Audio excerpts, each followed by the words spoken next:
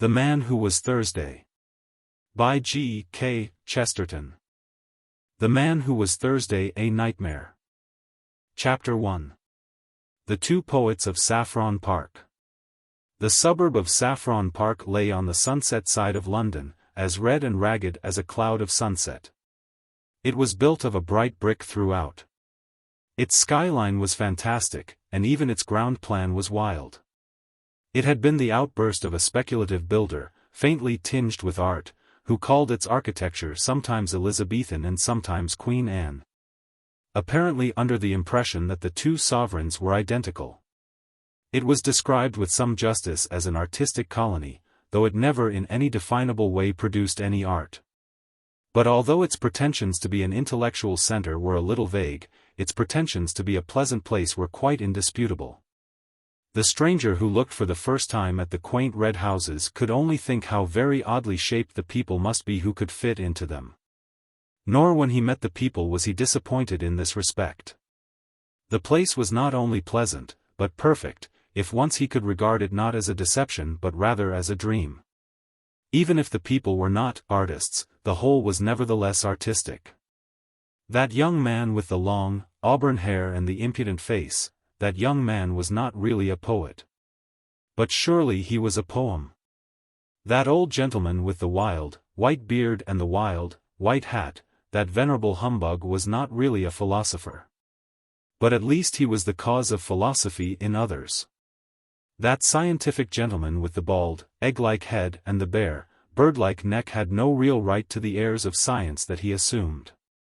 He had not discovered anything new in biology, but what biological creature could he have discovered more singular than himself?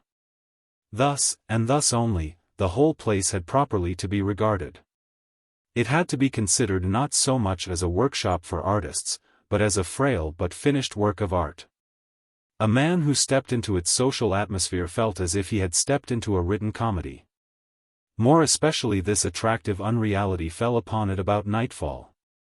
When the extravagant roofs were dark against the afterglow and the whole insane village seemed as separate as a drifting cloud.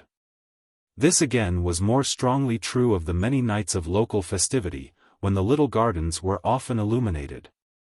And the big Chinese lanterns glowed in the dwarfish trees like some fierce and monstrous fruit. And this was strongest of all on one particular evening, still vaguely remembered in the locality, of which the auburn-haired poet was the hero. It was not by any means the only evening of which he was the hero. On many nights those passing by his little back garden might hear his high, didactic voice laying down the law to men and particularly to women. The attitude of women in such cases was indeed one of the paradoxes of the place. Most of the women were of the kind vaguely called emancipated, and professed some protest against male supremacy. Yet these new women would always pay to a man the extravagant compliment which no ordinary woman ever pays to him, that of listening while he is talking. And Mr. Lucian Gregory, the red-haired poet, was really, in some sense, a man worth listening to, even if one only laughed at the end of it. He put the old cant of the lawlessness of art and the art of lawlessness with a certain impudent freshness which gave at least a momentary pleasure. He was helped in some degree by the arresting oddity of his appearance, which he worked, as the phrase goes, for all it was worth. His dark red hair parted in the middle was literally like a woman's, and curved into the slow curls of a virgin in a pre-Raphaelite picture. From within this almost saintly oval, however, his face projected suddenly broad and brutal, the chin carried forward with a look of cockney contempt. This combination at once tickled and terrified the nerves of a neurotic population. He seemed like a walking blasphemy, a blend of the angel and the ape. This particular evening, if it is remembered for nothing else, will be remembered in that place for its strange sunset. It looked like the end of the world. All the heavens seemed covered with a quite vivid and palpable plumage. You could only say that the sky was full of feathers, and of feathers that almost brushed the face. Across the great part of the dome they were grey, with the strangest tints of violet and mauve and an unnatural pink or pale green. But towards the west the whole grew past description, transparent and passionate, and the last red-hot plumes of it covered up the sun like something too good to be seen. The whole was so close about the earth, as to express nothing but a violent secrecy. The very empyrean seemed to be a secret. It expressed that splendid smallness which is the soul of local patriotism. The very sky seemed small. I say that there are some inhabitants who may remember the evening if only by that oppressive sky. There are others who may remember it because it marked the first appearance in the place of the second poet of Saffron Park. For a long time the red-haired revolutionary had reigned without a rival. It was upon the night of the sunset that his solitude suddenly ended. The new poet, who introduced himself by the name of Gabriel Syme, was a very mild-looking mortal, with a fair, pointed beard and faint, yellow hair. But an impression grew that he was less meek than he looked. He signalized his entrance by differing with the established poet, Gregory, upon the whole nature of poetry. He said that he, Syme, was a poet of law, a poet of order, nay, he said he was a poet of respectability. So all the Saffron Parkers looked at him as if he had that moment fallen out of that impossible sky. In fact, Mr. Lucian Gregory, the anarchic poet, connected the two events. It may well be, he said, in his sudden lyrical manner, it may well be on such a night of clouds and cruel colors that there is brought forth upon the earth such a portent as a respectable poet. You say you are a poet of law, I say you are a contradiction in terms. I only wonder there were not comets and earthquakes on the night you appeared in this garden. The man with the meek blue eyes and the pale, pointed beard endured these thunders with a certain submissive solemnity. The third party of the group, Gregory's sister Rosamond, who had her brother's braids of red hair, but a kindlier face underneath them, laughed with such mixture of admiration and disapproval as she gave commonly to the family oracle. Gregory resumed in high oratorical good humor. An artist is identical with an anarchist, he cried. You might transpose the words anywhere. An anarchist is an artist. The man who throws a bomb is an artist, because he prefers a great moment to everything. He sees how much more valuable is one burst of blazing light, one peal of perfect thunder, than the mere common bodies of a few shapeless policemen. An artist disregards all governments, abolishes all conventions. The poet delights in disorder only. If it were not so, the most poetical thing in the world would be the Underground Railway. So it is, said Mr. Syme. Nonsense, said Gregory, who was very rational when anyone else attempted paradox. Why do all the clerks and navvies in the railway trains look so sad and tired, so very sad and tired? I will tell you. It is because they know that the train is going right. It is because they know that whatever place they have taken a ticket for, that place they will reach. It is because after they have passed Sloane Square they know that the next station must be Victoria, and nothing but Victoria. Oh, their wild rapture! Oh, their eyes like stars and their souls again in Eden, if the next station were unaccountably Baker Street. It is you who are unpoetical, replied the poet Syme. If what you say of clerks is true, they can only be as prosaic as your poetry. The rare, strange thing is to hit the mark, the gross, obvious thing is to miss it.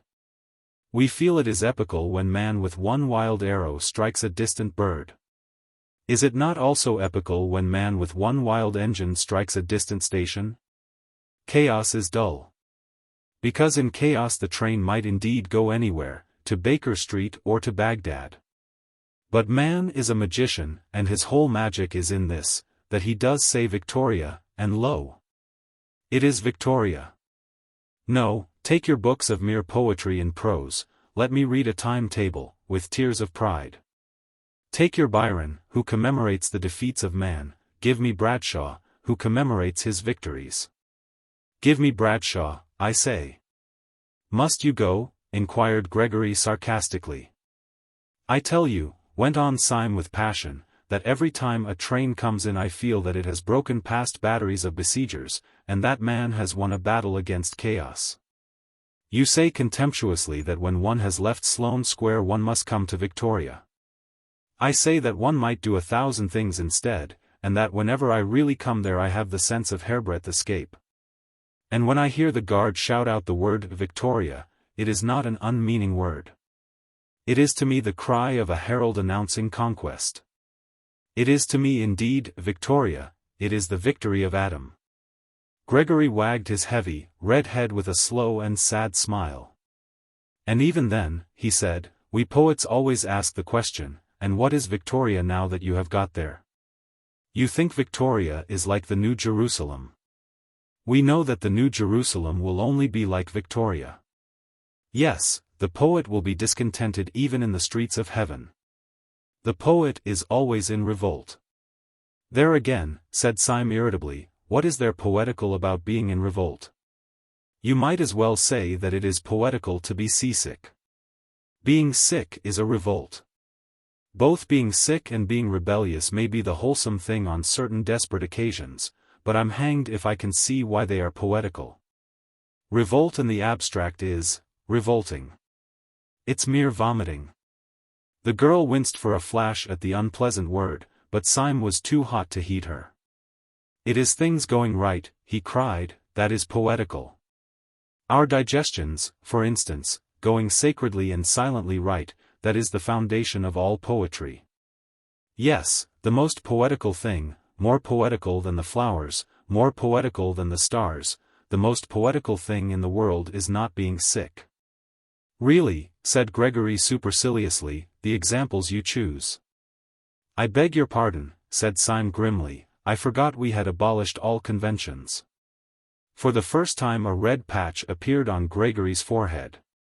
You don't expect me, he said, to revolutionize society on this lawn? Syme looked straight into his eyes and smiled sweetly. No, I don't, he said, but I suppose that if you were serious about your anarchism, that is exactly what you would do. Gregory's big bull's eyes blinked suddenly like those of an angry lion, and one could almost fancy that his red mane rose. Don't you think, then, he said in a dangerous voice, that I am serious about my anarchism? I beg your pardon, said Syme. Am I not serious about my anarchism? Cried Gregory, with knotted fists. My dear fellow, said Syme, and strolled away. With surprise, but with a curious pleasure, he found Rosamond Gregory still in his company. Mr. Syme, she said, do the people who talk like you and my brother often mean what they say? Do you mean what you say now? Syme smiled. Do you? He asked. What do you mean? Asked the girl, with grave eyes. My dear Miss Gregory, said Syme gently, there are many kinds of sincerity and insincerity. When you say, thank you for the salt, do you mean what you say? No. When you say, the world is round, do you mean what you say? No. It is true, but you don't mean it. Now, sometimes a man like your brother really finds a thing he does mean. It may be only a half-truth, quarter-truth, tenth truth, but then he says more than he means, from sheer force of meaning it. She was looking at him from under level brows. Her face was grave and open, and there had fallen upon it the shadow of that unreasoning responsibility which is at the bottom of the most frivolous woman. The maternal watch which is as old as the world. Is he really an anarchist, then? She asked. Only in that sense I speak of, replied Syme, or if you prefer it, in that nonsense. She drew her broad brows together and said abruptly. He wouldn't really use bombs or that sort of thing? Syme broke into a great laugh, that seemed too large for his slight and somewhat dandified figure. Good Lord, no, he said, that has to be done anonymously. And at that the corners of her own mouth broke into a smile, and she thought with a simultaneous pleasure of Gregory's absurdity and of his safety. Syme strolled with her to a seat in the corner of the garden, and continued to pour out his opinions. For he was a sincere man, and in spite of his superficial airs and graces, at root a humble one. And it is always the humble man who talks too much, the proud man watches himself too closely. He defended respectability with violence and exaggeration. He grew passionate in his praise of tidiness and propriety. All the time there was a smell of lilac all round him. Once he heard very faintly in some distant street a barrel organ begin to play, and it seemed to him that his heroic words were moving to a tiny tune from under or beyond the world. He stared and talked at the girl's red hair and amused face for what seemed to be a few minutes, and then, feeling that the groups in such a place should mix, rose to his feet. To his astonishment, he discovered the whole garden empty. Everyone had gone long ago, and he went himself with a rather hurried apology. He left with a sense of champagne in his head, which he could not afterwards explain. In the wild events which were to follow, this girl had no part at all. He never saw her again until all his tale was over. And yet, in some indescribable way, she kept recurring like a motive in music through all his mad adventures afterwards. And the glory of her strange hair ran like a red thread through those dark and ill-drawn tapestries of the night. For what followed was so improbable, that it might well have been a dream. When Syme went out into the starlit street, he found it for the moment empty. Then he realized, in some odd way, that the silence was rather a living silence than a dead one. Directly outside the door stood a street lamp, whose gleam gilded the leaves of the tree that bent out over the fence behind him. About a foot from the lamppost stood a figure almost as rigid and motionless as the lamppost itself. The tall hat and long frock coat were black, the face, in an abrupt shadow, was almost as dark. Only a fringe of fiery hair against the light, and also something aggressive in the attitude, proclaimed that it was the poet Gregory. He had something of the look of a masked bravo waiting sword in hand for his foe. He made a sort of doubtful salute, which Syme somewhat more formally returned. "I was waiting for you," said Gregory. "Might I have a moment's conversation?" "Certainly." "About what?" asked Syme in a sort of weak wonder. Gregory struck out with his stick at the lamppost, and then at the tree.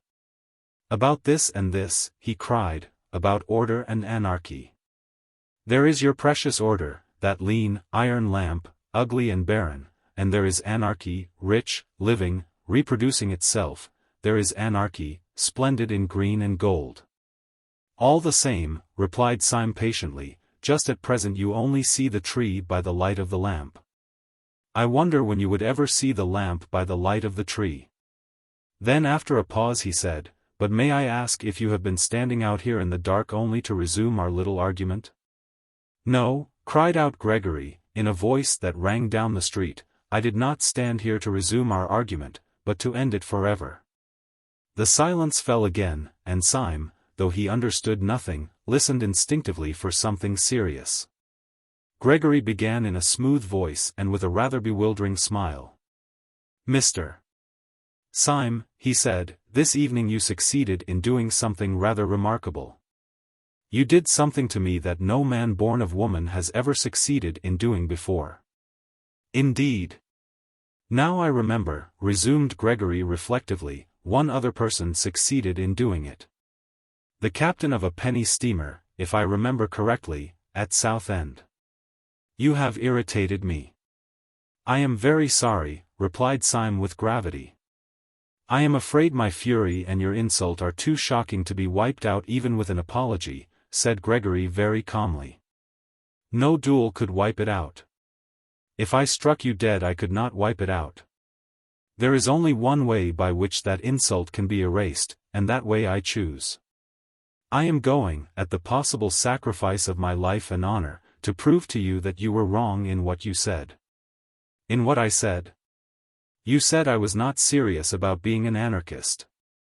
"There are degrees of seriousness," replied Syme. "I have never doubted that you were perfectly sincere in this sense, that you thought what you said well worth saying, that you thought a paradox might wake men up to a neglected truth." Gregory stared at him steadily and painfully. "And in no other sense," he asked, "you think me serious? You think me flaneur who lets fall occasional truths? You do not think that in a deeper, a more deadly sense, I am serious?" Syme struck his stick violently on the stones of the road. "Serious," he cried. "Good Lord! Is this street serious? Are these damned Chinese lanterns serious? Is the whole caboodle serious? One comes here and talks a pack of bosh, and perhaps some sense as well. But I should think very little of a man who didn't keep something in the background of his life that was more serious than all this talking, something more serious. Whether it was religion or only drink.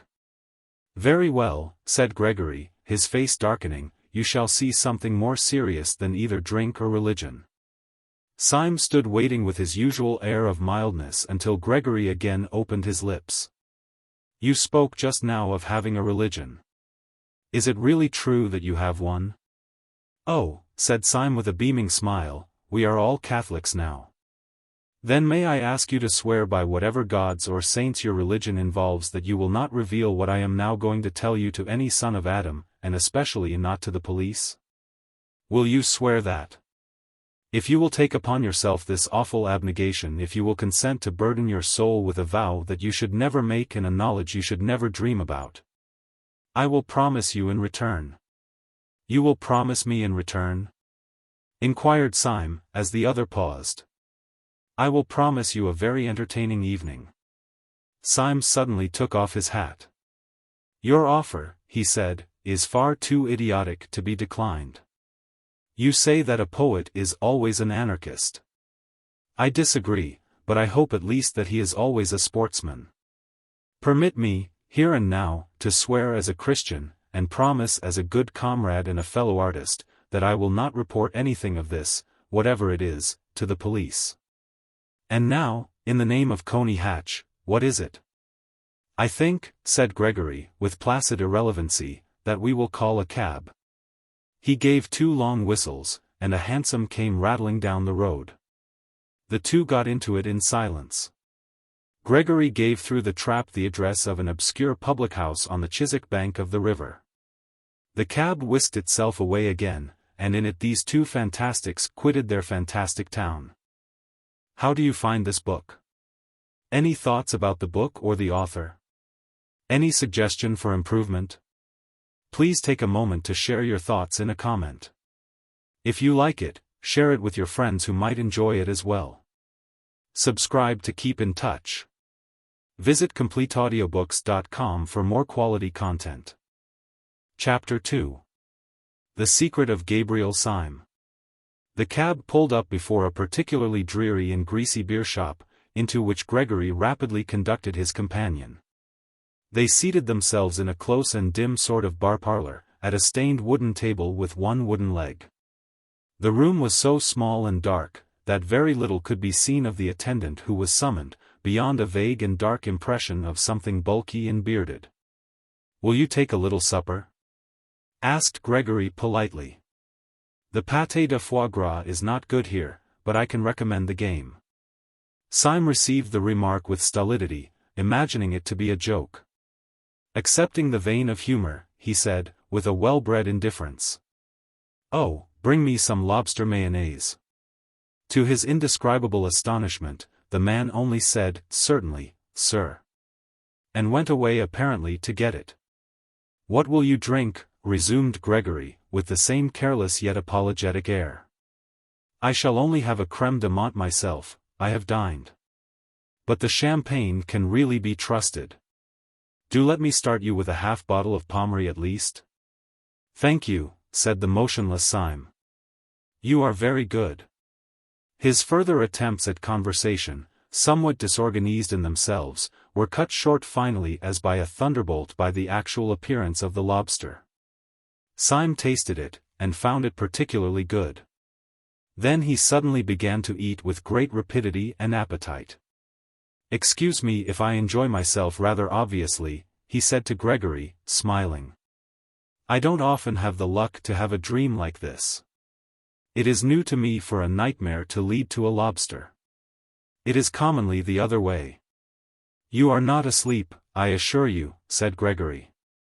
You are, on the contrary, close to the most actual and rousing moment of your existence. Ah, here comes your champagne. I admit that there may be a slight disproportion, let us say, between the inner arrangements of this excellent hotel and its simple and unpretentious exterior. But that is all our modesty. We are the most modest men that ever lived on earth. And who are we? Asked Syme, emptying his champagne glass. It is quite simple, replied Gregory. We are the serious anarchists, in whom you do not believe. Oh, said Syme shortly. You do yourselves well in drinks. Yes, we are serious about everything, answered Gregory. Then after a pause he added. If in a few moments this table begins to turn round a little, don't put it down to your inroads into the champagne. I don't wish you to do yourself an injustice. Well, if I am not drunk, I am mad, replied Syme with perfect calm, but I trust one can behave like a gentleman in either condition. May I smoke? Certainly, said Gregory, producing a cigar case. Try one of mine. Syme took the cigar, clipped the end off with a cigar cutter out of his waistcoat pocket, put it in his mouth, lit it slowly, and let out a long cloud of smoke. It is not a little to his credit that he performed these rites with so much composure, for almost before he had begun them the table at which he sat had begun to revolve, first slowly, and then rapidly, as if at an insane séance. You must not mind it, said Gregory, it's a kind of screw. Quite so, said Syme placidly, a kind of screw. How simple that is.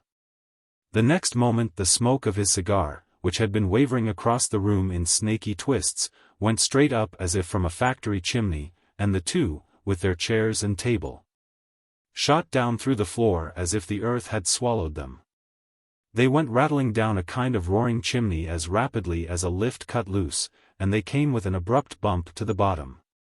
But when Gregory threw open a pair of doors and let in a red subterranean light, Syme was still smoking with one leg thrown over the other, and had not turned a yellow hair. Gregory led him down a low, vaulted passage, at the end of which was the red light.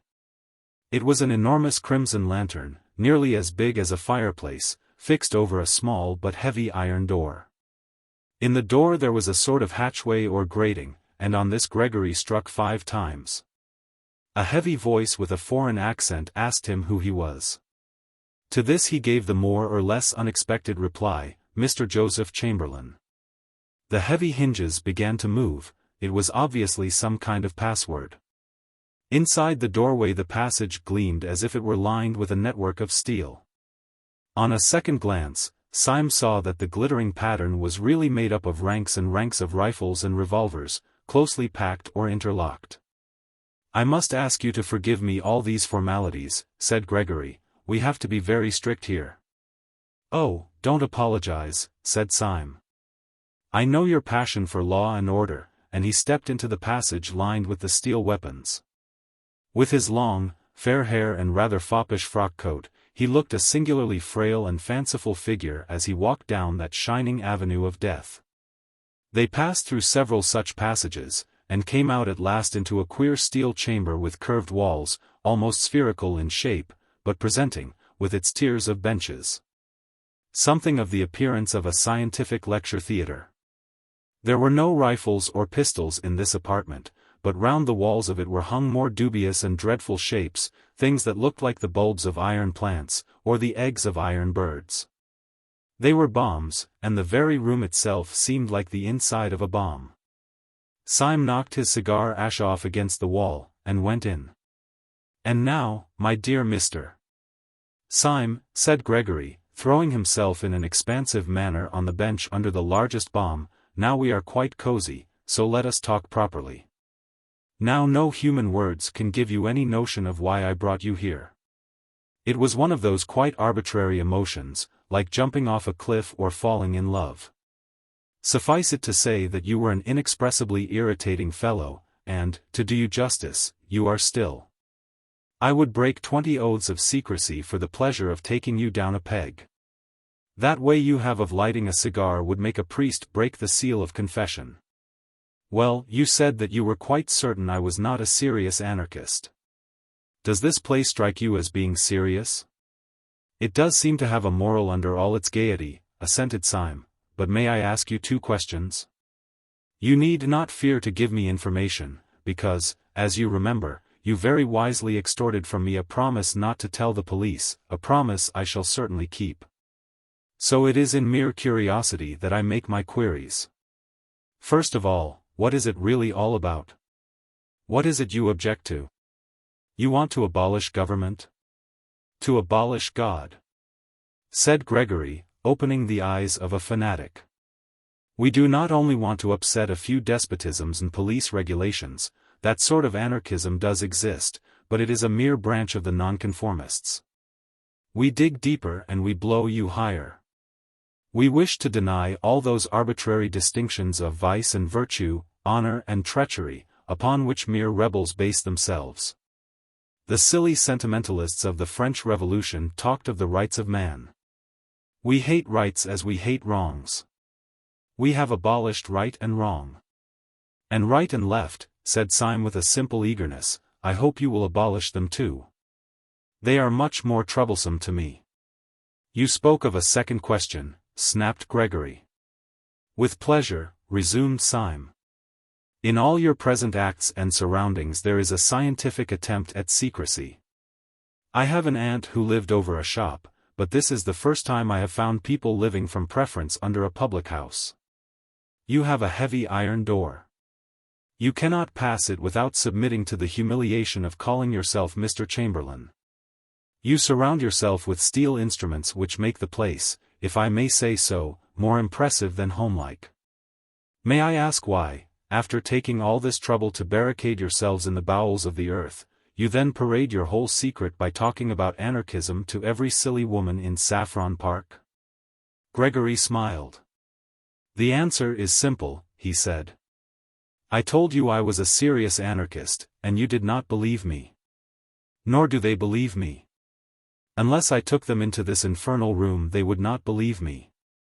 Syme smoked thoughtfully, and looked at him with interest. Gregory went on. "The history of the thing might amuse you," he said. "When first I became one of the new anarchists I tried all kinds of respectable disguises. I dressed up as a bishop. I read up all about bishops in our anarchist pamphlets, in Superstition the Vampire and Priests of Prey. I certainly understood from them that bishops are strange and terrible old men keeping a cruel secret from mankind. I was misinformed. When on my first appearing in episcopal gaiters in a drawing room I cried out in a voice of thunder, 'Down! Down! Presumptuous human reason!' They found out in some way that I was not a bishop at all. I was nabbed at once. Then I made up as a millionaire. But I defended capital with so much intelligence that a fool could see that I was quite poor. Then I tried being a major.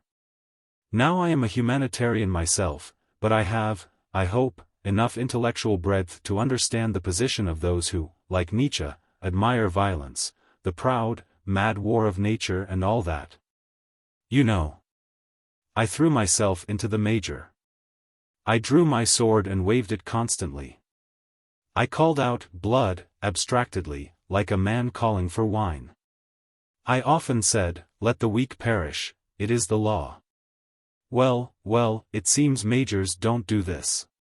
I was nabbed again. At last I went in despair to the president of the Central Anarchist Council, who is the greatest man in Europe." "What is his name?" asked Syme. "You would not know it," answered Gregory. "That is his greatness. Caesar and Napoleon put all their genius into being heard of, and they were heard of. He puts all his genius into not being heard of, and he is not heard of. But you cannot be for 5 minutes in the room with him without feeling that Caesar and Napoleon would have been children in his hands." He was silent and even pale for a moment, and then resumed.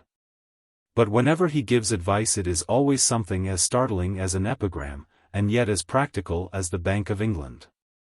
I said to him, 'What disguise will hide me from the world? What can I find more respectable than bishops and majors?' He looked at me with his large but indecipherable face. 'You want a safe disguise, do you? You want a dress which will guarantee you harmless, a dress in which no one would ever look for a bomb?' I nodded. He suddenly lifted his lion's voice. 'Why, then, dress up as an anarchist, you fool,' he roared so that the room shook. 'Nobody will ever expect you to do anything dangerous then.' And he turned his broad back on me without another word. I took his advice, and have never regretted it. I preached blood and murder to those women day and night, and, by God, they would let me will their perambulators. Syme sat watching him with some respect in his large, blue eyes. You took me in, he said. It is really a smart dodge. Then after a pause he added. What do you call this tremendous president of yours? We generally call him Sunday, replied Gregory with simplicity. You see, there are 7 members of the Central Anarchist Council, and they are named after days of the week. He is called Sunday, by some of his admirers Bloody Sunday. It is curious you should mention the matter, because the very night you have dropped in, if I may so express it, is the night on which our London branch, which assembles in this room, has to elect its own deputy to fill a vacancy in the council. The gentleman who has for some time past played, with propriety and general applause, the difficult part of Thursday, has died quite suddenly. Consequently, we have called a meeting this very evening to elect a successor. He got to his feet and strolled across the room with a sort of smiling embarrassment. I feel somehow as if you were my mother, Syme, he continued casually. I feel that I can confide anything to you, as you have promised to tell nobody.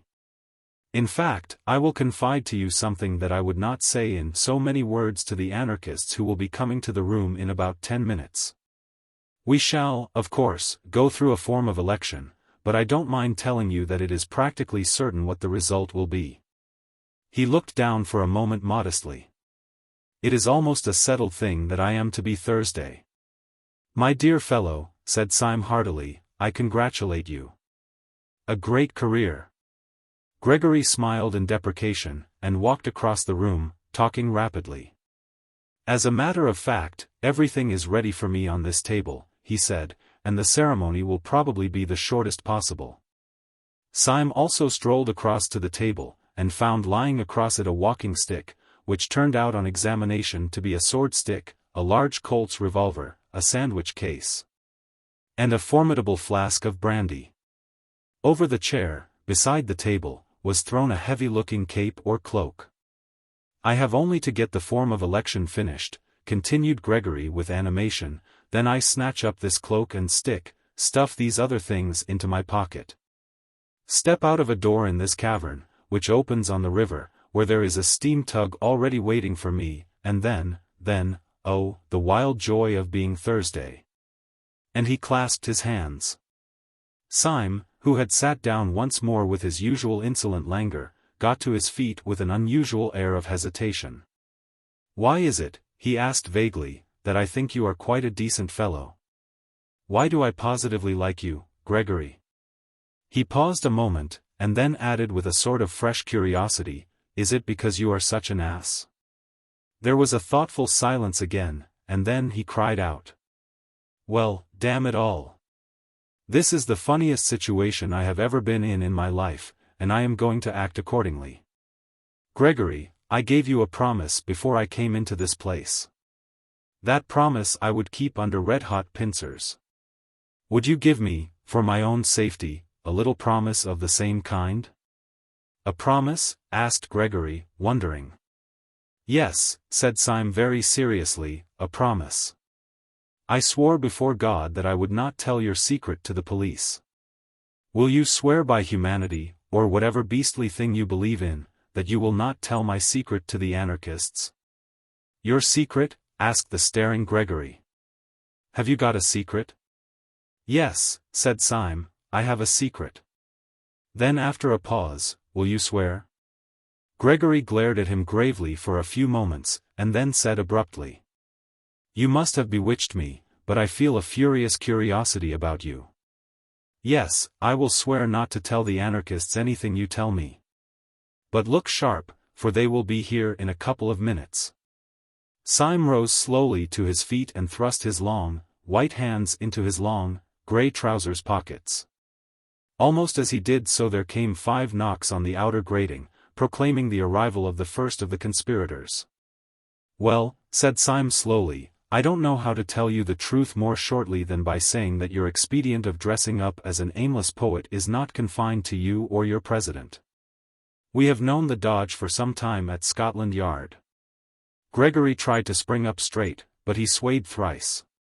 "What do you say?" he asked in an inhuman voice. "Yes," said Syme simply, "I am a police detective. But I think I hear your friends coming." From the doorway there came a murmur of "Mr. Joseph Chamberlain." It was repeated twice and thrice, and then 30 times, and the crowd of Joseph Chamberlains, a solemn thought, could be heard trampling down the corridor. Chapter 3. The Man Who Was Thursday. Before one of the fresh faces could appear at the doorway, Gregory's stunned surprise had fallen from him. He was beside the table with a bound, and a noise in his throat like a wild beast. He caught up the Colt's revolver and took aim at Syme. Syme did not flinch, but he put up a pale and polite hand. "Don't be such a silly man," he said, with the effeminate dignity of a curate. "Don't you see it's not necessary? Don't you see that we're both in the same boat?" "Yes, and jolly seasick." Gregory could not speak, but he could not fire either, and he looked his question. "Don't you see we've checkmated each other?" cried Syme. "I can't tell the police you are an anarchist. You can't tell the anarchists I'm a policeman. I can only watch you, knowing what you are, you can only watch me, knowing what I am. In short, it's a lonely, intellectual duel, my head against yours. I'm a policeman deprived of the help of the police. You, my poor fellow, are an anarchist deprived of the help of that law and organization which is so essential to anarchy. The one solitary difference is in your favor. You are not surrounded by inquisitive policemen, I am surrounded by inquisitive anarchists. I cannot betray you, but I might betray myself. Come, come. Wait and see me betray myself. I shall do it so nicely." Gregory put the pistol slowly down, still staring at Syme as if he were a sea monster. "I don't believe in immortality," he said at last, "but if, after all this, you were to break your word, God would make a hell only for you, to howl in forever." "I shall not break my word," said Syme sternly, "nor will you break yours. Here are your friends." The mass of the anarchists entered the room heavily, with a slouching and somewhat weary gait. But one little man, with a black beard and glasses, a man somewhat of the type of Mr. Tim Healy, detached himself, and bustled forward with some papers in his hand. "Comrade Gregory," he said, "I suppose this man is a delegate?" Gregory, taken by surprise, looked down and muttered the name of Syme. But Syme replied almost pertly, "I am glad to see that your gate is well enough guarded to make it hard for anyone to be here who was not a delegate." The brow of the little man with the black beard was, however, still contracted with something like suspicion.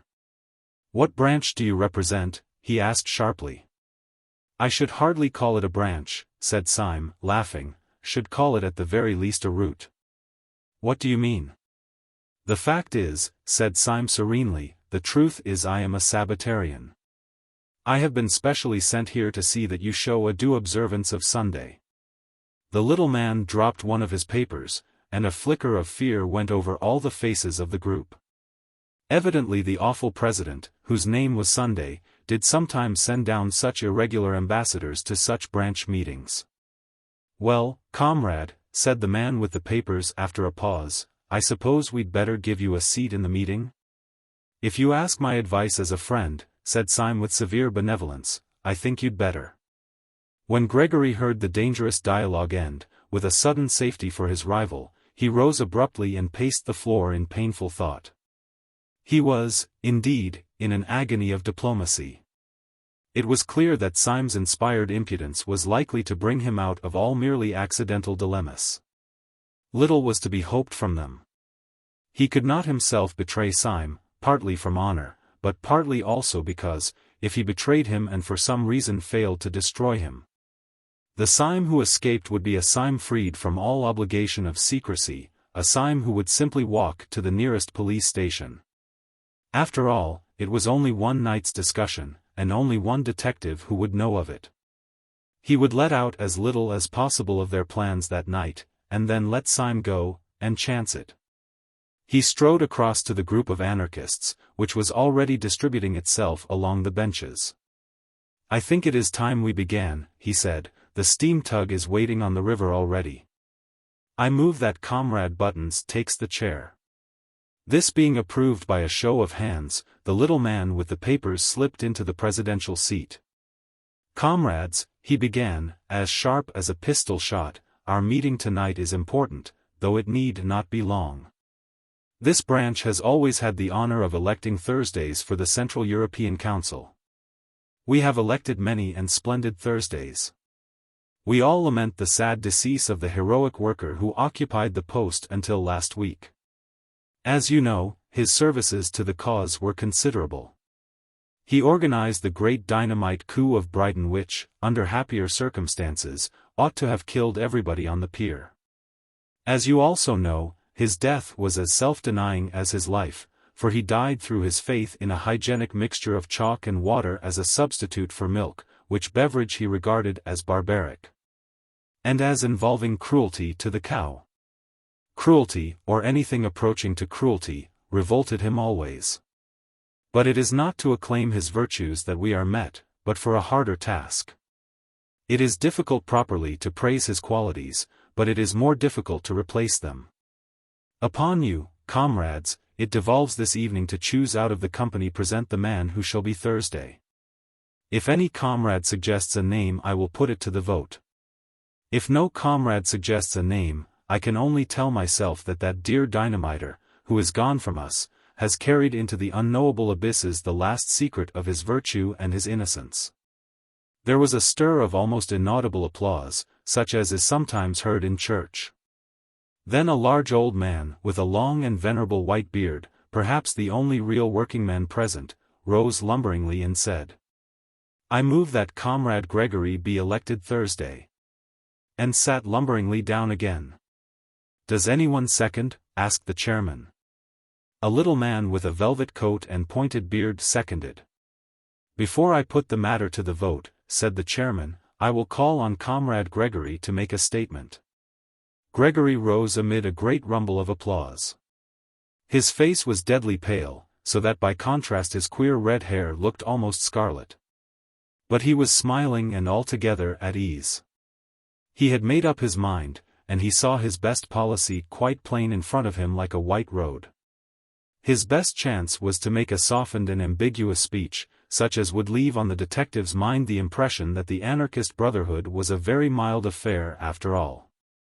He believed in his own literary power, his capacity for suggesting fine shades and picking perfect words. He thought that with care he could succeed, in spite of all the people around him, in conveying an impression of the institution, subtly and delicately false. Syme had once thought that anarchists, under all their bravado, were only playing the fool. Could he not now, in the hour of peril, make Syme think so again? "Comrades," began Gregory, in a low but penetrating voice, "it is not necessary for me to tell you what is my policy, for it is your policy also. Our belief has been slandered, it has been disfigured, it has been utterly confused and concealed, but it has never been altered. Those who talk about anarchism and its dangers go everywhere and anywhere to get their information, except to us, except to the fountainhead. They learn about anarchists from sixpenny novels. They learn about anarchists from tradesmen's newspapers, they learn about anarchists from Ally Sloper's Half Holiday and the Sporting Times. They never learn about anarchists from anarchists. We have no chance of denying the mountainous slanders which are heaped upon our heads from one end of Europe to another. The man who has always heard that we are walking plagues has never heard our reply. I know that he will not hear it tonight, though my passion were to rend the roof. For it is deep, deep under the earth that the persecuted are permitted to assemble, as the Christians assembled in the catacombs. But if, by some incredible accident, there were here tonight a man who all his life had thus immensely misunderstood us, I would put this question to him: when those Christians met in those catacombs, what sort of moral reputation had they in the streets above? What tales were told of their atrocities by one educated Roman to another? Suppose, I would say to him, suppose that we are only repeating that still mysterious paradox of history. Suppose we seem as shocking as the Christians because we are really as harmless as the Christians. Suppose we seem as mad as the Christians because we are really as meek. The applause that had greeted the opening sentences had been gradually growing fainter, and at the last word it stopped suddenly. In the abrupt silence, the man with the velvet jacket said, in a high, squeaky voice, "I'm not meek." "Comrade Witherspoon tells us," resumed Gregory, "that he is not meek. Ah, how little he knows himself. His words are, indeed, extravagant, his appearance is ferocious, and even, to an ordinary taste, unattractive. But only the eye of a friendship as deep and delicate as mine can perceive the deep foundation of solid meekness which lies at the base of him, too deep even for himself to see. I repeat, we are the true early Christians, only that we come too late. We are simple, as they revere simple, look at Comrade Witherspoon. We are modest, as they were modest, look at me. We are merciful." "No, no," called out Mr. Witherspoon with the velvet jacket. "I say we are merciful," repeated Gregory furiously, "as the early Christians were merciful. Yet this did not prevent their being accused of eating human flesh. We do not eat human flesh." "Shame," cried Witherspoon. "Why not?" "Comrade Witherspoon," said Gregory, with a feverish gaiety, "is anxious to know why nobody eats him." Laughter. "In our society, at any rate, which loves him sincerely, which is founded upon love." "No, no," said Witherspoon, "down with love." "Which is founded upon love," repeated Gregory, grinding his teeth, "there will be no difficulty about the aims which we shall pursue as a body. Or which I should pursue were I chosen as the representative of that body. Superbly careless of the slanders that represent us as assassins and enemies of human society, we shall pursue with moral courage and quiet intellectual pressure the permanent ideals of brotherhood and simplicity." Gregory resumed his seat and passed his hand across his forehead. The silence was sudden and awkward, but the chairman rose like an automaton, and said in a colorless voice, "Does anyone oppose the election of Comrade Gregory?" The assembly seemed vague and subconsciously disappointed, and Comrade Witherspoon moved restlessly on his seat and muttered in his thick beard. By the sheer rush of routine, however, the motion would have been put and carried. But as the chairman was opening his mouth to put it, Syme sprang to his feet and said in a small and quiet voice, "Yes, Mr. Chairman, I oppose." The most effective fact in oratory is an unexpected change in the voice. Mr. Gabriel Syme evidently understood oratory. Having said these first formal words in a moderated tone and with a brief simplicity, he made his next word ring and volley in the vault as if one of the guns had gone off. "Comrades," he cried, in a voice that made every man jump out of his boots, "have we come here for this? Do we live underground like rats in order to listen to talk like this? This is talk we might listen to while eating buns at a Sunday school treat. Do we line these walls with weapons and bar that door with death lest anyone should come and hear Comrade Gregory saying to us, 'Be good, and you will be happy, honesty is the best policy, and virtue is its own reward'?" There was not a word in Comrade Gregory's address to which a curate could not have listened with pleasure. Here. "But I am not a curate," loud cheers, "and I did not listen to it with pleasure," renewed cheers. The man who is fitted to make a good curate is not fitted to make a resolute, forcible, and efficient Thursday. Here. Comrade Gregory has told us, in only too apologetic a tone, that we are not the enemies of society. But I say that we are the enemies of society, and so much the worse for society. We are the enemies of society, for society is the enemy of humanity, its oldest and its most pitiless enemy. Here. Comrade Gregory has told us, apologetically again, that we are not murderers. There I agree. We are not murderers, we are executioners. Cheers. Ever since Syme had risen, Gregory had sat staring at him, his face idiotic with astonishment. Now in the pause his lips of clay parted, and he said, with an automatic and lifeless distinctness, "You damnable hypocrite." Syme looked straight into those frightful eyes with his own pale blue ones, and said with dignity, Comrade Gregory accuses me of hypocrisy. He knows as well as I do that I am keeping all my engagements and doing nothing but my duty. I do not mince words. I do not pretend to. I say that Comrade Gregory is unfit to be Thursday for all his amiable qualities. He is unfit to be Thursday because of his amiable qualities. We do not want the Supreme Council of Anarchy infected with a maudlin mercy, here. This is no time for ceremonial politeness, neither is it a time for ceremonial modesty. I set myself against Comrade Gregory as I would set myself against all the governments of Europe. Because the anarchist who has given himself to anarchy has forgotten modesty as much as he has forgotten pride, cheers. I am not a man at all. I am a cause, renewed cheers. I set myself against Comrade Gregory as impersonally and as calmly as I should choose one pistol rather than another out of that rack upon the wall. And I say that rather than have Gregory and his milk and water methods on the Supreme Council, would offer myself for election. His sentence was drowned in a deafening cataract of applause.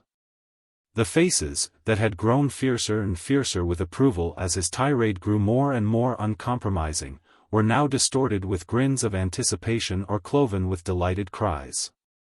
At the moment when he announced himself as ready to stand for the post of Thursday, a roar of excitement and assent broke forth, and became uncontrollable. And at the same moment Gregory sprang to his feet, with foam upon his mouth, and shouted against the shouting. "Stop, you blasted madman," he cried, at the top of a voice that tore his throat. "Stop, you." But louder than Gregory's shouting and louder than the roar of the room came the voice of Syme. Still speaking in a peal of pitiless thunder. "I do not go to the council to rebut that slander that calls us murderers. I go to earn it, loud and prolonged cheering. To the priest who says these men are the enemies of religion, to the judge who says these men are the enemies of law. To the fat parliamentarian who says these men are the enemies of order and public decency, to all these I will reply, you are false kings, but you are true prophets. I am come to destroy you, and to fulfill your prophecies." The heavy clamor gradually died away, but before it had ceased Witherspoon had jumped to his feet, his hair and beard all on end, and had said, "I move, as an amendment, that Comrade Syme be appointed to the post." "Stop all this, I tell you," cried Gregory, with frantic face and hands. "Stop it, it is all." The voice of the chairman clove his speech with a cold accent. "Does anyone second this amendment?" he said. A tall, tired man, with melancholy eyes and an American chin beard, was observed on the back bench to be slowly rising to his feet. Gregory had been screaming for some time past. Now there was a change in his accent, more shocking than any scream. "I end all this," he said, in a voice as heavy as stone. "This man cannot be elected. He is a—" "Yes," said Syme, quite motionless, "what is he?"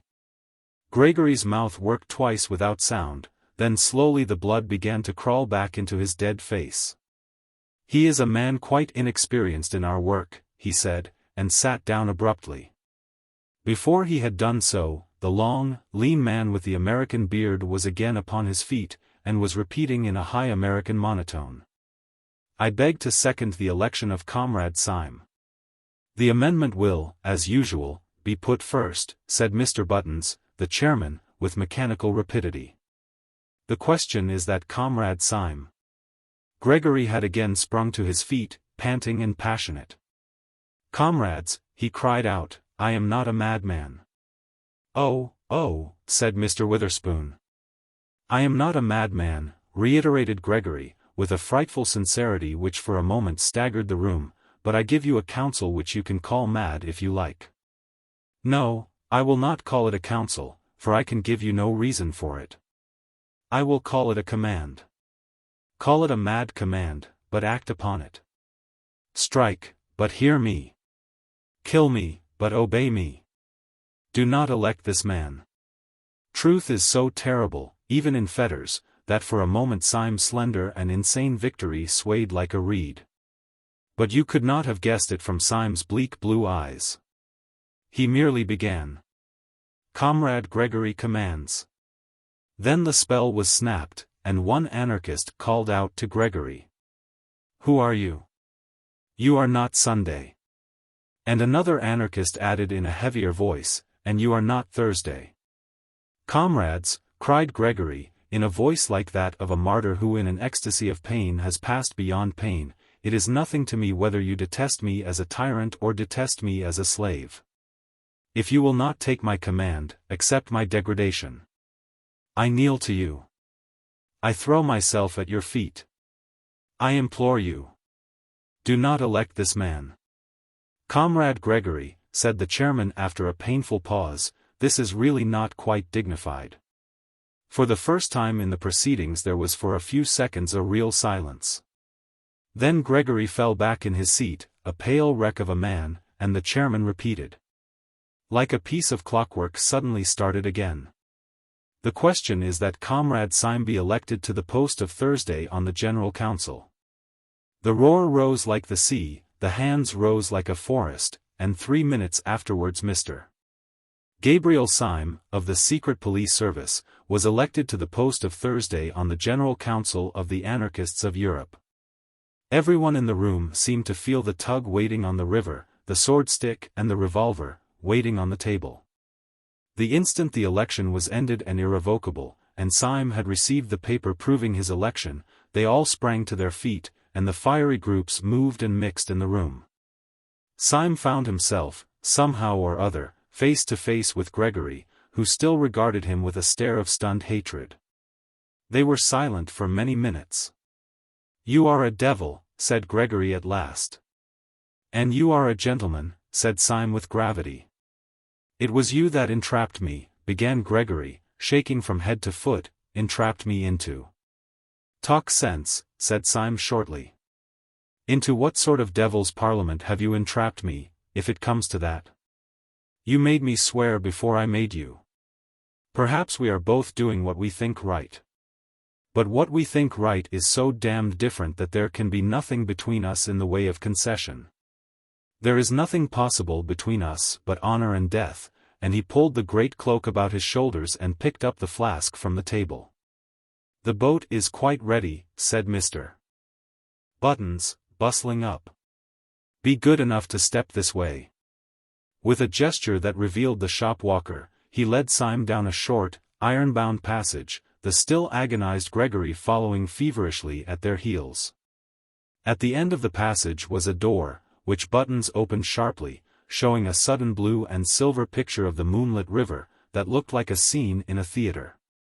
Close to the opening lay a dark, dwarfish steam launch, like a baby dragon with one red eye. Almost in the act of stepping on board, Gabriel Syme turned to the gaping Gregory. You have kept your word, he said gently, with his face in shadow. You are a man of honor, and I thank you. You have kept it even down to a small particular. There was one special thing you promised me at the beginning of the affair, and which you have certainly given me by the end of it. What do you mean? Cried the chaotic Gregory. What did I promise you? A very entertaining evening, said Syme, and he made a military salute with the sword stick as the steamboat slid away. Chapter 4. The Tale of a Detective. Gabriel Syme was not merely a detective who pretended to be a poet, he was really a poet who had become a detective. Nor was his hatred of anarchy hypocritical. He was one of those who are driven early in life into too conservative an attitude by the bewildering folly of most revolutionists. He had not attained it by any tame tradition. His respectability was spontaneous and sudden, a rebellion against rebellion. He came of a family of cranks, in which all the oldest people had all the newest notions. One of his uncles always walked about without a hat, and another had made an unsuccessful attempt to walk about with a hat and nothing else. His father cultivated art and self-realization. His mother went in for simplicity and hygiene. Hence the child, during his tenderer years, was wholly unacquainted with any drink between the extremes of absinthe and cocoa, of both of which he had a healthy dislike. The more his mother preached a more than Puritan abstinence, the more did his father expand into a more than pagan latitude. And by the time the former had come to enforcing vegetarianism, the latter had pretty well reached the point of defending cannibalism. Being surrounded with every conceivable kind of revolt from infancy, Gabriel had to revolt into something, so he revolted into the only thing left, sanity. But there was just enough in him of the blood of these fanatics to make even his protest for common sense a little too fierce to be sensible. His hatred of modern lawlessness had been crowned also by an accident. It happened that he was walking in a side street at the instant of a dynamite outrage. He had been blind and deaf for a moment, and then seen, the smoke clearing, the broken windows and the bleeding faces. After that he went about as usual, quiet, courteous, rather gentle. But there was a spot on his mind that was not sane. He did not regard anarchists, as most of us do, as a handful of morbid men, combining ignorance with intellectualism. He regarded them as a huge and pitiless peril, like a Chinese invasion. He poured perpetually into newspapers and their waste-paper baskets a torrent of tales, verses, and violent articles, warning men of this deluge of barbaric denial. But he seemed to be getting no nearer his enemy, and, what was worse, no nearer a living. As he paced the Thames embankment, bitterly biting a cheap cigar and brooding on the advance of anarchy, there was no anarchist with a bomb in his pocket so savage or so solitary as he. Indeed, he always felt that government stood alone and desperate, with its back to the wall. He was too quixotic to have cared for it otherwise. He walked on the embankment once under a dark red sunset. The red river reflected the red sky, and they both reflected his anger. The sky, indeed, was so swarthy, and the light on the river relatively so lurid, that the water almost seemed of fiercer flame than the sunset it mirrored. It looked like a stream of literal fire winding under the vast caverns of a subterranean country. Syme was shabby in those days. He wore an old-fashioned black chimney-pot hat. He was wrapped in a yet more old-fashioned cloak, black and ragged, and the combination gave him the look of the early villains in Dickens and Bulwer Lytton. Also his yellow beard and hair were more unkempt and leonine than when they appeared long afterwards, cut and pointed, on the lawns of Saffron Park. A long, lean, black cigar, bought in Soho for twopence, stood out from between his tightened teeth. And altogether he looked a very satisfactory specimen of the anarchists upon whom he had vowed a holy war. Perhaps this was why a policeman on the embankment spoke to him, and said, "Good evening." Syme, at a crisis of his morbid fears for humanity, seemed stung by the mere stolidity of the automatic official, a mere bulk of blue in the twilight. "A good evening, is it?" he said sharply. "You fellows would call the end of the world a good evening. Look at that bloody red sun and that bloody river. I tell you that if that were literally human blood, spilt and shining, you would still be standing here as solid as ever, looking out for some poor harmless tramp whom you could move on. You policemen are cruel to the poor, but I could forgive you even your cruelty if it were not for your calm." "If we are calm," replied the policeman, "it is the calm of organized resistance." "Eh?" said Syme, staring. "The soldier must be calm in the thick of the battle," pursued the policeman. "The composure of an army is the anger of a nation." "Good God, the board schools!" said Syme. "Is this undenominational education?" "No," said the policeman sadly, "I never had any of those advantages. The board schools came after my time. What education I had was very rough and old-fashioned, I am afraid." "Where did you have it?" asked Syme, wondering. "Oh, at Harrow," said the policeman. The class sympathies which, false as they are the truest things in so many men, broke out of Syme before he could control them. "But, good Lord, man," he said, "you oughtn't to be a policeman." The policeman sighed and shook his head. "I know," he said solemnly, "I know I am not worthy." "But why did you join the police?" asked Syme with rude curiosity. "For much the same reason that you abused the police," replied the other. I found that there was a special opening in the service for those whose fears for humanity were concerned rather with the aberrations of the scientific intellect than with the normal and excusable, though excessive, outbreaks of the human will. I trust one make myself clear. If you mean that you make your opinion clear, said Syme, I suppose you do. But as for making yourself clear, it is the last thing you do. How comes a man like you to be talking philosophy in a blue helmet on the Thames embankment? You have evidently not heard of the latest development in our police system, replied the other. I am not surprised at it. We are keeping it rather dark from the educated class, because that class contains most of our enemies. But you seem to be exactly in the right frame of mind. I think you might almost join us. Join you in what? Asked Syme. I will tell you, said the policeman slowly. This is the situation. The head of one of our departments, one of the most celebrated detectives in Europe, has long been of opinion that a purely intellectual conspiracy would soon threaten the very existence of civilization. He is certain that the scientific and artistic worlds are silently bound in a crusade against the family and the state. He has, therefore, formed a special corps of policemen who are also philosophers. It is their business to watch the beginnings of this conspiracy, not merely in a criminal but in a controversial sense. I am a democrat myself, and I am fully aware of the value of the ordinary man in matters of ordinary valor or virtue. But it would obviously be undesirable to employ the common policeman in an investigation which is also a heresy hunt. Syme's eyes were bright with a sympathetic curiosity. What do you do, then? He said. The work of the philosophical policeman, replied the man in blue, is at once bolder and more subtle than that of the ordinary detective. The ordinary detective goes to pothouses to arrest thieves, we go to artistic tea parties to detect pessimists. The ordinary detective discovers from a ledger or a diary that a crime has been committed. We discover from a book of sonnets that a crime will be committed. We have to trace the origin of those dreadful thoughts that drive men on at last to intellectual fanaticism and intellectual crime. We were only just in time to prevent the assassination at Hartlepool, and that was entirely due to the fact that our Mr. Wilkes, a smart young fellow, thoroughly understood a trilet. Do you mean, asked Syme, that there is really as much connection between crime and the modern intellect as all that?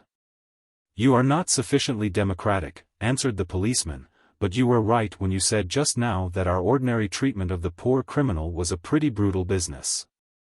I tell you I am sometimes sick of my trade when I see how perpetually it means merely a war upon the ignorant and the desperate.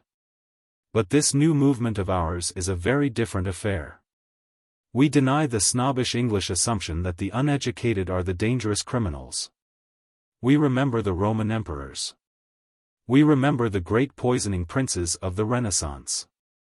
We say that the dangerous criminal is the educated criminal. We say that the most dangerous criminal now is the entirely lawless modern philosopher. Compared to him, burglars and bigamists are essentially moral men, my heart goes out to them. They accept the essential ideal of man, they merely seek it wrongly. Thieves respect property. They merely wish the property to become their property that they may more perfectly respect it. But philosophers dislike property as property. They wish to destroy the very idea of personal possession. Bigamists respect marriage, or they would not go through the highly ceremonial and even ritualistic formality of bigamy. But philosophers despise marriage as marriage. Murderers respect human life. They merely wish to attain a greater fullness of human life in themselves by the sacrifice of what seems to them to be lesser lives. But philosophers hate life itself, their own as much as other people's. Syme struck his hands together. How true that is, he cried. I have felt it from my boyhood, but never could state the verbal antithesis. The common criminal is a bad man, but at least he is, as it were, a conditional good man. He says that if only a certain obstacle be removed, say a wealthy uncle, he is then prepared to accept the universe and to praise God. He is a reformer, but not an anarchist. He wishes to cleanse the edifice, but not to destroy it.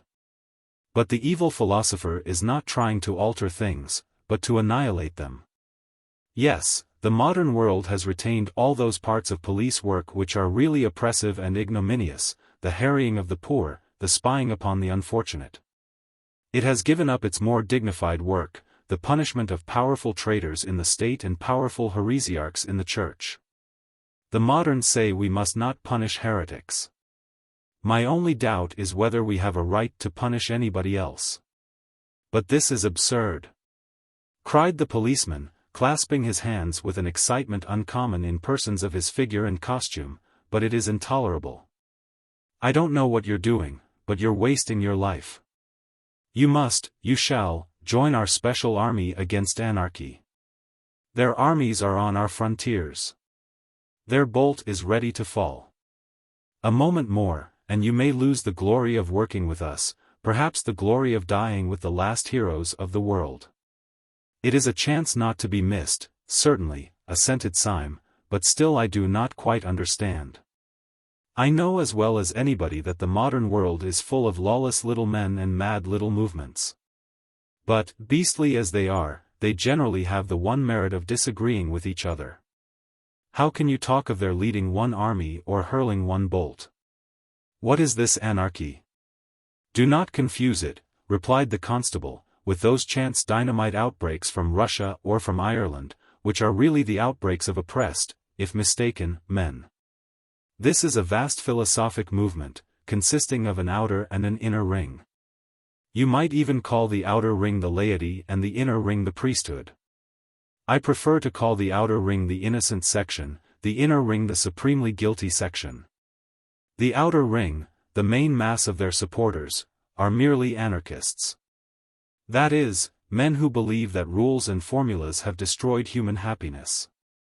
They believe that all the evil results of human crime are the results of the system that has called it crime. They do not believe that the crime creates the punishment. They believe that the punishment has created the crime. They believe that if a man seduced 7 women he would naturally walk away as blameless as the flowers of spring. They believe that if a man picked a pocket he would naturally feel exquisitely good. These I call the innocent section." "Oh," said Syme. "Naturally, therefore, these people talk about a happy time coming, the paradise of the future. Mankind freed from the bondage of vice and the bondage of virtue, and so on. And so also the men of the inner circle speak, the sacred priesthood. They also speak to applauding crowds of the happiness of the future, and of mankind freed at last. But in their mouths," and the policeman lowered his voice, "in their mouths these happy phrases have a horrible meaning. They are under no illusions. They are too intellectual to think that man upon this earth can ever be quite free of original sin and the struggle. And they mean death. When they say that mankind shall be free at last, they mean that mankind shall commit suicide. When they talk of a paradise without right or wrong, they mean the grave. They have but 2 objects, to destroy first humanity and then themselves. That is why they throw bombs instead of firing pistols. The innocent rank and file are disappointed because the bomb has not killed the king, but the high priesthood are happy because it has killed somebody." "How can I join you?" asked Syme, with a sort of passion. "I know for a fact that there is a vacancy at the moment," said the policeman, "as I have the honor to be somewhat in the confidence of the chief of whom I have spoken. You should really come and see him. Or rather, I should not say see him, nobody ever sees him, but you can talk to him if you like." "Telephone?" inquired Syme, with interest. "No," said the policeman placidly, "he has a fancy for always sitting in a pitch-dark room. He says it makes his thoughts brighter. Do come along." Somewhat dazed and considerably excited, Syme allowed himself to be led to a side door in the long row of buildings of Scotland Yard. Almost before he knew what he was doing, he had been passed through the hands of about 4 intermediate officials, and was suddenly shown into a room, the abrupt blackness of which startled him like a blaze of light. It was not the ordinary darkness, in which forms can be faintly traced, it was like going suddenly stone blind. "Are you the new recruit?" asked a heavy voice. And in some strange way, though there was not the shadow of a shape in the gloom, Syme knew two things: first, that it came from a man of massive stature. And second, that the man had his back to him.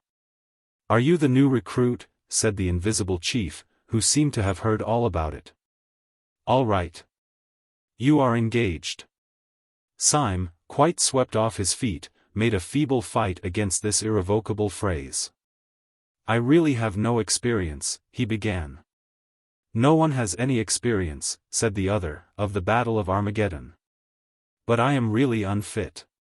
"You are willing, that is enough," said the unknown.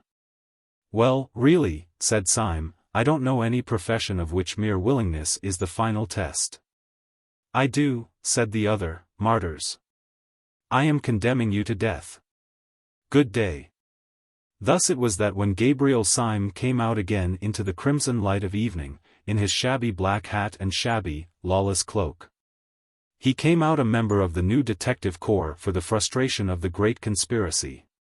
Acting under the advice of his friend the policeman, who was professionally inclined to neatness, he trimmed his hair and beard, bought a good hat, clad himself in an exquisite summer suit of light blue-gray, with a pale yellow flower in the buttonhole, and, in short, became that elegant and rather insupportable person whom Gregory had first encountered in the little garden of Saffron Park. Before he finally left the police premises, his friend provided him with a small blue card, on which was written, "The Last Crusade," and a number, the sign of his official authority. He put this carefully in his upper waistcoat pocket, lit a cigarette, and went forth to track and fight the enemy in all the drawing-rooms of London. Where his adventure ultimately led him we have already seen. At about 1:30 on a February night he found himself steaming in a small tug up the silent Thames, armed with sword-stick and revolver. The duly elected Thursday of the Central Council of Anarchists. When Syme stepped out onto the steam tug he had a singular sensation of stepping out into something entirely new. Not merely into the landscape of a new land, but even into the landscape of a new planet. This was mainly due to the insane yet solid decision of that evening, though partly also to an entire change in the weather and the sky since he entered the little tavern some 2 hours before. Every trace of the passionate plumage of the cloudy sunset had been swept away, and a naked moon stood in a naked sky. The moon was so strong and full that, by a paradox often to be noticed, it seemed like a weaker sun. It gave, not the sense of bright moonshine, but rather of a dead daylight. Over the whole landscape lay a luminous and unnatural discoloration, as of that disastrous twilight which Milton spoke of as shed by the sun in eclipse. So that Syme fell easily into his first thought, that he was actually on some other and emptier planet, which circled round some sadder star.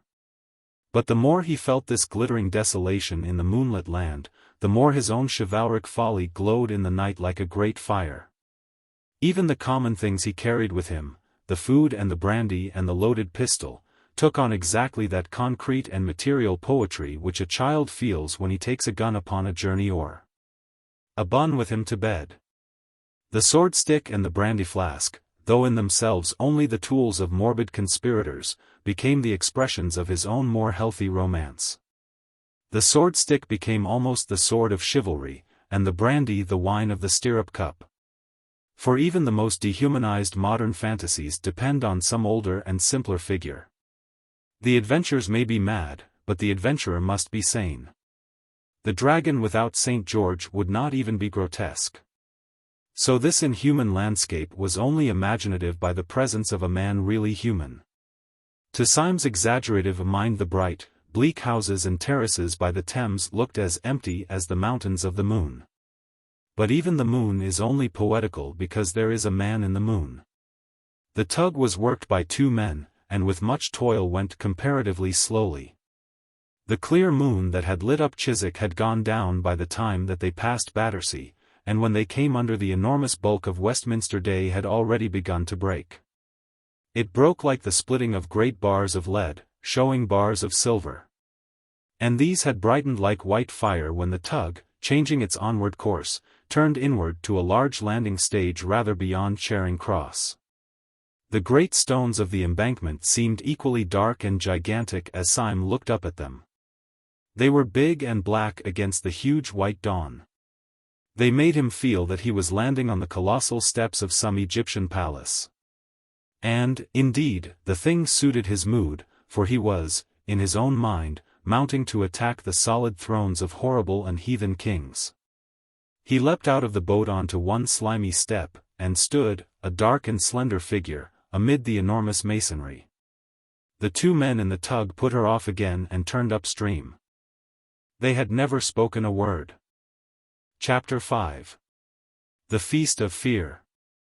At first the large stone stair seemed to Syme as deserted as a pyramid. But before he reached the top he had realized that there was a man leaning over the parapet of the embankment and looking out across the river. As a figure he was quite conventional, clad in a silk hat and frock coat of the more formal type of fashion. He had a red flower in his buttonhole. As Syme drew nearer to him step by step, he did not even move a hair. And Syme could come close enough to notice even in the dim, pale morning light that his face was long, pale and intellectual. And ended in a small triangular tuft of dark beard at the very point of the chin, all else being clean-shaven. This scrap of hair almost seemed a mere oversight. The rest of the face was of the type that is best shaven, clear-cut, ascetic, and in its way noble. Syme drew closer and closer, noting all this, and still the figure did not stir. At first an instinct had told Syme that this was the man whom he was meant to meet. Then, seeing that the man made no sign, he had concluded that he was not. And now again he had come back to a certainty that the man had something to do with his mad adventure. For the man remained more still than would have been natural if a stranger had come so close. He was as motionless as a waxwork, and got on the nerves somewhat in the same way. Syme looked again and again at the pale, dignified and delicate face, and the face still looked blankly across the river. Then he took out of his pocket the note from Buttons proving his election, and put it before that sad and beautiful face. Then the man smiled, and his smile was a shock, for it was all on one side, going up in the right cheek and down in the left. There was nothing, rationally speaking, to scare anyone about this. Many people have this nervous trick of a crooked smile, and in many it is even attractive. But in all Syme's circumstances, with the dark dawn and the deadly errand and the loneliness on the great dripping stones, there was something unnerving in it. There was the silent river and the silent man, a man of even classic face. And there was the last nightmare touch that his smile suddenly went wrong. The spasm of smile was instantaneous, and the man's face dropped at once into its harmonious melancholy. He spoke without further explanation or inquiry, like a man speaking to an old colleague. "If we walk up towards Leicester Square," he said, "we shall just be in time for breakfast. Sunday always insists on an early breakfast. Have you had any sleep?" "No," said Syme.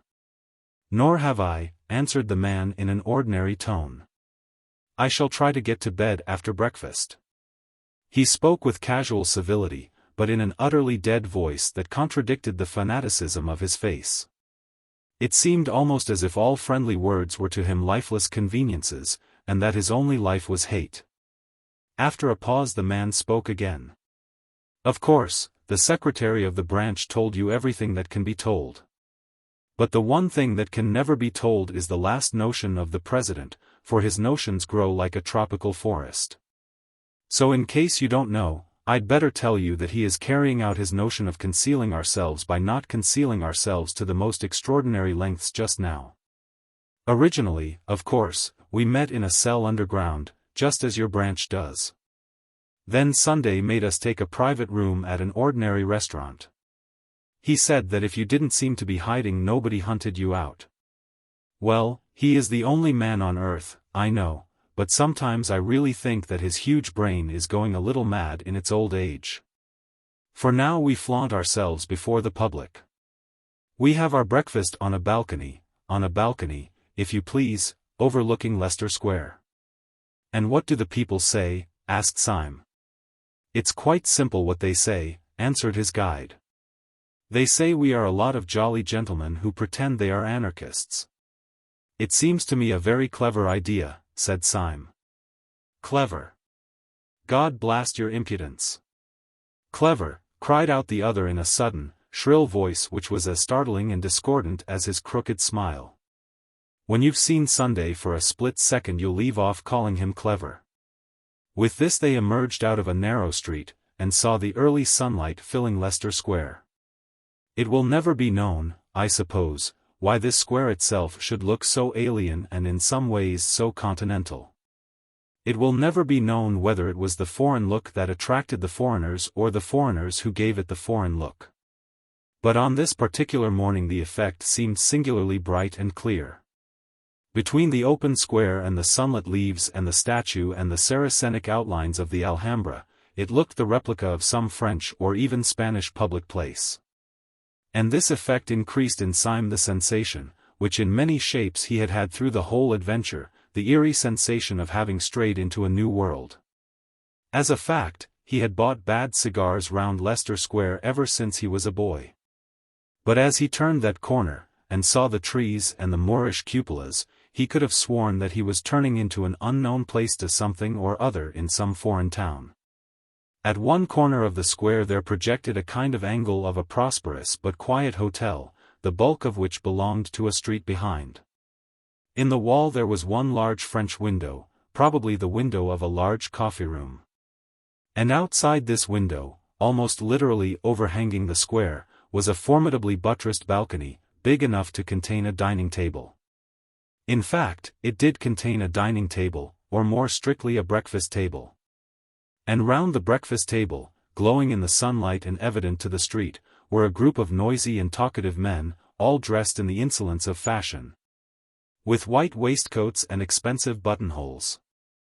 Some of their jokes could almost be heard across the square.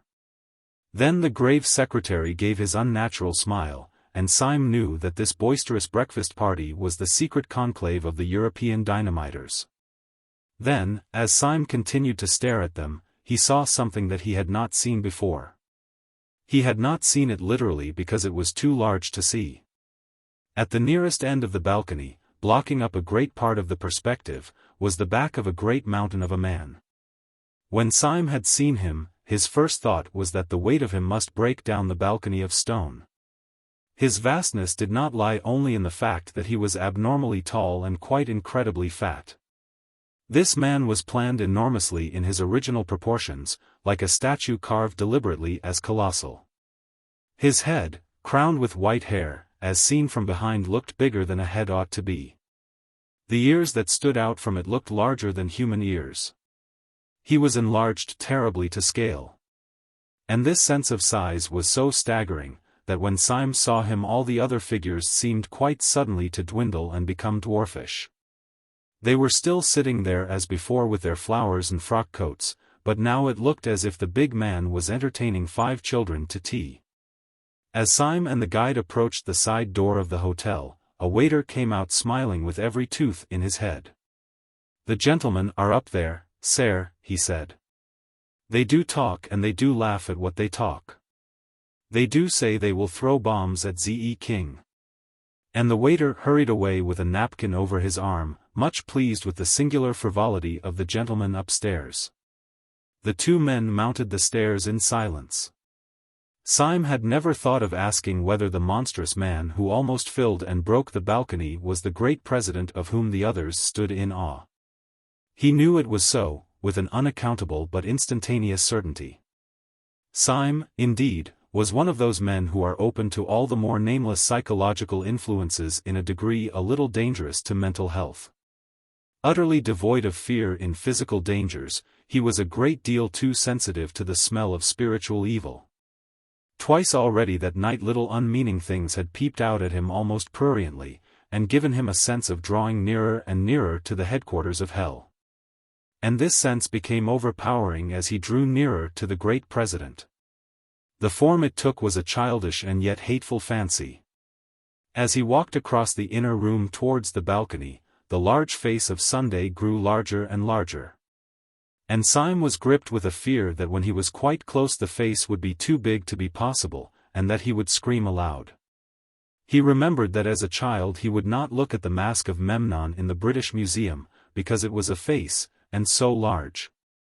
By an effort, braver than that of leaping over a cliff, he went to an empty seat at the breakfast table and sat down. The men greeted him with good-humored raillery as if they had always known him.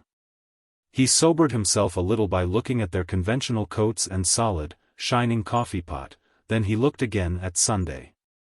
His face was very large, but it was still possible to humanity. In the presence of the president the whole company looked sufficiently commonplace.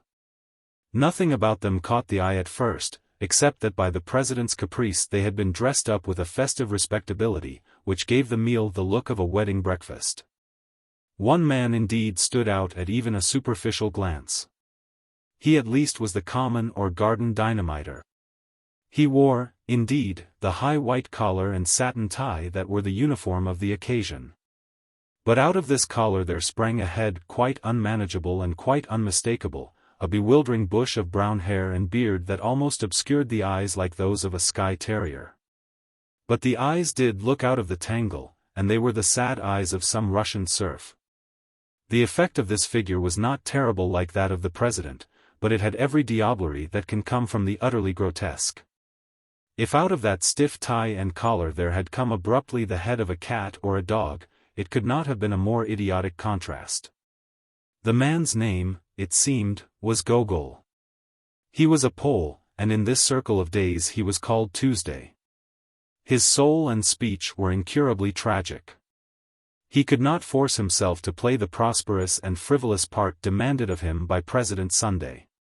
And, indeed, when Syme came in, the president, with that daring disregard of public suspicion which was his policy, was actually chaffing Gogol upon his inability to assume conventional graces. "Our friend Tuesday," said the president in a deep voice at once of quietude and volume, "our friend Tuesday doesn't seem to grasp the idea. He dresses up like a gentleman, but he seems to be too great a soul to behave like one. He insists on the ways of the stage conspirator. Now if a gentleman goes about London in a top hat and a frock coat, no one need know that he is an anarchist. But if a gentleman puts on a top hat and a frock coat, and then goes about on his hands and knees, well, he may attract attention. That's what Brother Gogol does. He goes about on his hands and knees with such inexhaustible diplomacy, that by this time he finds it quite difficult to walk upright." "I am not good at concealment," said Gogol sulkily, with a thick foreign accent. "I am not ashamed of the cause." "Yes you are, my boy, and so is the cause of you," said the president good-naturedly. "You hide as much as anybody, but you can't do it, you see, you're such an ass. You try to combine two inconsistent methods. When a householder finds a man under his bed, he will probably pause to note the circumstance. But if he finds a man under his bed in a top hat, you will agree with me, my dear Tuesday, that he is not likely even to forget it. Now when you were found under Admiral Biffin's bed." "I am not good at deception," said Tuesday gloomily, flushing. "Right, my boy, right," said the president with a ponderous heartiness, "you aren't good at anything." While this stream of conversation continued, Syme was looking more steadily at the men around him. As he did so, he gradually felt all his sense of something spiritually queer return. He had thought at first that they were all of common stature and costume, with the evident exception of the hairy Gogol. But as he looked at the others, he began to see in each of them exactly what he had seen in the man by the river, a demoniac detail somewhere. That lopsided laugh, which would suddenly disfigure the fine face of his original guide, was typical of all these types. Each man had something about him, perceived perhaps at the 10th or 20th glance, which was not normal, and which seemed hardly human. The only metaphor he could think of was this, that they all looked as men of fashion and presence would look, with the additional twist given in a false and curved mirror. Only the individual examples will express this half-concealed eccentricity. Syme's original cicerone bore the title of Monday. He was the secretary of the council, and his twisted smile was regarded with more terror than anything, except the president's horrible, happy laughter. But now that Syme had more space and light to observe him, there were other touches. His fine face was so emaciated, that Syme thought it must be wasted with some disease. Yet somehow the very distress of his dark eyes denied this. It was no physical ill that troubled him. His eyes were alive with intellectual torture, as if pure thought was pain. He was typical of each of the tribe, each man was subtly and differently wrong. Next to him sat Tuesday, the tousle-headed Gogol, a man more obviously mad. Next was Wednesday, a certain Marquis de St. Eustache, a sufficiently characteristic figure. The first few glances found nothing unusual about him, except that he was the only man at table who wore the fashionable clothes as if they were really his own. He had a black French beard cut square and a black English frock coat cut even squarer. But Syme, sensitive to such things, felt somehow that the man carried a rich atmosphere with him, a rich atmosphere that suffocated. It reminded one irrationally of drowsy odors and of dying lamps in the darker poems of Byron and Poe.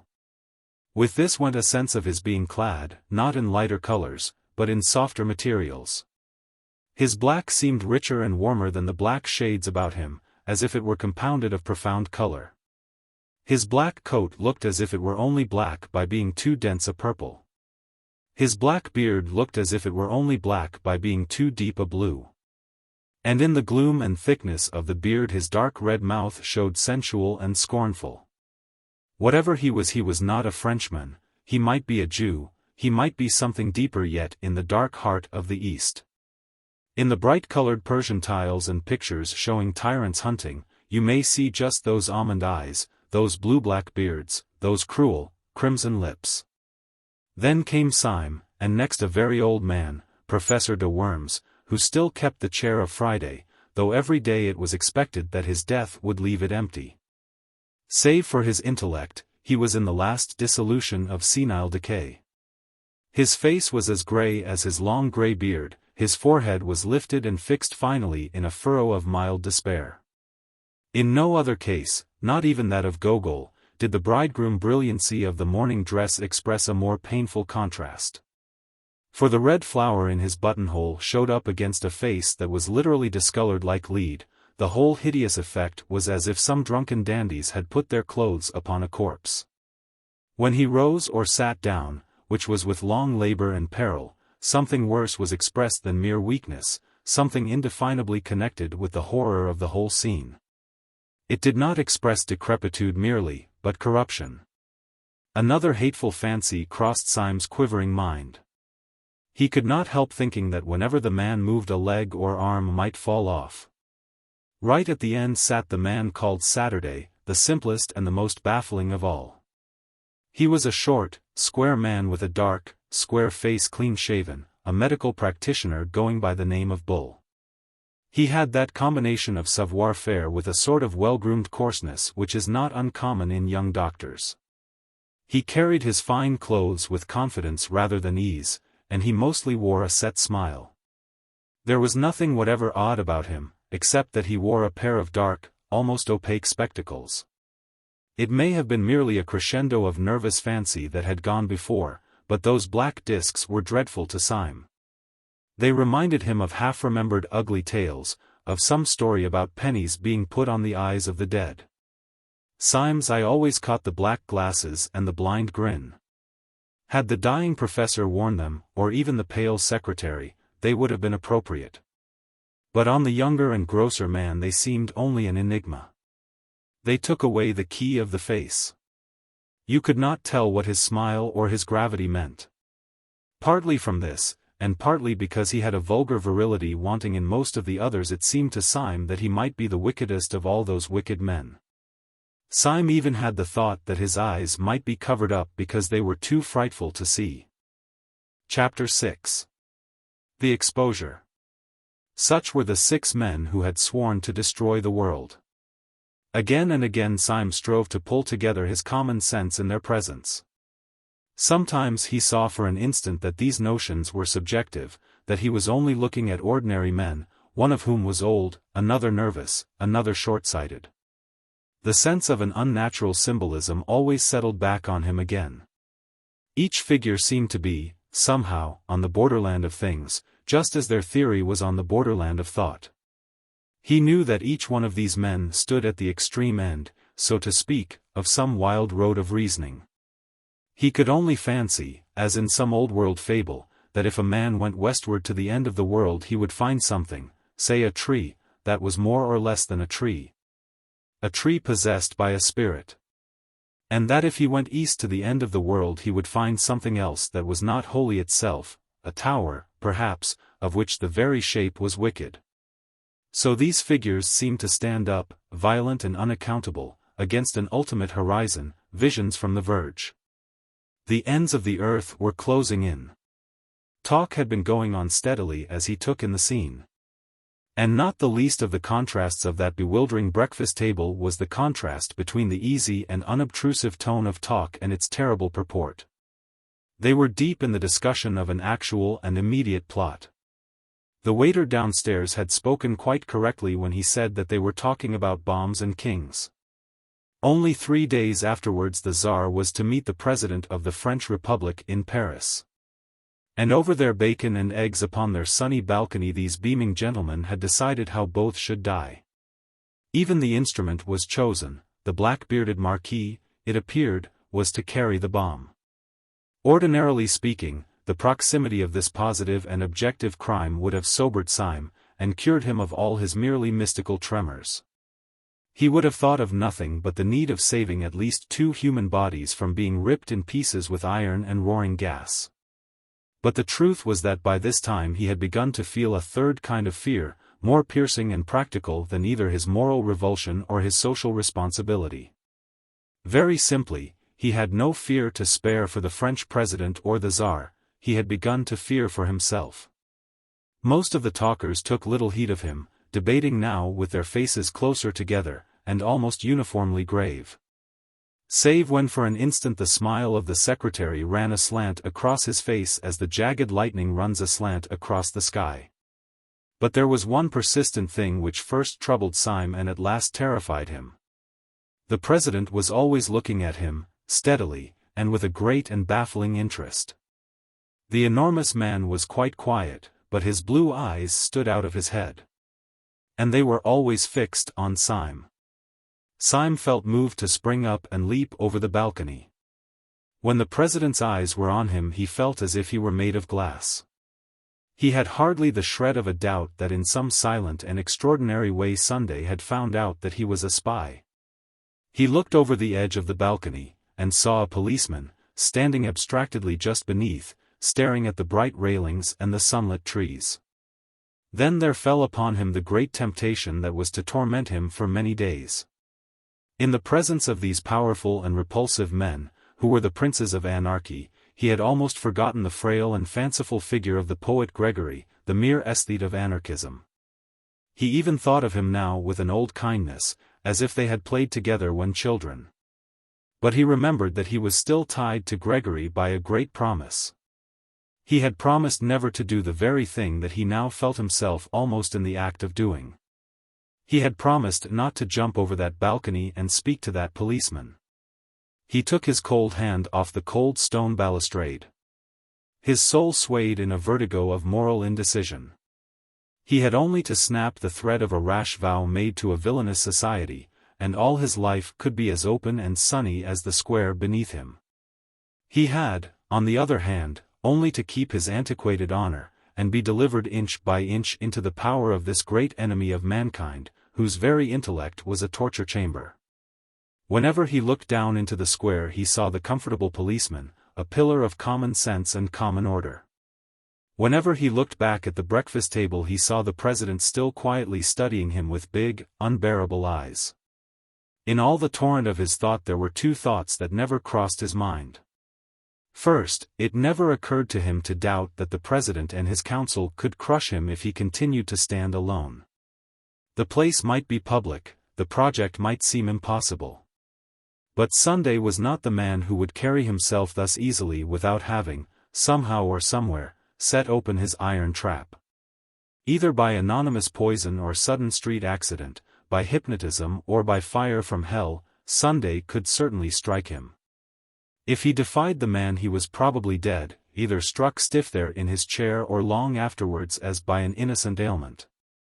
If he called in the police promptly, arrested everyone, told all, and set against them the whole energy of England, he would probably escape, certainly not otherwise. They were a balconyful of gentlemen overlooking a bright and busy square, but he felt no more safe with them than if they had been a boatful of armed pirates overlooking an empty sea. There was a second thought that never came to him. It never occurred to him to be spiritually won over to the enemy.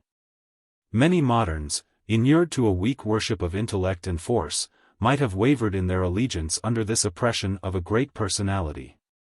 They might have called Sunday the Superman.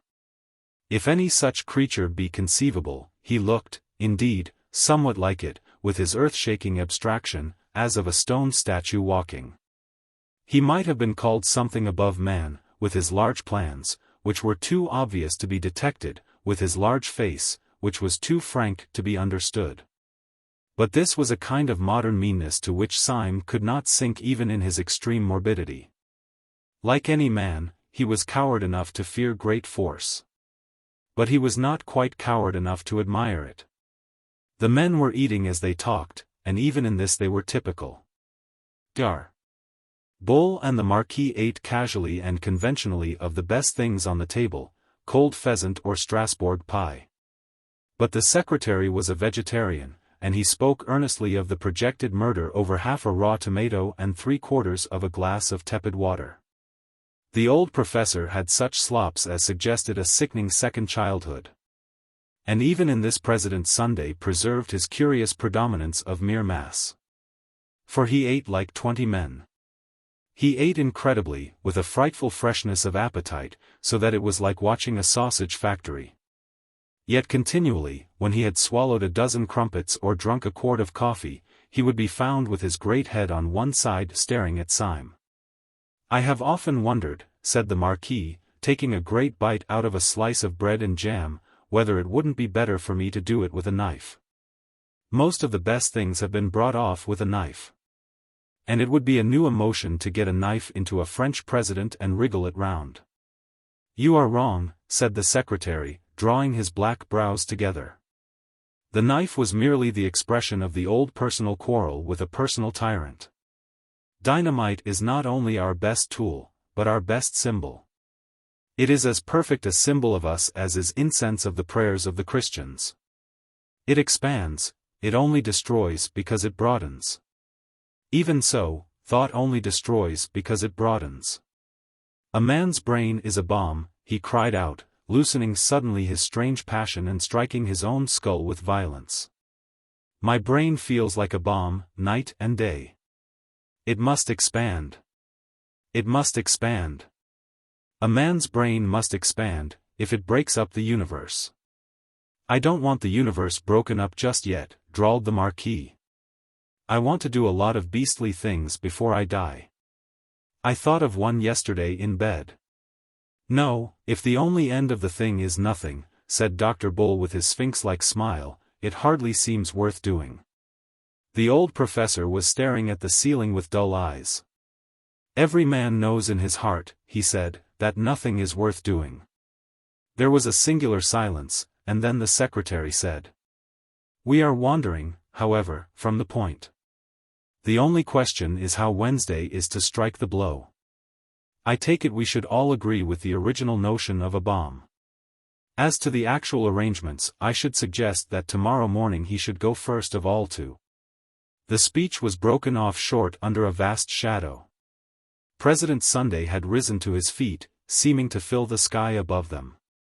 "Before we discuss that," he said in a small, quiet voice, "let us go into a private room. I have something very particular to say." Syme stood up before any of the others. The instant of choice had come at last, the pistol was at his head. On the pavement before he could hear the policeman idly stir and stamp, for the morning, though bright, was cold. A barrel organ in the street suddenly sprang with a jerk into a jovial tune. Syme stood up taut, as if it had been a bugle before the battle.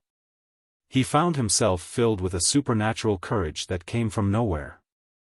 That jingling music seemed full of the vivacity, the vulgarity, and the irrational valor of the poor, who in all those unclean streets were all clinging to the decencies and the charities of Christendom. His youthful prank of being a policeman had faded from his mind. He did not think of himself as the representative of the corps of gentlemen turned into fancy constables, or of the old eccentric who lived in the dark room. But he did feel himself as the ambassador of all these common and kindly people in the street, who every day marched into battle to the music of the barrel organ. And this high pride in being human had lifted him unaccountably to an infinite height above the monstrous men around him.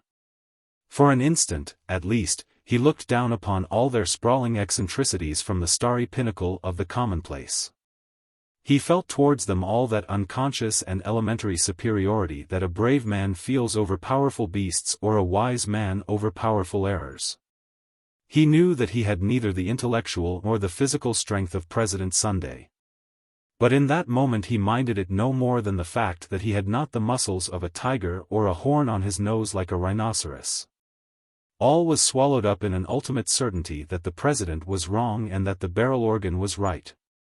There clanged in his mind that unanswerable and terrible truism in the song of Roland. Paeans ont tord et cretins ont droit. Which in the old nasal French has the clang and groan of great iron. This liberation of his spirit from the load of his weakness went with a quite clear decision to embrace death. If the people of the barrel organ could keep their old-world obligations, so could he. This very pride in keeping his word was that he was keeping it to miscreants. It was his last triumph over these lunatics to go down into their dark room and die for something that they could not even understand. The barrel organ seemed to give the marching tune with the energy and the mingled noises of a whole orchestra. And he could hear deep and rolling, under all the trumpets of the pride of life, the drums of the pride of death. The conspirators were already filing through the open window and into the rooms behind. Syme went last, outwardly calm, but with all his brain and body throbbing with romantic rhythm. The president led them down an irregular side stair, such as might be used by servants, and into a dim, cold, empty room, with a table and benches, like an abandoned boardroom. When they were all in, he closed and locked the door. The first to speak was Gogol, the irreconcilable, who seemed bursting with inarticulate grievance. "Zo! Zo!" he cried, with an obscure excitement, his heavy Polish accent becoming almost impenetrable. "You say you nod-eyed. You say you show himselves.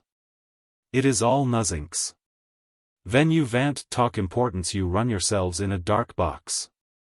The president seemed to take the foreigner's incoherent satire with entire good humor. "You can't get hold of it yet, Gogol," he said in a fatherly way. "When once they have heard us talking nonsense on that balcony they will not care where we go afterwards. If we had come here first, we should have had the whole staff at the keyhole. You don't seem to know anything about mankind." "I die for them," cried the Pole in thick excitement, "and I slay their oppressors. I care not for these games of concealment. I would smite ze tyrant in ze open square." I see," said the president, nodding kindly as he seated himself at the top of a long table. "You die for mankind first, and then you get up and smite their oppressors. So that's all right. And now may I ask you to control your beautiful sentiments, and sit down with the other gentlemen at this table. For the first time this morning something intelligent is going to be said." Syme, with the perturbed promptitude he had shown since the original summons, sat down first. Gogol sat down last, grumbling in his brown beard about compromise. No one except Syme seemed to have any notion of the blow that was about to fall. As for him, he had merely the feeling of a man mounting the scaffold with the intention, at any rate, of making a good speech. "Comrades," said the president, suddenly rising, "we have spun out this farce long enough. I have called you down here to tell you something so simple and shocking that even the waiters upstairs, long inured to our levities, might hear some new seriousness in my voice. Comrades, we were discussing plans and naming places. I propose, before saying anything else, that those plans and places should not be voted by this meeting, but should be left wholly in the control of some one reliable member. I suggest Comrade Saturday, Dr. Bull. They all stared at him, then they all started in their seats, for the next words, though not loud, had a living and sensational emphasis. Sunday struck the table. Not one word more about the plans and places must be said at this meeting. Not one tiny detail more about what we mean to do must be mentioned in this company. Sunday had spent his life in astonishing his followers, but it seemed as if he had never really astonished them until now. They all moved feverishly in their seats, except Syme. He sat stiff in his, with his hand in his pocket, and on the handle of his loaded revolver. When the attack on him came he would sell his life dear. He would find out at least if the president was mortal. Sunday went on smoothly. You will probably understand that there is only one possible motive for forbidding free speech at this festival of freedom. Strangers overhearing us matters nothing. They assume that we are joking. But what would matter, even unto death, is this, that there should be one actually among us who is not of us, who knows our grave purpose, but does not share it. Who? The secretary screamed out suddenly like a woman. It can't be, he cried, leaping. There can't. The president flapped his large flat hand on the table like the fin of some huge fish. Yes, he said slowly, there is a spy in this room. There is a traitor at this table. I will waste no more words. His name. Syme half rose from his seat, his finger firm on the trigger. His name is Gogol, said the president. He is that hairy humbug over there who pretends to be a Pole. Gogol sprang to his feet, a pistol in each hand. With the same flash 3 men sprang at his throat. Even the professor made an effort to rise. But Syme saw little of the scene, for he was blinded with a beneficent darkness. He had sunk down into his seat shuddering, in a palsy of passionate relief. Chapter 7. The Unaccountable Conduct of Professor de Worms. Sit down, said Sunday in a voice that he used once or twice in his life, a voice that made men drop drawn swords. The 3 who had risen fell away from Gogol, and that equivocal person himself resumed his seat. Well, my man, said the president briskly, addressing him as one addresses a total stranger. Will you oblige me by putting your hand in your upper waistcoat pocket and showing me what you have there? The alleged Pole was a little pale under his tangle of dark hair, but he put 2 fingers into the pocket with apparent coolness and pulled out a blue strip of card. When Syme saw it lying on the table, he woke up again to the world outside him. For although the card lay at the other extreme of the table, and he could read nothing of the inscription on it, it bore a startling resemblance to the blue card in his own pocket. The card which had been given to him when he joined the Anti-anarchist constabulary. Pathetic Slav, said the president, tragic child of Poland, are you prepared in the presence of that card to deny that you are in this company, shall we say de trop? Right-o, said the late Gogol. It made everyone jump to hear a clear, commercial and somewhat cockney voice coming out of that forest of foreign hair. It was irrational, as if a Chinaman had suddenly spoken with a Scotch accent. I gather that you fully understand your position, said Sunday. You bet, answered the Pole. I see it's a fair cop. All I say is, I don't believe any Pole could have imitated my accent like I did his. I concede the point, said Sunday. I believe your own accent to be inimitable, though I shall practice it in my bath. Do you mind leaving your beard with your card? Not a bit, answered Gogol. And with one finger he ripped off the whole of his shaggy head covering, emerging with thin red hair and a pale, pert face. It was hot, he added. I will do you the justice to say, said Sunday, not without a sort of brutal admiration, that you seem to have kept pretty cool under it. Now listen to me. I like you. The consequence is that it would annoy me for just about 2.5 minutes if I heard that you had died in torments. Well, if you ever tell the police or any human soul about us, I shall have that 2.5 minutes of discomfort. On your discomfort I will not dwell. Good day. Mind the step. The red-haired detective who had masqueraded as Gogol rose to his feet without a word, and walked out of the room with an air of perfect nonchalance. Yet the astonished Syme was able to realize that this ease was suddenly assumed, for there was a slight stumble outside the door, which showed that the departing detective had not minded the step. "Time is flying," said the president in his gayest manner, after glancing at his watch, which like everything about him seemed bigger than it ought to be. "I must go off at once. I have to take the chair at a humanitarian meeting." The secretary turned to him with working eyebrows. "Would it not be better," he said a little sharply, "to discuss further the details of our project, now that the spy has left us?" "No, I think not," said the president with a yawn like an unobtrusive earthquake. "Leave it as it is. Let Saturday settle it. I must be off. Breakfast here next Sunday."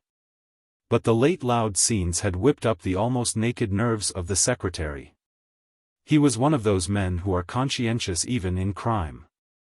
"I must protest, President, that the thing is irregular," he said. "It is a fundamental rule of our society that all plans shall be debated in full council. Of course, I fully appreciate your forethought when in the actual presence of a traitor."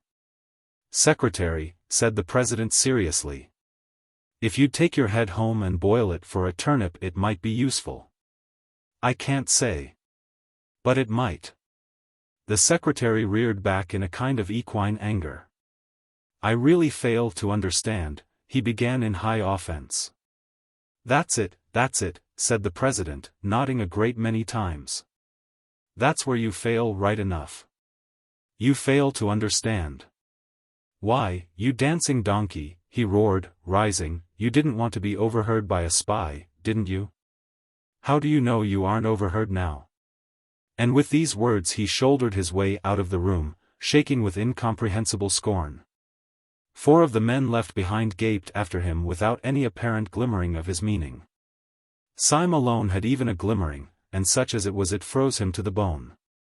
If the last words of the president meant anything, they meant that he had not after all passed unsuspected.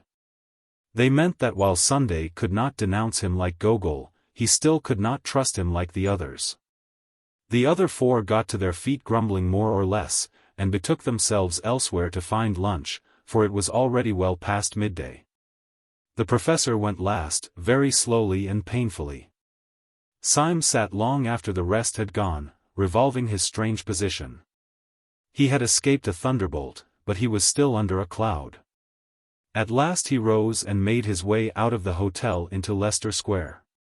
The bright, cold day had grown increasingly colder, and when he came out into the street he was surprised by a few flakes of snow. While he still carried the sword stick and the rest of Gregory's portable luggage, he had thrown the cloak down and left it somewhere, perhaps on the steam tug, perhaps on the balcony. Hoping, therefore, that the snow shower might be slight, he stepped back out of the street for a moment and stood up under the doorway of a small and greasy hairdresser's shop. The front window of which was empty, except for a sickly wax lady in evening dress. Snow, however, began to thicken and fall fast, and Syme, having found one glance at the wax lady quite sufficient to depress his spirits, stared out instead into the white and empty street. He was considerably astonished to see, standing quite still outside the shop and staring into the window, a man. His top hat was loaded with snow like the hat of Father Christmas, the white drift was rising round his boots and ankles. But it seemed as if nothing could tear him away from the contemplation of the colorless wax doll in dirty evening dress. That any human being should stand in such weather looking into such a shop was a matter of sufficient wonder to Syme, but his idle wonder turned suddenly into a personal shock. For he realized that the man standing there was the paralytic old Professor de Worms. It scarcely seemed the place for a person of his years and infirmities. Syme was ready to believe anything about the perversions of this dehumanized brotherhood, but even he could not believe that the professor had fallen in love with that particular wax lady. He could only suppose that the man's malady, whatever it was, involved some momentary fits of rigidity or trance. He was not inclined, however, to feel in this case any very compassionate concern. On the contrary, he rather congratulated himself that the professor's stroke and his elaborate and limping walk would make it easy to escape from him and leave him miles behind. For Syme thirsted first and last to get clear of the whole poisonous atmosphere, if only for an hour. Then he could collect his thoughts, formulate his policy, and decide finally whether he should or should not keep faith with Gregory. He strolled away through the dancing snow, turned up 2 or 3 streets, down through 2 or 3 others, and entered a small Soho restaurant for lunch. He partook reflectively of 4 small and quaint courses, drank half a bottle of red wine, and ended up over black coffee and a black cigar, still thinking. He had taken his seat in the upper room of the restaurant, which was full of the chink of knives and the chatter of foreigners. He remembered that in old days he had imagined that all these harmless and kindly aliens were anarchists. He shuddered, remembering the real thing.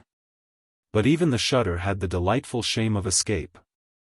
The wine, the common food, the familiar place, the faces of natural and talkative men, made him almost feel as if the council of the 7 days had been a bad dream.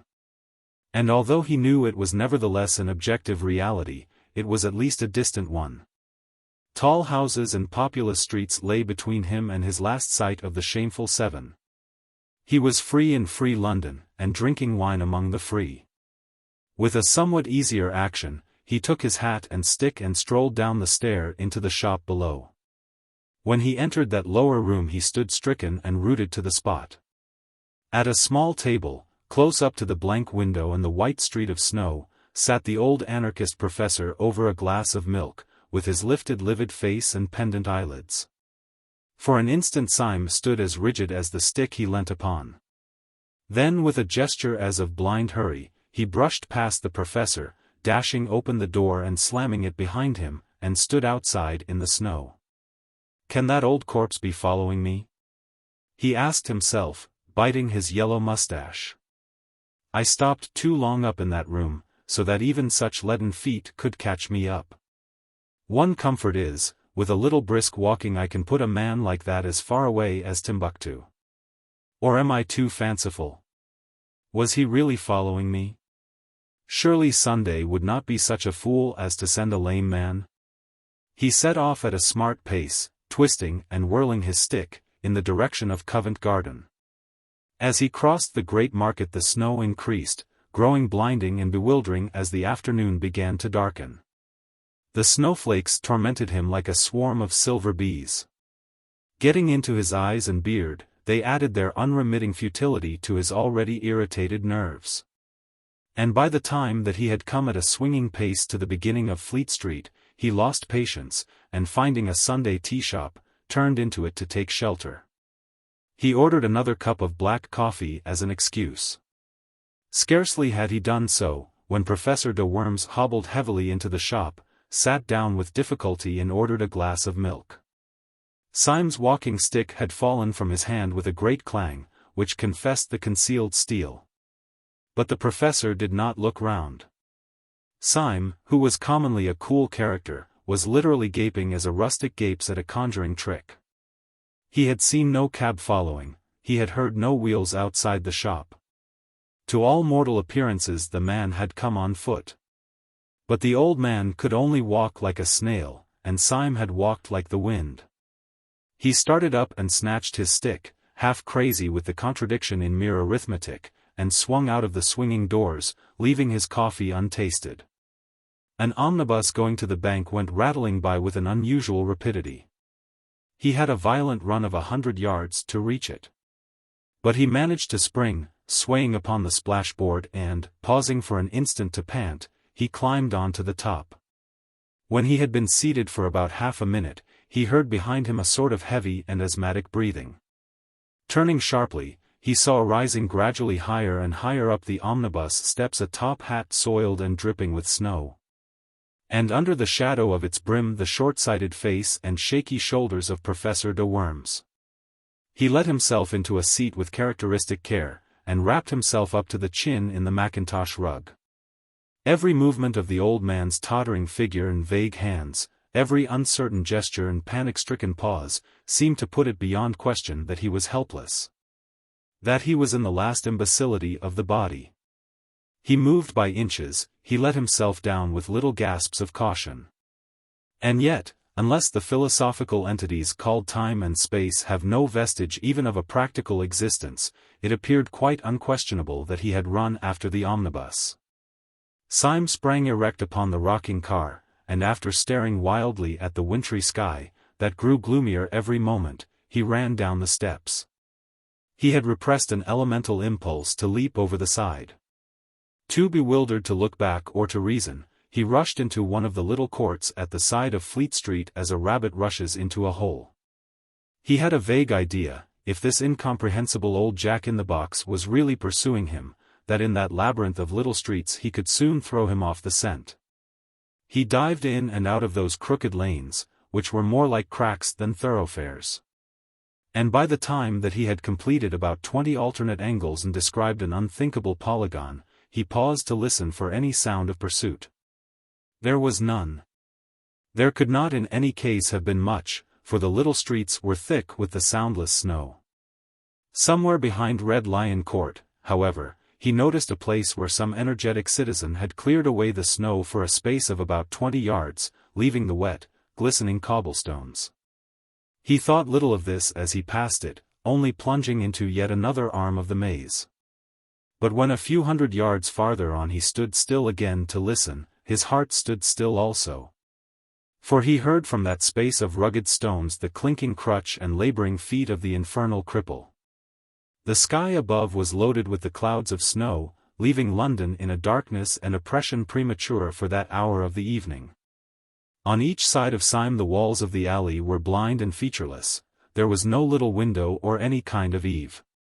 He felt a new impulse to break out of this hive of houses, and to get once more into the open and lamplit street. Yet he rambled and dodged for a long time before he struck the main thoroughfare. When he did so, he struck it much farther up than he had fancied. He came out into what seemed the vast and void of Ludgate Circus, and saw St. Paul's Cathedral sitting in the sky. At first he was startled to find these great roads so empty, as if a pestilence had swept through the city. Then he told himself that some degree of emptiness was natural. First because the snowstorm was even dangerously deep, and secondly because it was Sunday. And at the very word Sunday he bit his lip, the word was henceforth for hire like some indecent pun. Under the white fog of snow high up in the heaven the whole atmosphere of the city was turned to a very queer kind of green twilight, as of men under the sea. The sealed and sullen sunset behind the dark dome of St. Paul's had in its smoky and sinister colors of sickly green, dead red or decaying bronze, that were just bright enough to emphasize the solid whiteness of the snow. But right up against these dreary colors rose the black bulk of the cathedral, and upon the top of the cathedral was a random splash and great stain of snow, still clinging as to an alpine peak. It had fallen accidentally, but just so fallen as to half drape the dome from its very topmost point, and to pick out in perfect silver the great orb and the cross. When Syme saw it he suddenly straightened himself, and made with his sword-stick an involuntary salute. He knew that that evil figure, his shadow, was creeping quickly or slowly behind him, and he did not care. It seemed a symbol of human faith and valor that while the skies were darkening that high place of the earth was bright. The devils might have captured heaven, but they had not yet captured the cross. He had a new impulse to tear out the secret of this dancing, jumping and pursuing paralytic. And at the entrance of the court as it opened upon the circus he turned, stick in hand, to face his pursuer. Professor de Worms came slowly round the corner of the irregular alley behind him, his unnatural form outlined against a lonely gas lamp. Irresistibly recalling that very imaginative figure in the nursery rhymes, the crooked man who went a crooked mile. He really looked as if he had been twisted out of shape by the tortuous streets he had been threading. He came nearer and nearer, the lamplight shining on his lifted spectacles, his lifted, patient face. Syme waited for him as St. George waited for the dragon, as a man waits for a final explanation or for death. And the old professor came right up to him and passed him like a total stranger, without even a blink of his mournful eyelids. There was something in this silent and unexpected innocence that left Syme in a final fury. The man's colorless face and manner seemed to assert that the whole following had been an accident. Syme was galvanized with an energy that was something between bitterness and a burst of boyish derision. He made a wild gesture as if to knock the old man's hat off, called out something like, "Catch me if you can," and went racing away across the white, open circus. Concealment was impossible now. And looking back over his shoulder, he could see the black figure of the old gentleman coming after him with long, swinging strides like a man winning a mile race. But the head upon that bounding body was still pale, grave and professional, like the head of a lecturer upon the body of a harlequin. This outrageous chase sped across Ludgate Circus, up Ludgate Hill, round St. Paul's Cathedral, along Cheapside, Syme remembering all the nightmares he had ever known. Then Syme broke away towards the river, and ended almost down by the docks. He saw the yellow panes of a low, lighted public house, flung himself into it and ordered beer. It was a foul tavern, sprinkled with foreign sailors, a place where opium might be smoked or knives drawn. A moment later Professor de Worms entered the place, sat down carefully, and asked for a glass of milk. Chapter 8. The Professor explains. When Gabriel Syme found himself finally established in a chair, and opposite to him, fixed and final also, the lifted eyebrows and leaden eyelids of the Professor, his fears fully returned. This incomprehensible man from the fierce council, after all, had certainly pursued him. If the man had one character as a paralytic and another character as a pursuer, the antithesis might make him more interesting, but scarcely more soothing. It would be a very small comfort that he could not find the Professor out, if by some serious accident the Professor should find him out. He emptied a whole pewter pot of ale before the Professor had touched his milk. One possibility, however, kept him hopeful and yet helpless. It was just possible that this escapade signified something other than even a slight suspicion of him. Perhaps it was some regular form or sign. Perhaps the foolish scamper was some sort of friendly signal that he ought to have understood. Perhaps it was a ritual. Perhaps the new Thursday was always chased along Cheapside, as the new Lord Mayor is always escorted along it. He was just selecting a tentative inquiry, when the old Professor opposite suddenly and simply cut him short. Before Syme could ask the first diplomatic question, the old anarchist had asked suddenly, without any sort of preparation. "Are you a policeman?" Whatever else Syme had expected, he had never expected anything so brutal and actual as this. Even his great presence of mind could only manage a reply with an air of rather blundering jocularity. "A policeman?" he said, laughing vaguely. "Whatever made you think of a policeman in connection with me?" "The process was simple enough," answered the Professor patiently. "I thought you looked like a policeman." "I think so now." "Did I take a policeman's hat by mistake out of the restaurant?" asked Syme, smiling wildly. "Have I by any chance got a number stuck onto me somewhere? Have my boots got that watchful look? Why must I be a policeman? Do let me be a postman." The old Professor shook his head with a gravity that gave no hope, but Syme ran on with a feverish irony. "But perhaps I misunderstood the delicacies of your German philosophy. Perhaps policeman is a relative term. In an evolutionary sense, sir, the ape fades so gradually into the policeman, that I myself can never detect the shade. The monkey is only the policeman that may be. Perhaps a maiden lady on Clapham Common is only the policeman that might have been. I don't mind being the policeman that might have been. I don't mind being anything in German thought." "Are you in the police service?" said the old man, ignoring all Syme's improvised and desperate raillery.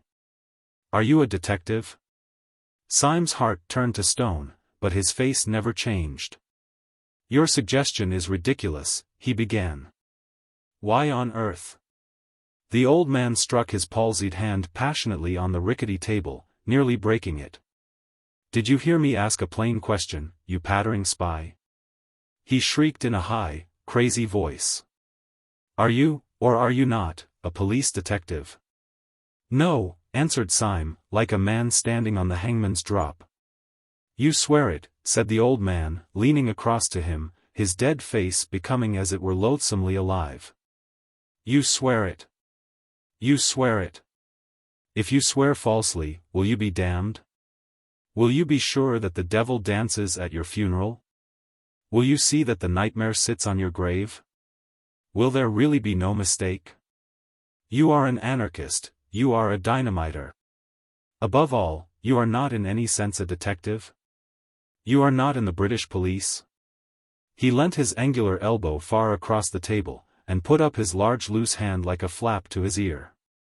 I am not in the British police, said Syme with insane calm. Professor de Worms fell back in his chair with a curious air of kindly collapse. That's a pity, he said, because I am. Syme sprang up straight, sending back the bench behind him with a crash. Because you are what? He said thickly. You are what? I am a policeman, said the professor with his first broad smile, and beaming through his spectacles. But as you think policeman only a relative term, of course I have nothing to do with you. I am in the British police force, but as you tell me you are not in the British police force, I can only say that I met you in a dynamiters club. I suppose I ought to arrest you. And with these words he laid on the table before Syme an exact facsimile of the blue card which Syme had in his own waistcoat pocket, the symbol of his power from the police. Syme had for a flash the sensation that the cosmos had turned exactly upside down, that all trees were growing downwards and that all stars were under his feet. Then came slowly the opposite conviction. For the last 24 hours the cosmos had really been upside down, but now the capsized universe had come right side up again. This devil from whom he had been fleeing all day was only an elder brother of his own house, who on the other side of the table lay back and laughed at him. He did not for the moment ask any questions of detail. He only knew the happy and silly fact that this shadow, which had pursued him with an intolerable oppression of peril, was only the shadow of a friend trying to catch him up. He knew simultaneously that he was a fool and a free man. For with any recovery from morbidity there must go a certain healthy humiliation. There comes a certain point in such conditions when only three things are possible: first a perpetuation of satanic pride, secondly tears, and third laughter. Syme's egotism held hard to the first course for a few seconds, and then suddenly adopted the third. Taking his own blue police ticket from his own waistcoat pocket, he tossed it on to the table. Then he flung his head back until his spike of yellow beard almost pointed at the ceiling, and shouted with a barbaric laughter. Even in that close den, perpetually filled with the din of knives, plates, cans, clamorous voices, sudden struggles and stampedes, there was something Homeric in Syme's mirth which made many half-drunken men look round. "What you're laughing at, governor?" asked one wondering labourer from the docks. "At myself," answered Syme, and went off again into the agony of his ecstatic reaction. "Pull yourself together," said the professor, "or you'll get hysterical. Have some more beer." "I'll join you." "You haven't drunk your milk," said Syme. "My milk," said the other, in tones of withering and unfathomable contempt, "my milk. Do you think I'd look at the beastly stuff when I'm out of sight of the bloody anarchists? We're all Christians in this room, though perhaps," he added, glancing around at the reeling crowd, "not strict ones. Finish my milk?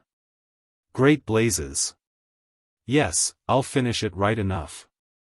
And he knocked the tumbler off the table, making a crash of glass and a splash of silver fluid. Syme was staring at him with a happy curiosity. "I understand now," he cried.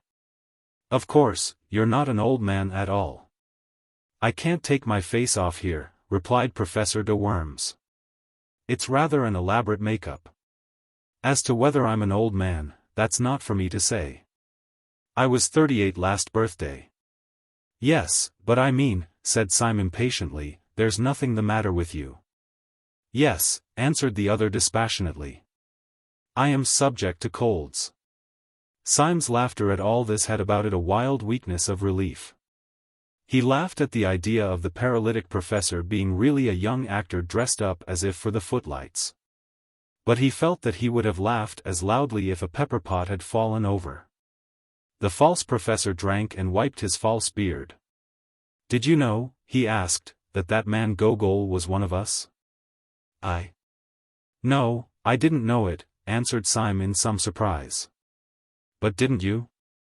"I knew no more than the dead," replied the man who called himself de Worms. "I thought the president was talking about me, and I rattled in my boots." "And I thought he was talking about me," said Syme, with his rather reckless laughter. "I had my hand on my revolver all the time." "So had I," said the professor grimly, "so had Gogol evidently." Syme struck the table with an exclamation. "Why, there were 3 of us there!" he cried. 3 out of 7 is a fighting number. If we had only known that we were 3. The face of Professor de Worms darkened, and he did not look up. "We were 3, he said. "If we had been 300 we could still have done nothing." "Not if we were 300 against 4, asked Syme, jeering rather boisterously. "No," said the professor with sobriety, "not if we were 300 against Sunday." And the mere name struck Syme cold and serious. His laughter had died in his heart before it could die on his lips. The face of the unforgettable president sprang into his mind as startling as a colored photograph, and he remarked this difference between Sunday and all his satellites, that their faces, however fierce or sinister, became gradually blurred by memory like other human faces, whereas Sunday's seemed almost to grow more actual during absence. As if a man's painted portrait should slowly come alive. They were both silent for a measure of moments, and then Syme's speech came with a rush, like the sudden foaming of champagne. "Professor," he cried, "it is intolerable. Are you afraid of this man?" The professor lifted his heavy lids, and gazed at Syme with large, wide-open, blue eyes of an almost ethereal honesty. "Yes, I am," he said mildly. "So are you." Syme was dumb for an instant. Then he rose to his feet erect, like an insulted man, and thrust the chair away from him. "Yes," he said in a voice indescribable, "you are right. I am afraid of him. Therefore I swear by God that I will seek out this man whom I fear until I find him, and strike him on the mouth. If heaven were his throne and the earth his footstool, I swear that I would pull him down." "How?" asked the staring professor. "Why? Because I am afraid of him," said Syme. "And no man should leave in the universe anything of which he is afraid." De Worms blinked at him with a sort of blind wonder. He made an effort to speak, but Syme went on in a low voice, but with an undercurrent of inhuman exaltation. "Who would condescend to strike down the mere things that he does not fear? Who would debase himself to be merely brave, like any common prizefighter? Who would stoop to be fearless, like a tree? Fight the thing that you fear. You remember the old tale of the English clergyman who gave the last rites to the brigand of Sicily, and how on his deathbed the great robber said, 'I can give you no money. But I can give you advice for a lifetime, your thumb on the blade, and strike upwards. So I say to you, strike upwards, if you strike at the stars.'" The other looked at the ceiling, one of the tricks of his pose. "Sunday is a fixed star," he said. "You shall see him a falling star," said Syme, and put on his hat. The decision of his gesture drew the professor vaguely to his feet. "Have you any idea," he asked, with a sort of benevolent bewilderment, "exactly where you are going?" "Yes," replied Syme shortly, "I am going to prevent this bomb being thrown in Paris." "Have you any conception how?" inquired the other. "No," said Syme with equal decision. "You remember, of course," resumed the soi-disant de Worms, pulling his beard and looking out of the window, "that when we broke up rather hurriedly the whole arrangements for the atrocity were left in the private hands of the Marquis and Dr. Bull. The Marquis is by this time probably crossing the Channel. But where he will go and what he will do it is doubtful whether even the President knows, certainly we don't know. The only man who does know is Dr. Bull. Confound it, cried Syme. And we don't know where he is. Yes, said the other in his curious, absent-minded way, I know where he is myself. Will you tell me? Asked Syme with eager eyes. I will take you there, said the professor, and took down his own hat from a peg. Syme stood looking at him with a sort of rigid excitement. What do you mean? He asked sharply. Will you join me?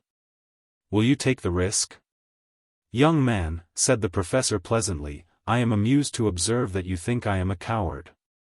As to that I will say only one word, and that shall be entirely in the manner of your own philosophical rhetoric. You think that it is possible to pull down the president. I know that it is impossible, and I am going to try it, and opening the tavern door, which let in a blast of bitter air, they went out together into the dark streets by the docks. Most of the snow was melted or trampled to mud, but here and there a clot of it still showed grey rather than white in the gloom. The small streets were sloppy and full of pools, which reflected the flaming lamps irregularly, and by accident, like fragments of some other and fallen world.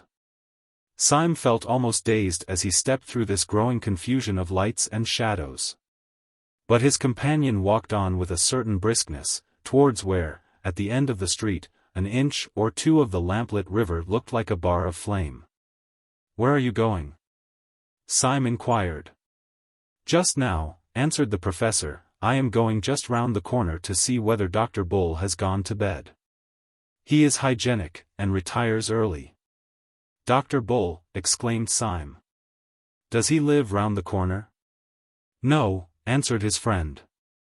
As a matter of fact he lives some way off, on the other side of the river, but we can tell from here whether he has gone to bed. Turning the corner as he spoke, and facing the dim river, flecked with flame, he pointed with his stick to the other bank. On the Surrey side at this point there ran out into the Thames, seeming almost to overhang it, a bulk and cluster of those tall tenements, dotted with lighted windows, and rising like factory chimneys to an almost insane height. Their special poise and position made one block of buildings especially look like a Tower of Babel with 100 eyes. Syme had never seen any of the skyscraping buildings in America, so he could only think of the buildings in a dream. Even as he stared, the highest light in this innumerably lighted turret abruptly went out, as if this black Argus had winked at him with one of his innumerable eyes. Professor de Worms swung round on his heel, and struck his stick against his boot. We are too late, he said, the hygienic doctor has gone to bed. What do you mean? Asked Syme. Does he live over there, then? Yes, said de Worms, behind that particular window which you can't see. Come along and get some dinner. We must call on him tomorrow morning. Without further parley, he led the way through several byways until they came out into the flare and clamour of the East India Dock Road. The professor, who seemed to know his way about the neighbourhood, proceeded to a place where the line of lighted shops fell back into a sort of abrupt twilight and quiet, in which an old white inn, all out of repair, stood back some 20 feet from the road. You can find good English inns left by accident everywhere, like fossils, explained the professor. I once found a decent place in the West End. I suppose, said Syme, smiling, that this is the corresponding decent place in the East End? It is, said the professor reverently, and went in. In that place they dined and slept, both very thoroughly. The beans and bacon, which these unaccountable people cooked well, the astonishing emergence of Burgundy from their cellars, crowned Syme's sense of a new comradeship and comfort. Through all this ordeal his root horror had been isolation, and there are no words to express the abyss between isolation and having one ally. It may be conceded to the mathematicians that 4 is twice 2. But 2 is not twice 1, 2 is 2,000 times 1. That is why, in spite of 100 disadvantages, the world will always return to monogamy. Syme was able to pour out for the first time the whole of his outrageous tale, from the time when Gregory had taken him to the little tavern by the river. He did it idly and amply, in a luxuriant monologue, as a man speaks with very old friends. On his side, also, the man who had impersonated Professor de Worms was not less communicative. His own story was almost as silly as Syme's. "That's a good get-up of yours," said Syme, draining a glass of Macon, "a lot better than old Gogol's. Even at the start I thought he was a bit too hairy." "A difference of artistic theory," replied the professor pensively. Gogol was an idealist. He made up as the abstract or Platonic ideal of an anarchist. But I am a realist. I am a portrait painter. But, indeed, to say that I am a portrait painter is an inadequate expression. I am a portrait. "I don't understand you," said Syme. "I am a portrait," repeated the professor. "I am a portrait of the celebrated Professor de Worms, who is, I believe, in Naples." "You mean you are made up like him," said Syme. "But doesn't he know that you are taking his nose in vain?" "He knows it right enough," replied his friend cheerfully. "Then why doesn't he denounce you?" "I have denounced him," answered the professor. "Do explain yourself," said Syme. "With pleasure, if you don't mind hearing my story," replied the eminent foreign philosopher. "I am by profession an actor, and my name is Wilkes. When I was on the stage I mixed with all sorts of bohemian and blackguard company.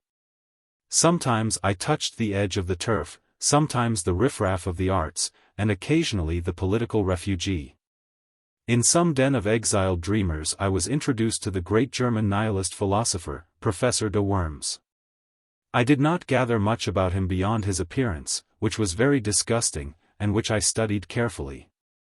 I understood that he had proved that the destructive principle in the universe was God, hence he insisted on the need for a furious and incessant energy, rending all things in pieces. Energy, he said, was the all. He was lame, short-sighted, and partially paralytic. When I met him I was in a frivolous mood, and I disliked him so much that I resolved to imitate him. If I had been a draftsman I would have drawn a caricature. I was only an actor, I could only act a caricature.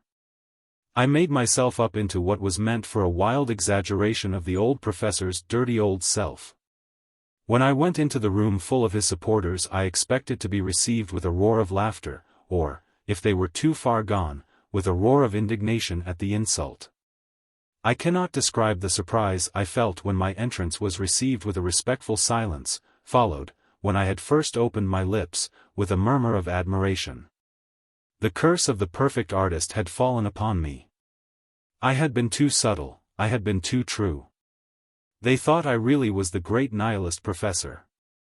I was a healthy-minded young man at the time, and I confess that it was a blow. Before I could fully recover, however, 2 or 3 of these admirers ran up to me radiating indignation, and told me that a public insult had been put upon me in the next room. I inquired its nature. It seemed that an impertinent fellow had dressed himself up as a preposterous parody of myself. I had drunk more champagne than was good for me, and in a flash of folly I decided to see the situation through. Consequently it was to meet the glare of the company and my own lifted eyebrows and freezing eyes that the real professor came into the room. I need hardly say there was a collision. The pessimists all round me looked anxiously from one professor to the other professor to see which was really the more feeble. But I won.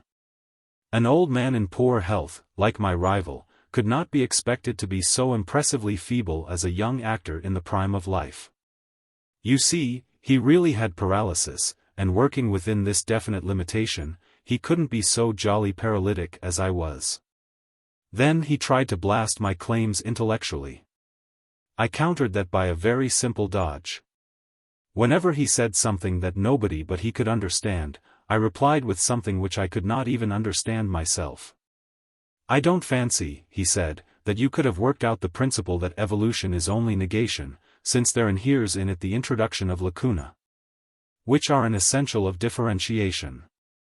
I replied quite scornfully, you read all that up in Pinkwart's. The notion that involution functioned eugenically was exposed long ago by Glump. It is unnecessary for me to say that there never were such people as Pinkwarts and Glump. But the people all round, rather to my surprise, seemed to remember them quite well, and the professor. Finding that the learned and mysterious method left him rather at the mercy of an enemy slightly deficient in scruples, fell back upon a more popular form of wit. "I see," he sneered, "you prevail like the false pig in Aesop." "And you fail," I answered, smiling, "like the hedgehog in Montaigne." "Need I say that there is no hedgehog in Montaigne?" "Your claptrap comes off," he said, "so would your beard." I had no intelligent answer to this, which was quite true and rather witty. But I laughed heartily, answered, like the pantheist's boots, at random, and turned on my heel with all the honors of victory. The real professor was thrown out, but not with violence, though one man tried very patiently to pull off his nose. He is now, I believe, received everywhere in Europe as a delightful impostor. His apparent earnestness and anger, you see, make him all the more entertaining. "Well," said Syme, "I can understand your putting on his dirty old beard for a night's practical joke, but I don't understand your never taking it off again." "That is the rest of the story," said the impersonator. When I myself left the company, followed by reverent applause, I went limping down the dark street, hoping that I should soon be far enough away to be able to walk like a human being. To my astonishment, as I was turning the corner, I felt a touch on the shoulder, and turning, found myself under the shadow of an enormous policeman. He told me I was wanted.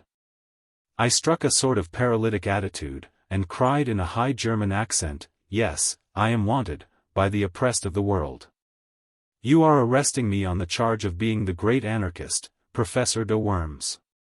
The policeman impassively consulted a paper in his hand. "No, sir," he said civilly, "at least, not exactly, sir. I am arresting you on the charge of not being the celebrated anarchist, Professor de Worms." This charge, if it was criminal at all, was certainly the lighter of the two, and I went along with the man, doubtful, but not greatly dismayed. I was shown into a number of rooms, and eventually into the presence of a police officer, who explained that a serious campaign had been opened against the centers of anarchy, and that this, my successful masquerade, might be of considerable value to the public safety. He offered me a good salary and this little blue card. Though our conversation was short, he struck me as a man of very massive common sense and humor. But I cannot tell you much about him personally, because... Syme laid down his knife and fork. "I know," he said, "because you talked to him in a dark room." Professor de Worms nodded and drained his glass. Chapter 9. The Man in Spectacles. "Burgundy is a jolly thing," said the professor sadly, as he set his glass down. "You don't look as if it were," said Syme. "You drink it as if it were medicine." "You must excuse my manner," said the professor dismally, "my position is rather a curious one. Inside I am really bursting with boyish merriment. But I acted the paralytic professor so well, that now I can't leave off. So that when I am among friends, and have no need at all to disguise myself, I still can't help speaking slow and wrinkling my forehead, just as if it were my forehead. I can be quite happy, you understand, but only in a paralytic sort of way. The most buoyant exclamations leap up in my heart, but they come out of my mouth quite different. You should hear me say, 'Buck up, old cock.' It would bring tears to your eyes." "It does," said Syme, "but I cannot help thinking that apart from all that you are really a bit worried." The professor started a little and looked at him steadily. "You are a very clever fellow," he said, "it is a pleasure to work with you." "Yes, I have rather a heavy cloud in my head. There is a great problem to face," and he sank his bald brow in his two hands. Then he said in a low voice, "Can you play the piano?"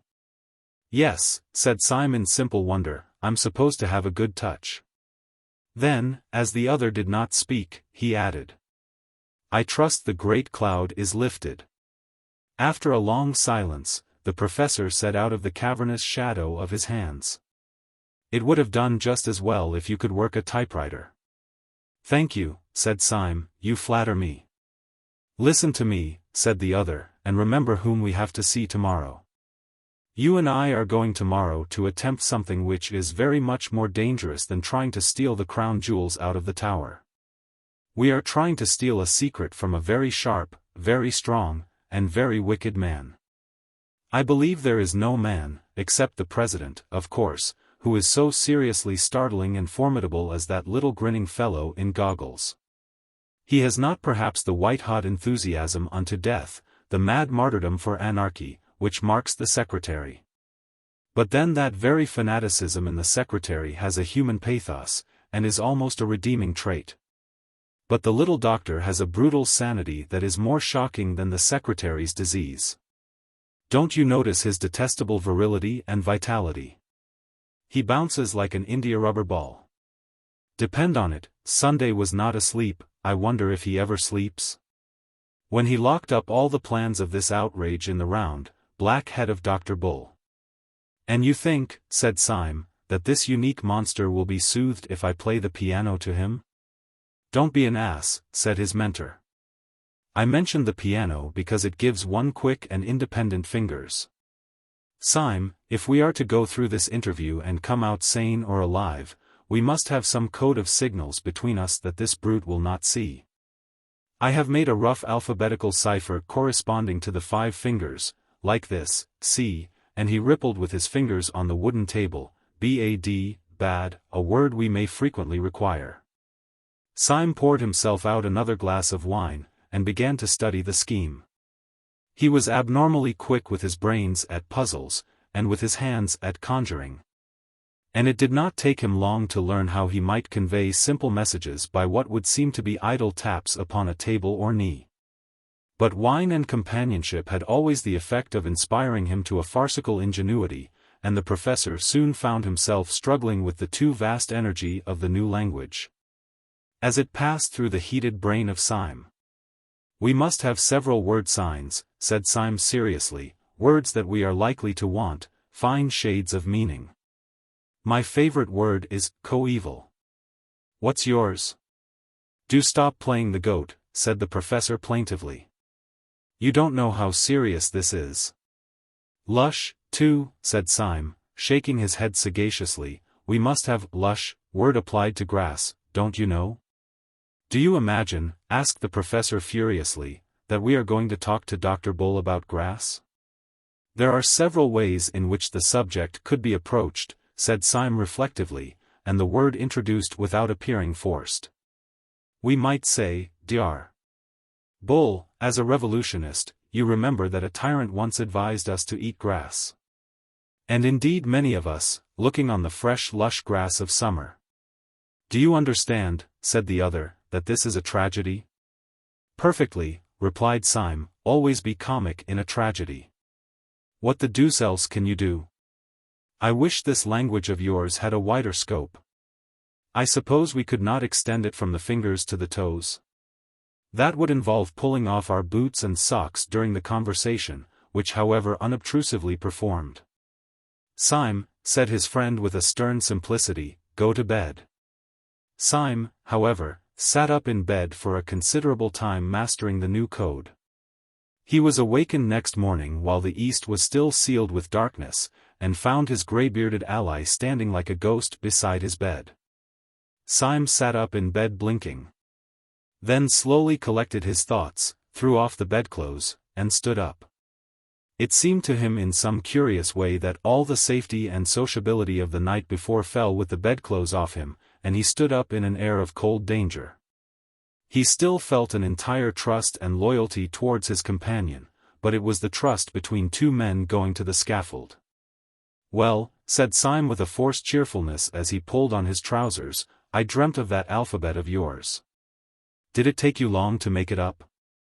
The professor made no answer, but gazed in front of him with eyes the color of a wintry sea, so Syme repeated his question. I say, did it take you long to invent all this? I'm considered good at these things, and it was a good hour's grind. Did you learn it all on the spot? The professor was silent, his eyes were wide open, and he wore a fixed but very small smile. How long did it take you? The professor did not move. Confound you, can't you answer? Called out Syme, in a sudden anger that had something like fear underneath. Whether or no the professor could answer, he did not. Syme stood staring back at the stiff face like parchment and the blank, blue eyes. His first thought was that the professor had gone mad, but his second thought was more frightful. After all, what did he know about this queer creature whom he had heedlessly accepted as a friend? What did he know, except that the man had been at the anarchist breakfast and had told him a ridiculous tale? How improbable it was that there should be another friend there beside Gogol. Was this man's silence a sensational way of declaring war? Was this adamantine stare after all only the awful sneer of some threefold traitor, who had turned for the last time? He stood and strained his ears in this heartless silence. He almost fancied he could hear dynamiters come to capture him shifting softly in the corridor outside. Then his eye strayed downwards, and he burst out laughing. Though the professor himself stood there as voiceless as a statue, his 5 dumb fingers were dancing alive upon the dead table. Syme watched the twinkling movements of the talking hand, and read clearly the message. I will only talk like this. We must get used to it. He rapped out the answer with the impatience of relief. All right. Let's get out to breakfast. They took their hats and sticks in silence, but as Syme took his sword stick, he held it hard. They paused for a few minutes only to stuff down coffee and coarse thick sandwiches at a coffee stall, and then made their way across the river, which under the grey and growing light looked as desolate as Acheron. They reached the bottom of the huge block of buildings which they had seen from across the river, and began in silence to mount the naked and numberless stone steps, only pausing now and then to make short remarks on the rail of the banisters. At about every other flight they passed a window. Each window showed them a pale and tragic dawn lifting itself laboriously over London. From each the innumerable roofs of slate looked like the leaden surges of a grey, troubled sea after rain. Syme was increasingly conscious that his new adventure had somehow a quality of cold sanity worse than the wild adventures of the past. Last night, for instance, the tall tenements had seemed to him like a tower in a dream. As he now went up the weary and perpetual steps, he was daunted and bewildered by their almost infinite series. But it was not the hot horror of a dream or of anything that might be exaggeration or delusion. Their infinity was more like the empty infinity of arithmetic, something unthinkable, yet necessary to thought. Or it was like the stunning statements of astronomy about the distance of the fixed stars. He was ascending the house of reason, a thing more hideous than unreason itself. By the time they reached Dr. Bull's landing, a last window showed them a harsh, white dawn edged with banks of a kind of coarse red, more like red clay than red cloud. And when they entered Dr. Bull's bare garret it was full of light.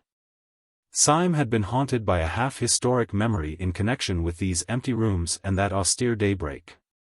The moment he saw the garret and Dr. Bull sitting writing at a table, he remembered what the memory was: the French Revolution. There should have been the black outline of a guillotine against that heavy red and white of the morning.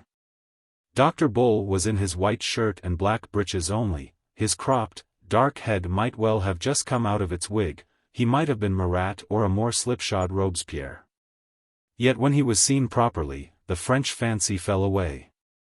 The Jacobins were idealists. There was about this man a murderous materialism. His position gave him a somewhat new appearance. The strong, white light of morning coming from one side creating sharp shadows, made him seem both more pale and more angular than he had looked at the breakfast on the balcony. Thus the 2 black glasses that encased his eyes might really have been black cavities in his skull, making him look like a death's head. And, indeed, if ever Death himself sat writing at a wooden table, it might have been he. He looked up and smiled brightly enough as the men came in, and rose with the resilient rapidity of which the professor had spoken. He set chairs for both of them, and going to a peg behind the door, proceeded to put on a coat and waistcoat of rough, dark tweed. He buttoned it up neatly, and came back to sit down at his table. The quiet good humor of his manner left his 2 opponents helpless. It was with some momentary difficulty that the professor broke silence and began. "I'm sorry to disturb you so early, comrade," said he, with a careful resumption of the slow de Worms manner. You have no doubt made all the arrangements for the Paris affair? Then he added with infinite slowness, we have information which renders intolerable anything in the nature of a moment's delay. Dr. Bull smiled again, but continued to gaze on them without speaking. The professor resumed, a pause before each weary word. Please do not think me excessively abrupt.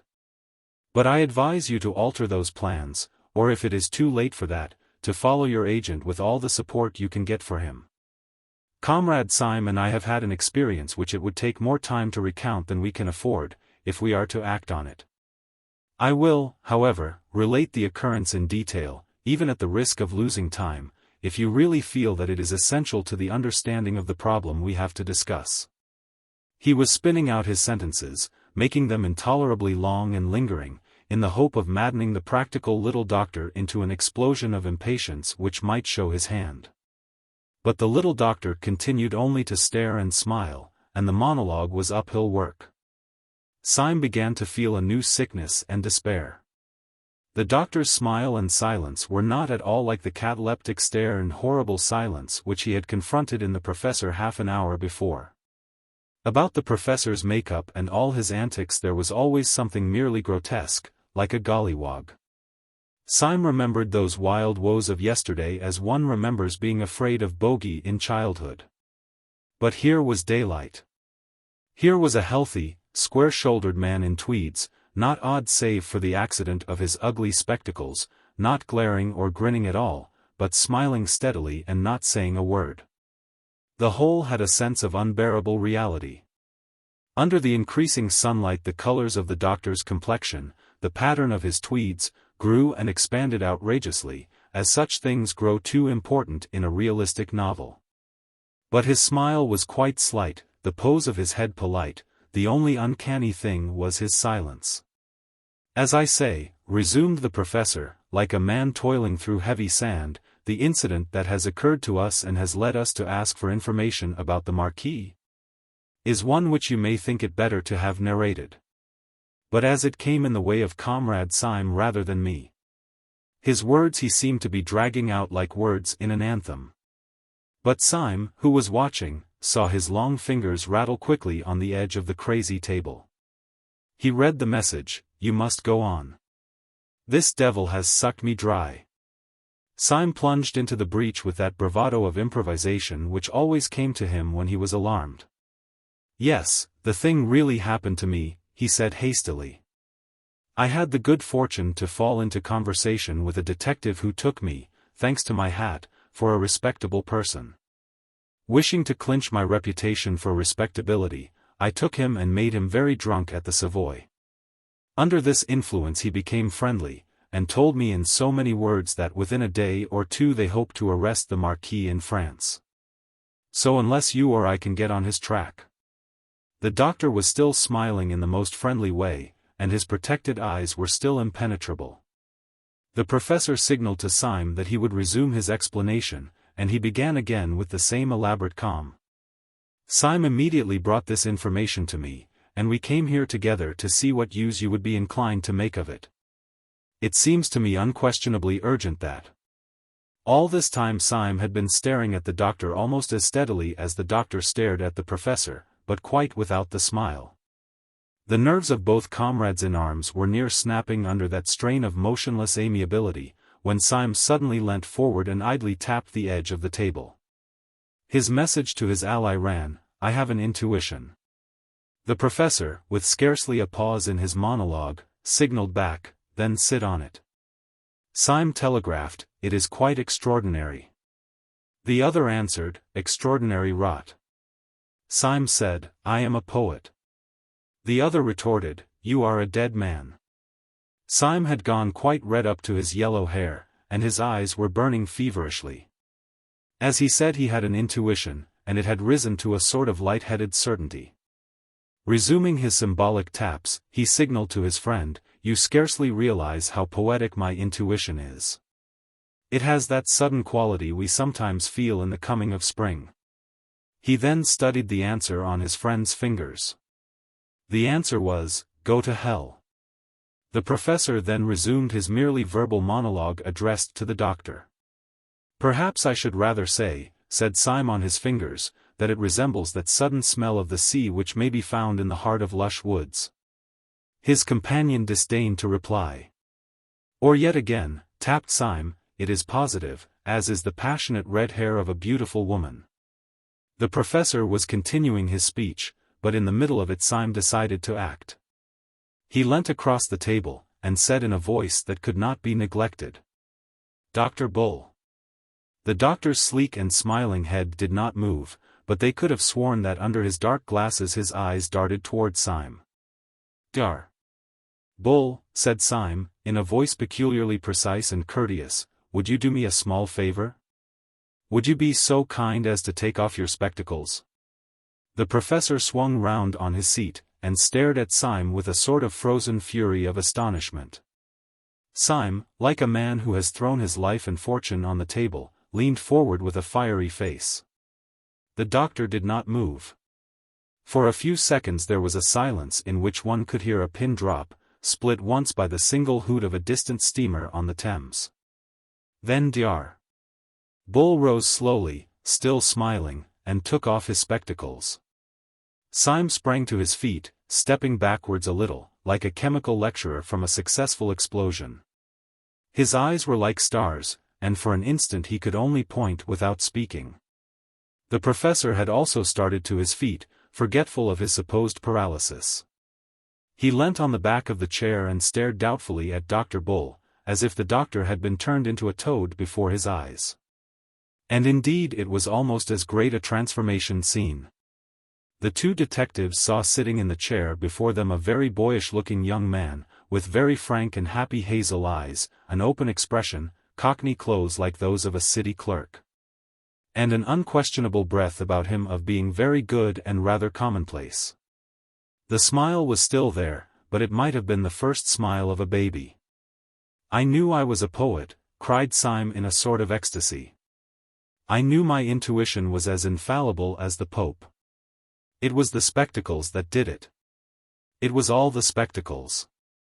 Given those beastly black eyes, and all the rest of him, his health and his jolly looks, made him a live devil among dead ones. It certainly does make a queer difference, said the professor shakily. But as regards the project of Dr. Bull. Project be damned, roared Syme, beside himself. Look at him. Look at his face, look at his collar, look at his blessed boots. You don't suppose, do you, that that thing's an anarchist? Syme, cried the other in an apprehensive agony. Why, by God, said Syme, I'll take the risk of that myself. Dr. Bull, I am a police officer.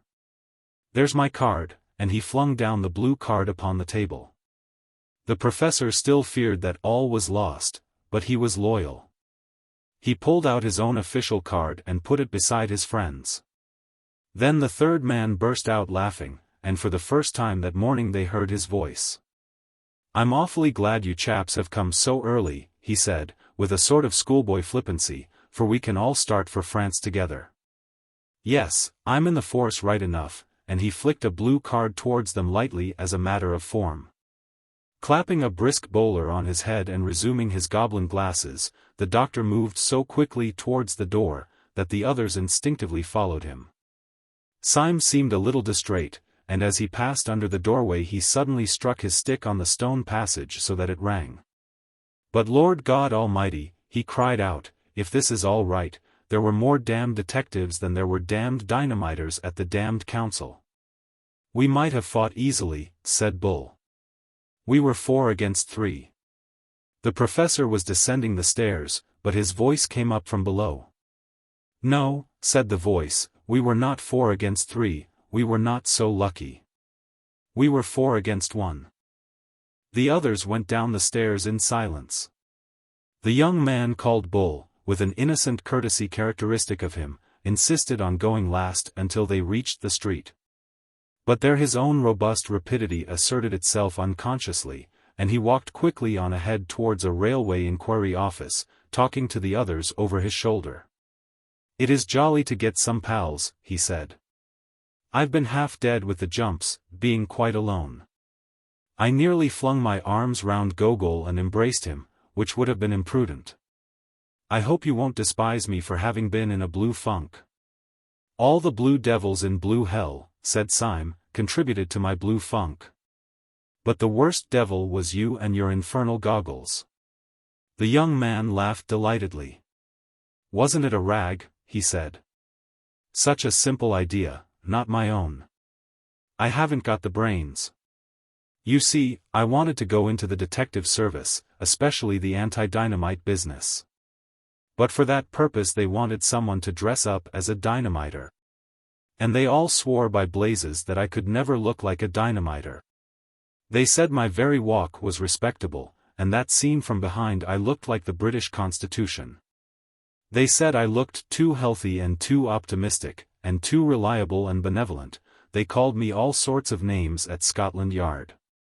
They said that if I had been a criminal, I might have made my fortune by looking so like an honest man. But as I had the misfortune to be an honest man, there was not even the remotest chance of my assisting them by ever looking like a criminal. But at last I was brought before some old josser who was high up in the force, and who seemed to have no end of a head on his shoulders. And there the others all talked hopelessly. One asked whether a bushy beard would hide my nice smile, another said that if they blacked my face I might look like a Negro anarchist, but this old chap chipped in with a most extraordinary remark. A pair of smoked spectacles will do it, he said positively. Look at him now, he looks like an angelic office boy. Put him on a pair of smoked spectacles, and children will scream at the sight of him. And so it was, by George. When once my eyes were covered, all the rest, smile and big shoulders and short hair, made me look a perfect little devil. As I say, it was simple enough when it was done, like miracles. But that wasn't the really miraculous part of it. There was one really staggering thing about the business, and my head still turns at it. What was that? Asked Syme. I'll tell you, answered the man in spectacles. This big pot in the police who sized me up so that he knew how the goggles would go with my hair and socks, by God, he never saw me at all. Syme's eyes suddenly flashed on him. How was that? He asked. I thought you talked to him. So I did, said Bull brightly, but we talked in a pitch-dark room like a coal cellar. There, you would never have guessed that. I could not have conceived it, said Syme gravely. It is indeed a new idea, said the professor. Their new ally was in practical matters a whirlwind. At the inquiry office he asked with business-like brevity about the trains for Dover. Having got his information, he bundled the company into a cab, and put them and himself inside a railway carriage before they had properly realized the breathless process. They were already on the Calais boat before conversation flowed freely. I had already arranged, he explained, to go to France for my lunch, but I am delighted to have someone to lunch with me. You see, I had to send that beast, the Marquis, over with his bomb, because the President had his eye on me, though God knows how. I'll tell you the story some day. It was perfectly choking. Whenever I tried to slip out of it I saw the President somewhere, smiling out of the bow window of a club, or taking off his hat to me from the top of an omnibus. I tell you, you can say what you like, that fellow sold himself to the devil, he can be in 6 places at once. So you sent the Marquis off, I understand, asked the professor. Was it long ago? Shall we be in time to catch him? Yes, answered the new guide, I've timed it all. He'll still be at Calais when we arrive. But when we do catch him at Calais, said the professor, what are we going to do? At this question the countenance of Dr. Bull fell for the first time. He reflected a little, and then said. Theoretically, I suppose, we ought to call the police. Not I, said Syme. Theoretically I ought to drown myself first. I promised a poor fellow, who was a real modern pessimist, on my word of honor not to tell the police. I'm no hand at casuistry, but I can't break my word to a modern pessimist. It's like breaking one's word to a child. I'm in the same boat, said the professor. I tried to tell the police and I couldn't, because of some silly oath I took. You see, when I was an actor I was a sort of all-round beast. Perjury or treason is the only crime I haven't committed. If I did that I shouldn't know the difference between right and wrong. I've been through all that, said Dr. Bull, and I've made up my mind. I gave my promise to the secretary, you know him, man who smiles upside down. My friends, that man is the most utterly unhappy man that was ever human. It may be his digestion, or his conscience, or his nerves, or his philosophy of the universe, but he's damned, he's in hell. Well, I can't turn on a man like that, and hunt him down. It's like whipping a leper. I may be mad, but that's how I feel, and there's jolly well the end of it. I don't think you're mad, said Syme. I knew you would decide like that when first you... said Dr. Bull. When first you took off your spectacles. Dar. Bull smiled a little, and strolled across the deck to look at the sunlit sea. Then he strolled back again, kicking his heels carelessly, and a companionable silence fell between the three men. Well, said Syme, it seems that we have all the same kind of morality or immorality, so we had better face the fact that comes of it. Yes, assented the professor, you're quite right. And we must hurry up, for I can see the grey nose standing out from France. The fact that comes of it, said Syme seriously, is this, that we three are alone on this planet. Gogol has gone, God knows where, perhaps the president has smashed him like a fly. On the council we are 3 men against 3, like the Romans who held the bridge. But we are worse off than that, first because they can appeal to their organization and we cannot appeal to ours, and second because one of those other 3 men, said the professor, is not a man. Syme nodded and was silent for a second or two, then he said, my idea is this. We must do something to keep the Marquis in Calais till tomorrow midday. I have turned over 20 schemes in my head. We cannot denounce him as a dynamiter, that is agreed. We cannot get him detained on some trivial charge, for we should have to appear. He knows us, and he would smell a rat. We cannot pretend to keep him on anarchist business.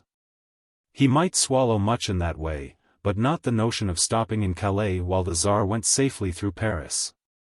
We might try to kidnap him, and lock him up ourselves. But he is a well-known man here. He has a whole bodyguard of friends, he is very strong and brave, and the event is doubtful. The only thing I can see to do is actually to take advantage of the very things that are in the Marquis's favor. I am going to profit by the fact that he is a highly respected nobleman. I am going to profit by the fact that he has many friends and moves in the best society. What the devil are you talking about? Asked the professor. The Symes are first mentioned in the 14th century, said Syme, but there is a tradition that one of them rode behind Bruce at Bannockburn. Since 1350 the tree is quite clear. He's gone off his head, said the little doctor, staring. Our bearings, continued Syme calmly, are argent a chevron gules charged with 3 crosslets of the field. The motto varies. The professor seized Syme roughly by the waistcoat. We are just inshore, he said. Are you seasick or joking in the wrong place? My remarks are almost painfully practical, answered Syme, in an unhurried manner. The house of St. Eustache also is very ancient. The Marquis cannot deny that he is a gentleman. He cannot deny that I am a gentleman. And in order to put the matter of my social position quite beyond a doubt, I propose at the earliest opportunity to knock his hat off. But here we are in the harbor. They went on shore under the strong sun in a sort of daze. Syme, who had now taken the lead as Bull had taken it in London, led them along a kind of marine parade until he came to some cafés, embowered in a bulk of greenery and overlooking the sea. As he went before them his step was slightly swaggering, and he swung his stick like a sword. He was making apparently for the extreme end of the line of cafés, but he stopped abruptly. With a sharp gesture he motioned them to silence, but he pointed with one gloved finger to a café table under a bank of flowering foliage at which sat the Marquis de St. Eustache, his teeth shining in his thick, black beard, and his bold, brown face shadowed by a light yellow straw hat and outlined against the violet sea. Chapter 10. The Duel. Syme sat down at a café table with his companions, his blue eyes sparkling like the bright sea below, and ordered a bottle of Saumur with a pleased impatience. He was for some reason in a condition of curious hilarity. His spirits were already unnaturally high, they rose as the Saumur sank, and in half an hour his talk was a torrent of nonsense. He professed to be making out a plan of the conversation which was going to ensue between himself and the deadly Marquis. He jotted it down wildly with a pencil. It was arranged like a printed catechism, with questions and answers, and was delivered with an extraordinary rapidity of utterance. I shall approach. Before taking off his hat, I shall take off my own. I shall say, the Marquis de St. Eustache, I believe. He will say, the celebrated Mr. Syme, I presume. He will say in the most exquisite French, how are you? I shall reply in the most exquisite Cockney, oh, just the Syme. Oh, shut it, said the man in spectacles.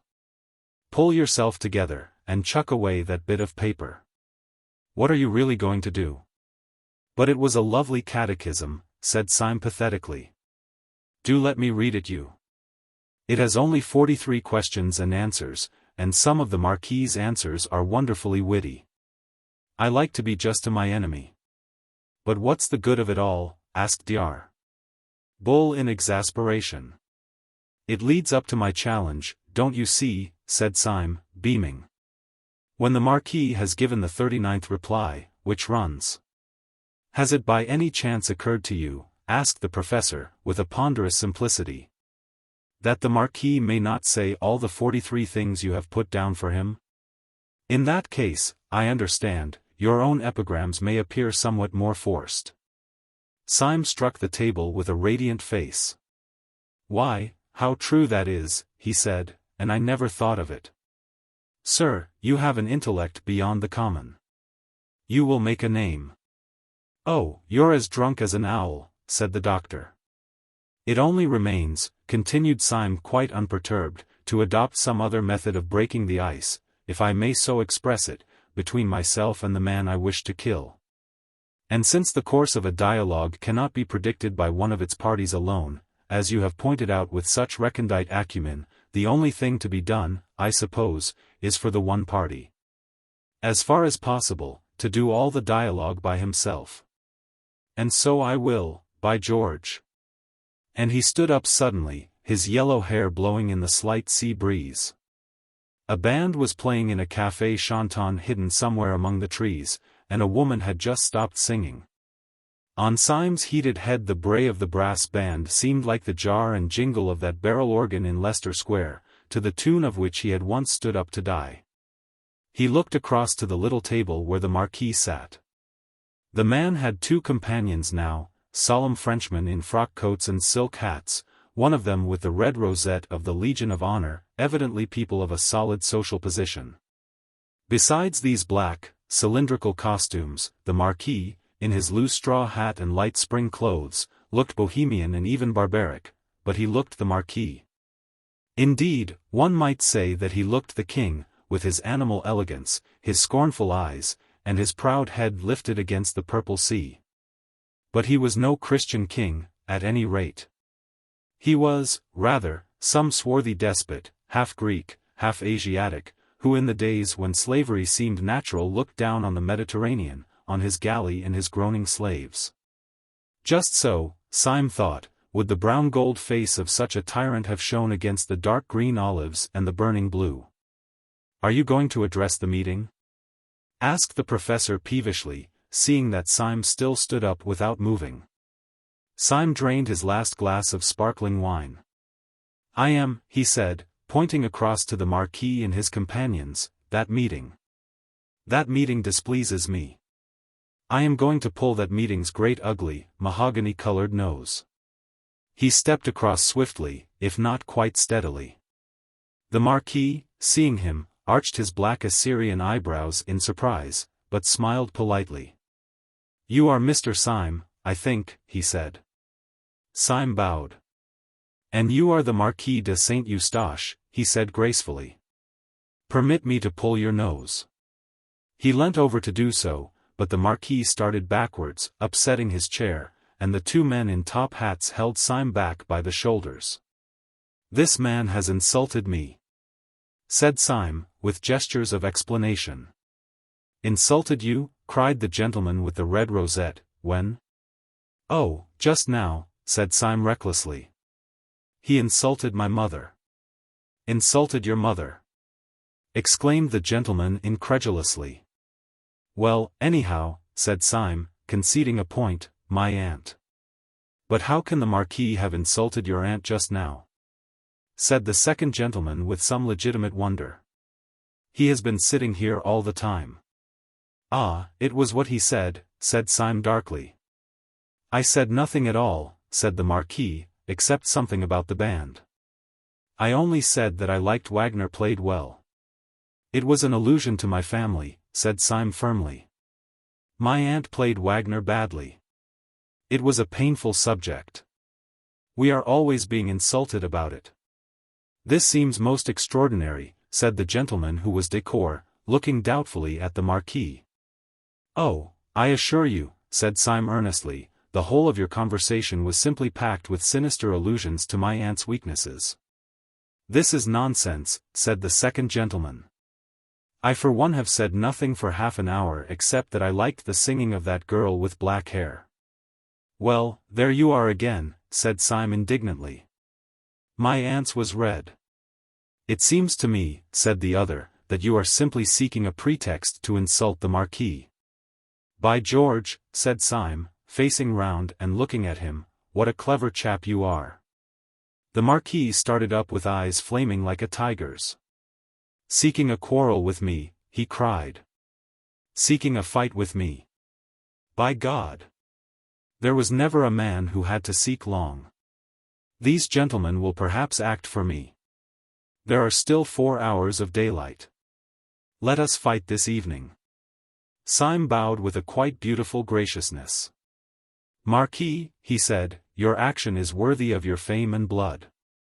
Permit me to consult for a moment with the gentleman in whose hands I shall place myself." In 3 long strides he rejoined his companions, and they, who had seen his champagne-inspired attack and listened to his idiotic explanations, were quite startled at the look of him. For now that he came back to them he was quite sober, a little pale, and he spoke in a low voice of passionate practicality. "I have done it," he said hoarsely. "I have fixed a fight on the beast. But look here, and listen carefully.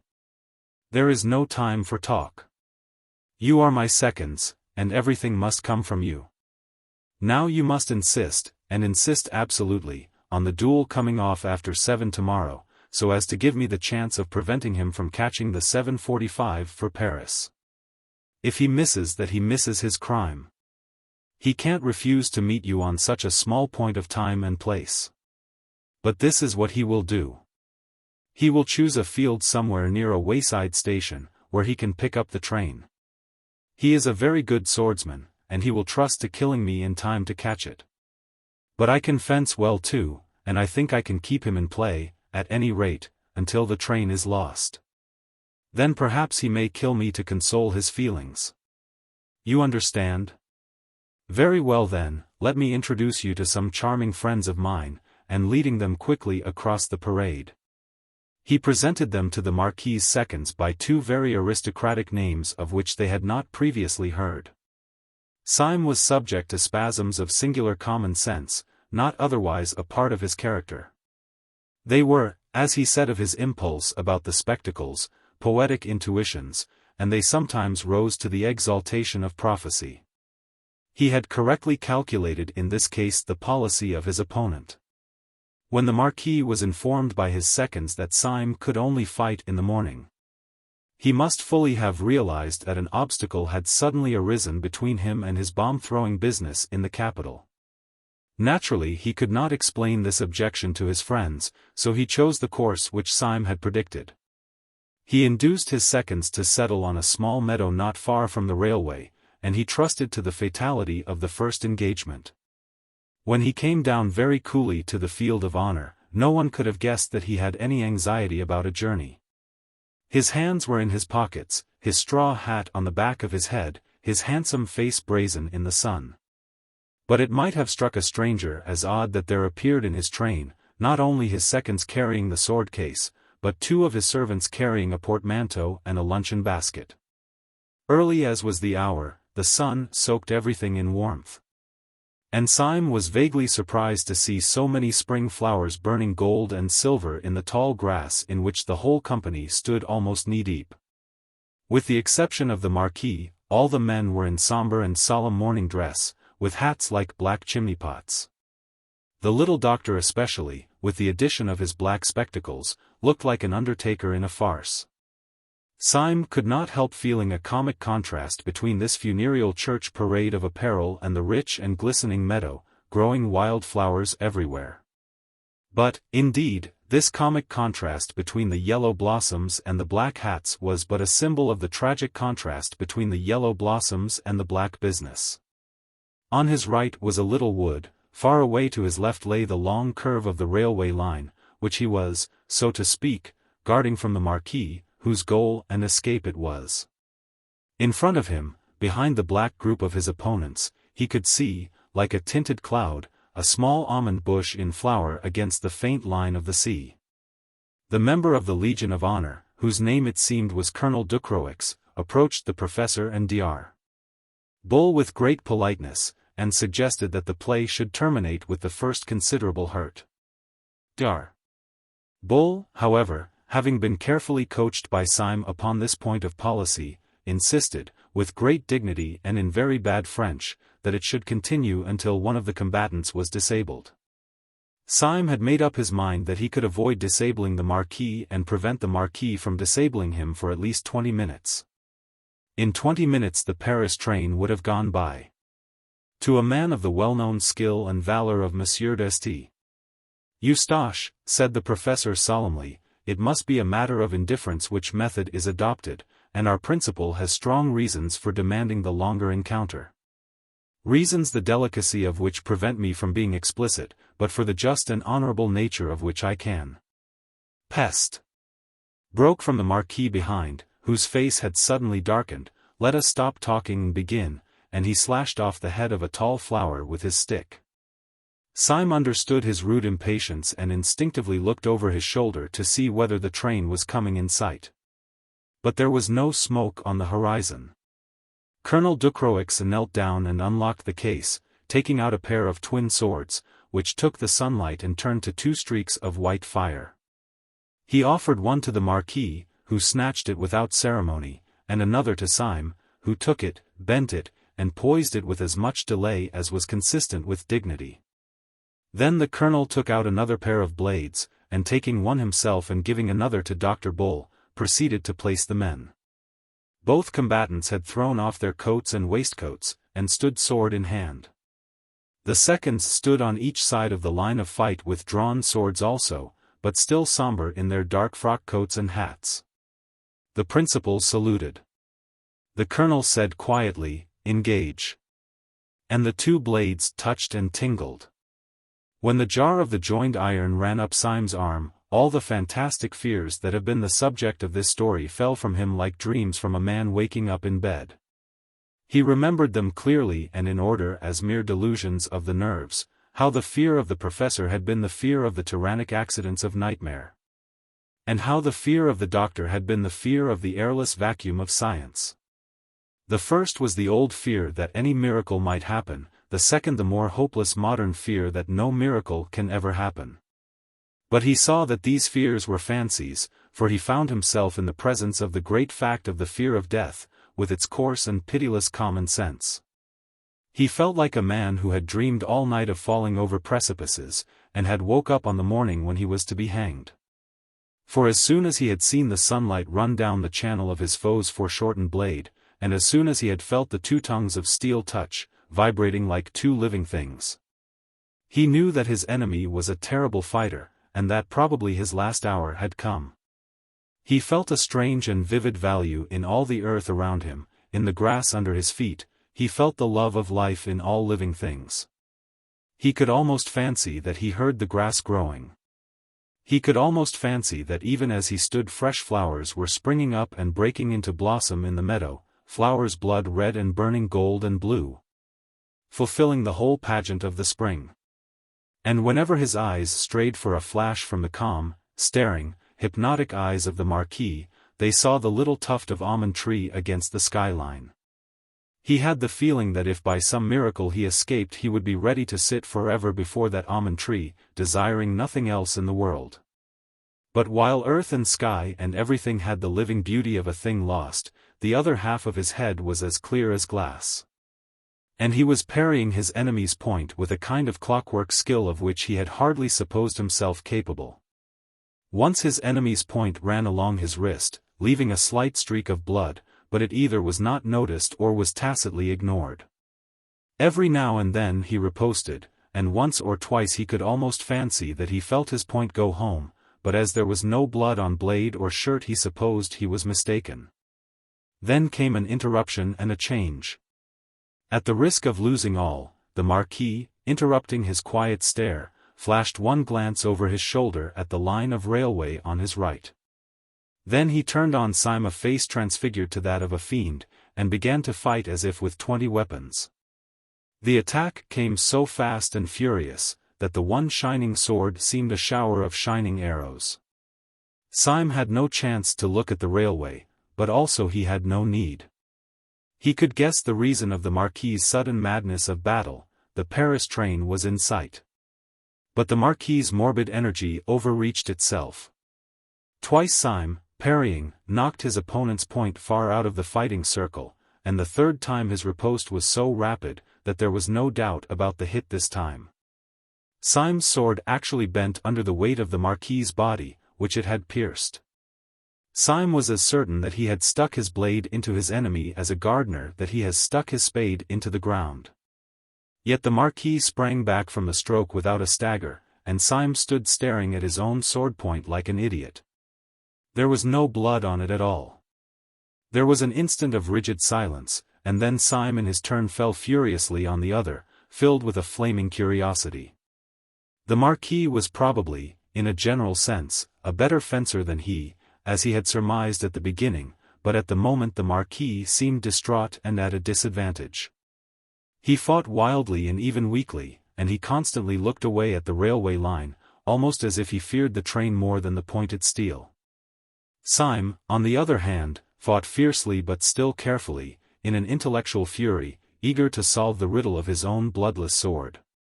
For this purpose, he aimed less at the Marquis's body, and more at his throat and head. A minute and a half afterwards he felt his point enter the man's neck below the jaw. It came out clean. Half mad, he thrust again, and made what should have been a bloody scar on the Marquis's cheek. But there was no scar. For one moment the heaven of Syme again grew black with supernatural terrors. Surely the man had a charmed life. But this new spiritual dread was a more awful thing than had been the mere spiritual topsy-turvydom symbolized by the paralytic who pursued him. The professor was only a goblin, this man was a devil, perhaps he was the devil. Anyhow, this was certain, that 3 times had a human sword been driven into him and made no mark. When Syme had that thought he drew himself up, and all that was good in him sang high up in the air as a high wind sings in the trees. He thought of all the human things in his story, of the Chinese lanterns in Saffron Park, of the girl's red hair in the garden, of the honest, beer-swilling sailors down by the dock. Of his loyal companion standing by. Perhaps he had been chosen as a champion of all these fresh and kindly things to cross swords with the enemy of all creation. After all, he said to himself, I am more than a devil, I am a man. I can do the one thing which Satan himself cannot do, I can die, and as the word went through his head, he heard a faint and far-off hoot, which would soon be the roar of the Paris train. He fell to fighting again with a supernatural levity, like a Mohammedan panting for paradise. As the train came nearer and nearer he fancied he could see people putting up the floral arches in Paris. He joined in the growing noise and the glory of the great republic whose gate he was guarding against hell. His thoughts rose higher and higher with the rising roar of the train, which ended, as if proudly, in a long and piercing whistle. The train stopped. Suddenly, to the astonishment of everyone, the Marquis sprang back quite out of sword reach and threw down his sword. The leap was wonderful, and not the less wonderful because Syme had plunged his sword a moment before into the man's thigh. "Stop," said the Marquis in a voice that compelled a momentary obedience. "I want to say something." "What is the matter?" asked Colonel Ducroix, staring. "Has there been foul play?" "There has been foul play somewhere," said Dr. Bull, who was a little pale. "Our principal has wounded the Marquis 4 times at least, and he is none the worse." The Marquis put up his hand with a curious air of ghastly patience. "Please let me speak," he said. "It is rather important. Mr. Syme," he continued, turning to his opponent, "we are fighting today, if I remember right, because you expressed a wish, which I thought irrational, to pull my nose. Would you oblige me by pulling my nose now as quickly as possible?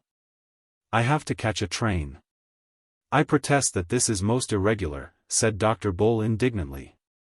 "It is certainly somewhat opposed to precedent," said Colonel Ducroix, looking wistfully at his principal. "There is, I think, one case on record, Captain Bellegarde and the Baron Zumpt, in which the weapons were changed in the middle of the encounter at the request of one of the combatants. But one can hardly call one's nose a weapon. Will you or will you not pull my nose?" said the Marquis in exasperation. "Come, come, Mr. Syme. You wanted to do it, do it.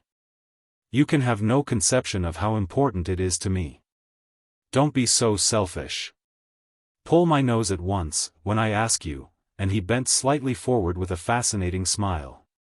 The Paris train, panting and groaning, had grated into a little station behind the neighboring hill. Syme had the feeling he had more than once had in these adventures, the sense that a horrible and sublime wave lifted to heaven was just toppling over. Walking in a world he half understood, he took 2 paces forward and seized the Roman nose of this remarkable nobleman. He pulled it hard, and it came off in his hand. He stood for some seconds with a foolish solemnity, with the pasteboard proboscis still between his fingers, looking at it.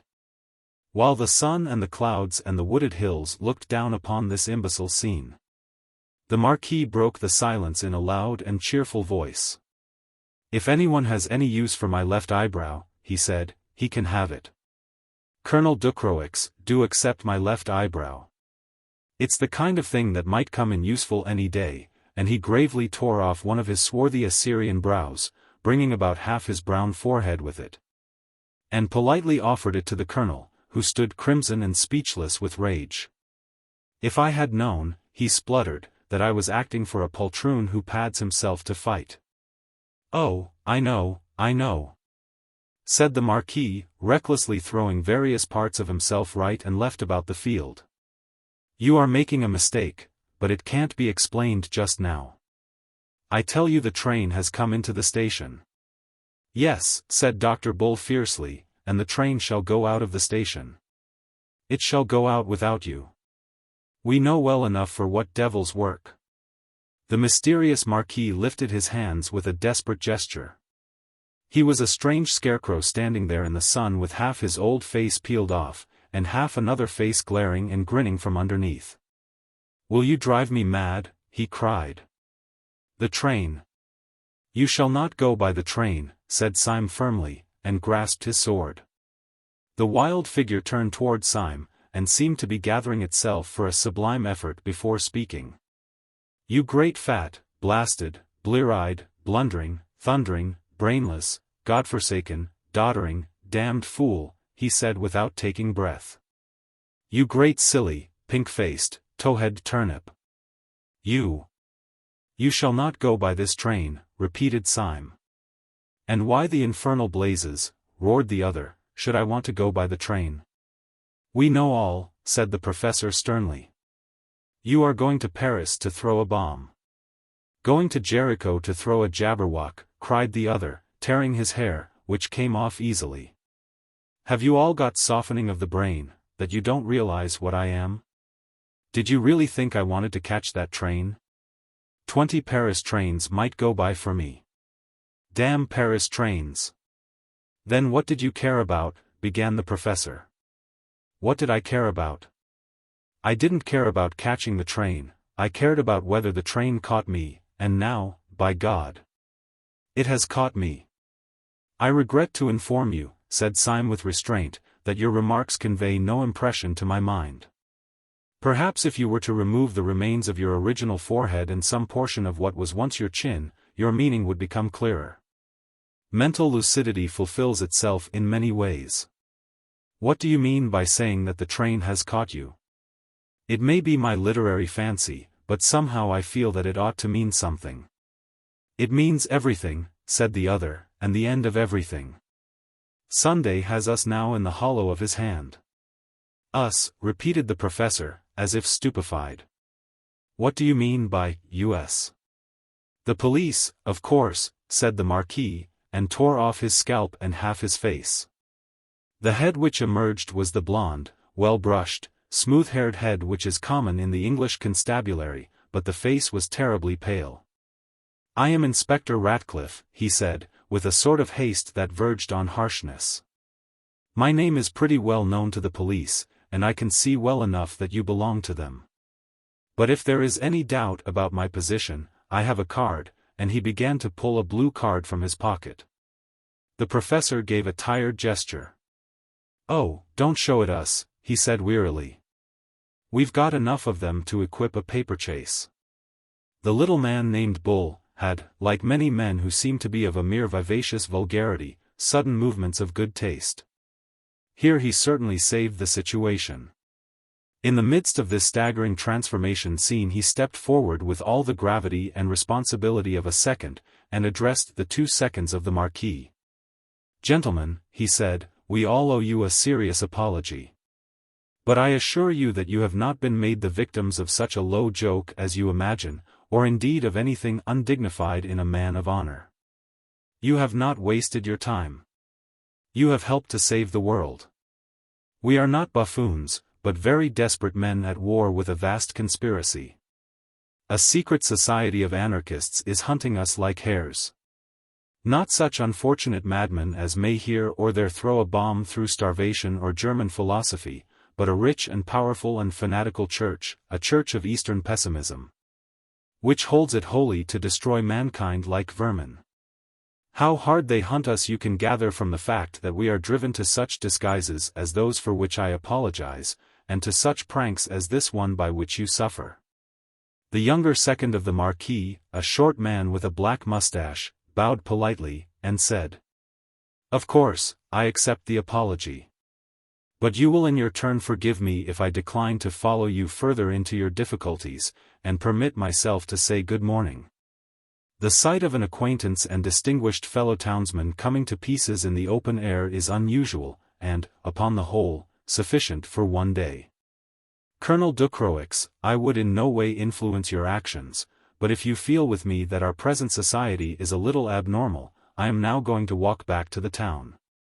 Colonel Ducroix moved mechanically, but then tugged abruptly at his white mustache and broke out. No, by George, I won't. If these gentlemen are really in a mess with a lot of low wreckers like that, I'll see them through it.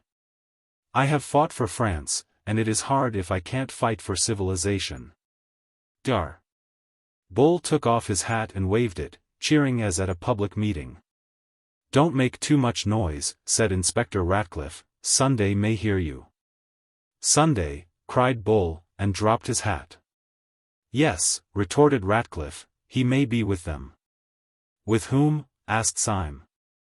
With the people out of that train, said the other. What you say seems utterly wild, began Syme. Why, as a matter of fact, but, my God, he cried out suddenly, like a man who sees an explosion a long way off, by God. If this is true the whole bally lot of us on the Anarchist Council were against anarchy. Every born man was a detective except the president and his personal secretary. What can it mean? Mean? Said the new policeman with incredible violence.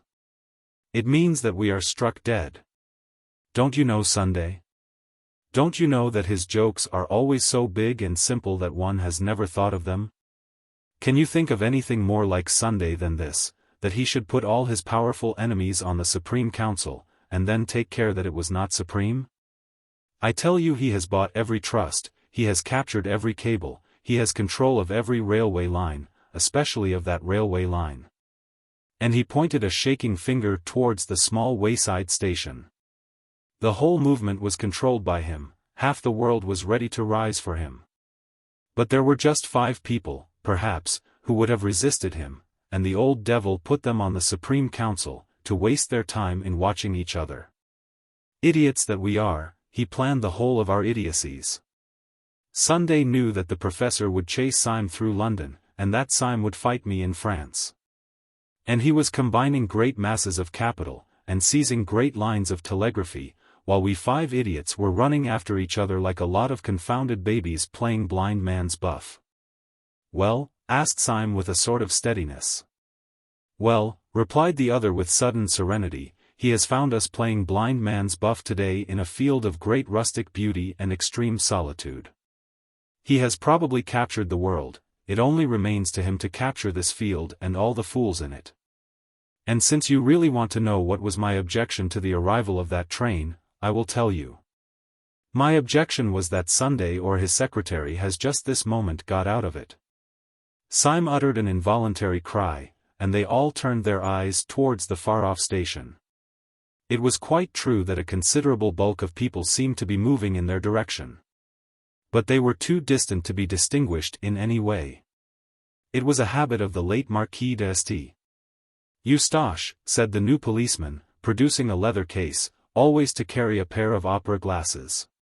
Either the president or the secretary is coming after us with that mob.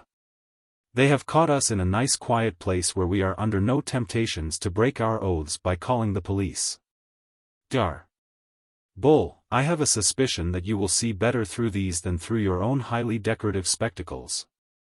He handed the field glasses to the doctor, who immediately took off his spectacles and put the apparatus to his eyes. It cannot be as bad as you say, said the professor, somewhat shaken. There are a good number of them certainly, but they may easily be ordinary tourists.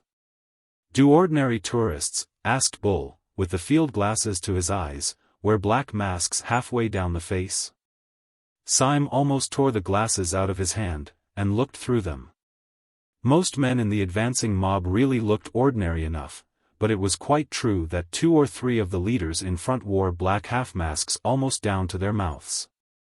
This disguise is very complete, especially at such a distance, and Syme found it impossible to conclude anything from the clean-shaven jaws and chins of the men talking in the front. But presently as they talked they all smiled, and one of them smiled on one side. Chapter 11. The criminals chase the police. Syme put the field glasses from his eyes with an almost ghastly relief.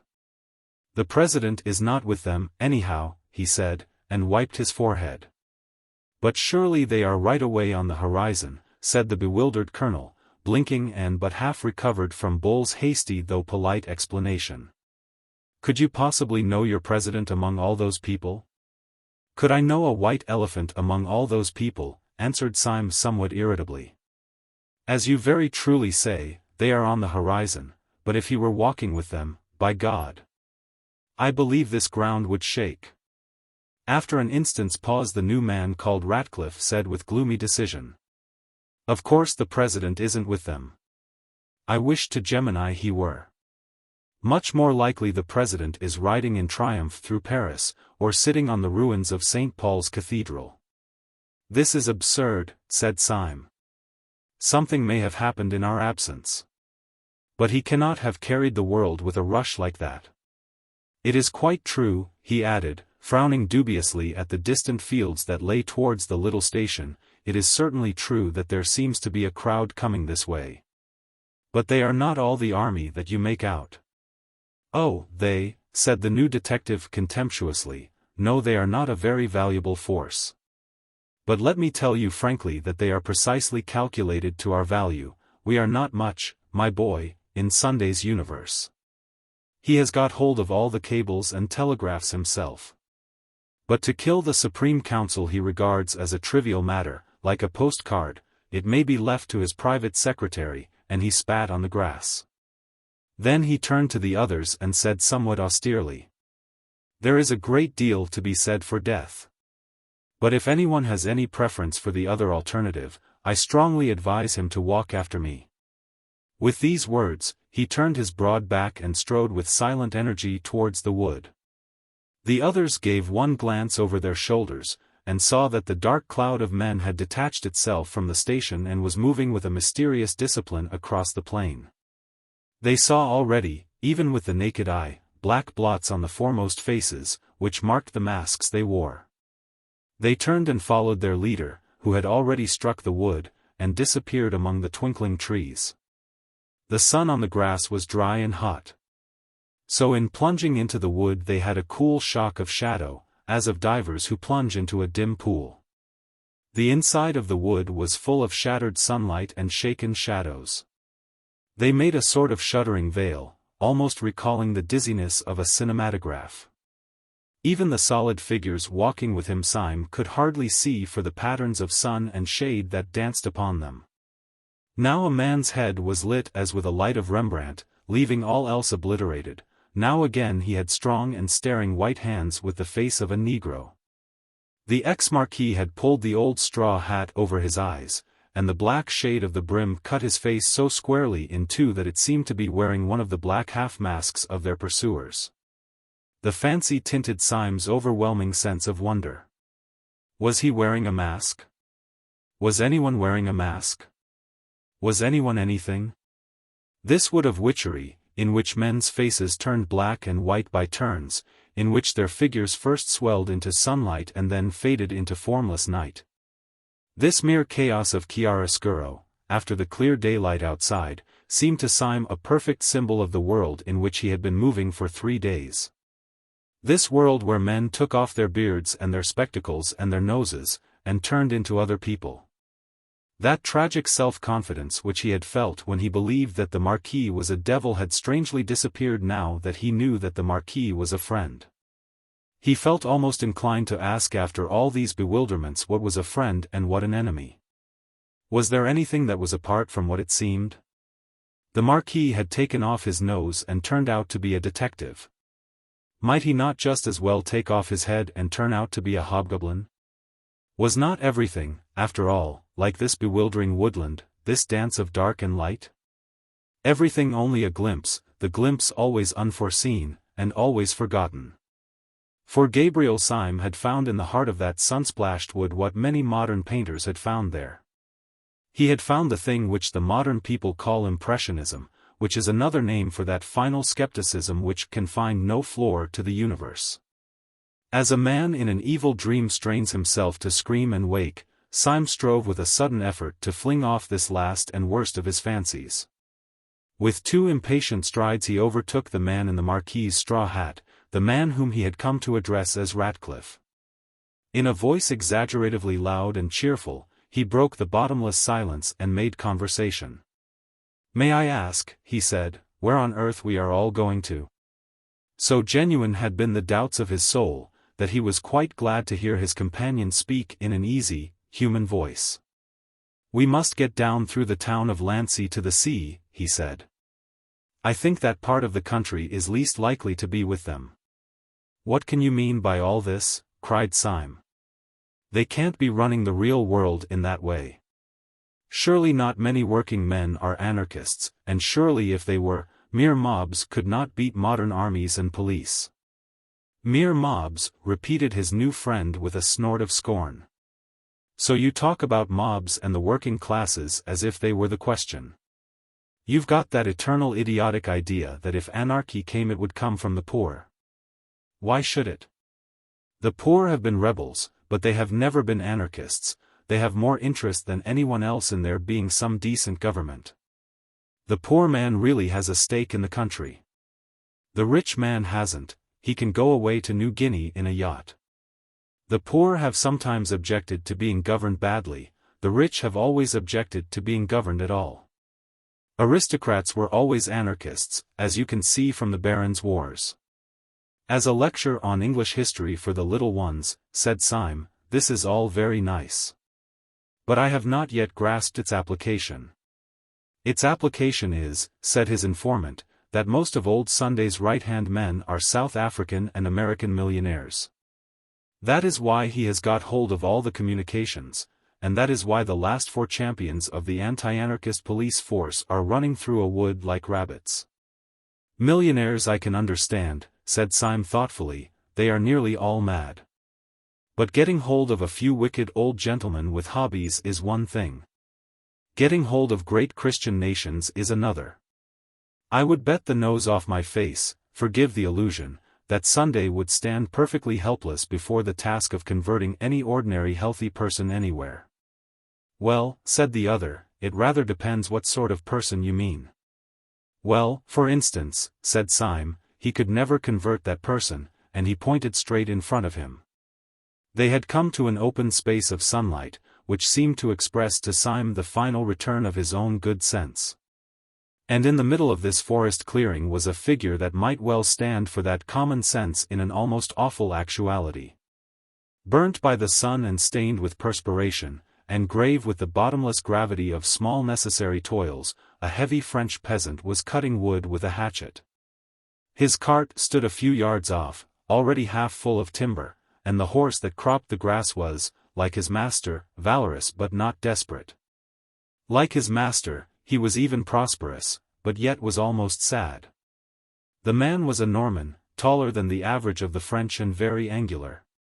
And his swarthy figure stood dark against a square of sunlight, almost like some allegoric figure of labor frescoed on a ground of gold. Mr.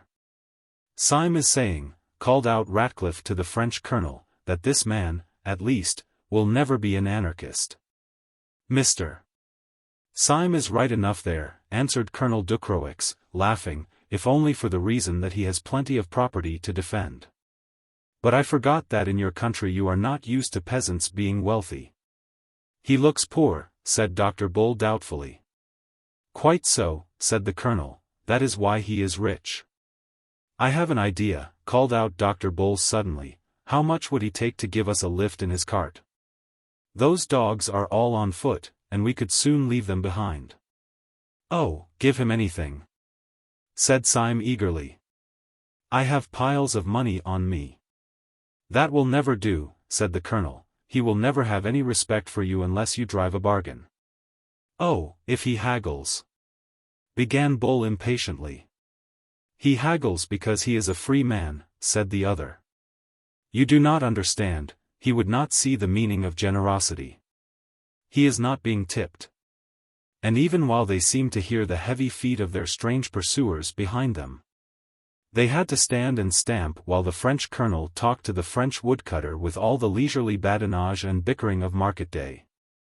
At the end of the 4 minutes, however, they saw that the colonel was right, for the woodcutter entered into their plans, not with the vague servility of a tout too well paid, but with the seriousness of a solicitor who had been paid the proper fee.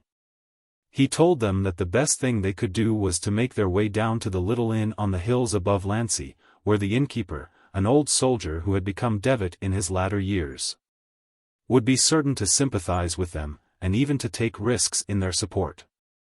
The whole company, therefore, piled themselves on top of the stacks of wood, and went rocking in the rude cart down the other and steeper side of the woodland. Heavy and ramshackle as was the vehicle, it was driven quickly enough, and they soon had the exhilarating impression of distancing altogether those, whoever they were, who were hunting them. For, after all, the riddle as to where the anarchists had got all these followers was still unsolved. One man's presence had sufficed for them. They had fled at the first sight of the deformed smile of the secretary. Syme every now and then looked back over his shoulder at the army on their track. As the wood grew first thinner and then smaller with distance, he could see the sunlit slopes beyond it and above it. And across these was still moving the square black mob like one monstrous beetle. In the very strong sunlight and with his own very strong eyes, which were almost telescopic, Syme could see this mass of men quite plainly. He could see them as separate human figures. But he was increasingly surprised by the way in which they moved as one man. They seemed to be dressed in dark clothes and plain hats, like any common crowd out of the streets. But they did not spread and sprawl and trail by various lines to the attack, as would be natural in an ordinary mob. They moved with a sort of dreadful and wicked woodenness, like a staring army of automatons. Syme pointed this out to Ratcliffe. "Yes," replied the policeman, "that's discipline. That's Sunday. He is perhaps 500 miles off, but the fear of him is on all of them, like the finger of God. Yes, they are walking regularly. And you bet your boots that they are talking regularly, yes, and thinking regularly. But the one important thing for us is that they are disappearing regularly." Syme nodded. It was true that the black patch of the pursuing men was growing smaller and smaller as the peasant belabored his horse. The level of the sunlit landscape, though flat as a whole, fell away on the farther side of the wood in billows of heavy slope towards the sea. In a way not unlike the lower slopes of the Sussex Downs. The only difference was that in Sussex the road would have been broken and angular like a little brook, but here the white French road fell sheer in front of them like a waterfall. Down this direct descent the cart clattered at a considerable angle, and in a few minutes, the road growing yet steeper. They saw below them the little harbour of Lancy and a great blue arc of the sea. The travelling cloud of their enemies had wholly disappeared from the horizon.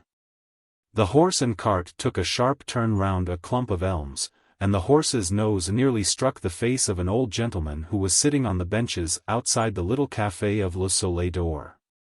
The peasant grunted an apology, and got down from his seat. The others also descended one by one, and spoke to the old gentleman with fragmentary phrases of courtesy. For it was quite evident from his expansive manner that he was the owner of the little tavern. He was a white-haired, apple-faced old boy, with sleepy eyes and a grey moustache. Stout, sedentary, and very innocent, of a type that may often be found in France, but is still commoner in Catholic Germany. Everything about him, his pipe, his pot of beer, his flowers, and his beehive, suggested an ancestral peace. Only when his visitors looked up as they entered the inn parlour, they saw the sword upon the wall. The colonel, who greeted the innkeeper as an old friend, passed rapidly into the inn parlour, and sat down ordering some ritual refreshment. The military decision of his action interested Syme, who sat next to him, and he took the opportunity when the old innkeeper had gone out of satisfying his curiosity. "May I ask you, Colonel," he said in a low voice, "why we have come here?"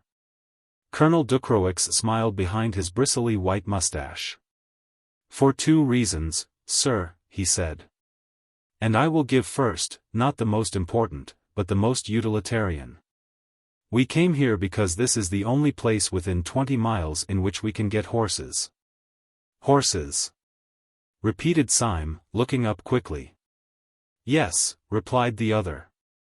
"If you people are really to distance your enemies, it is horses or nothing for you, unless of course you have bicycles and motor-cars in your pocket."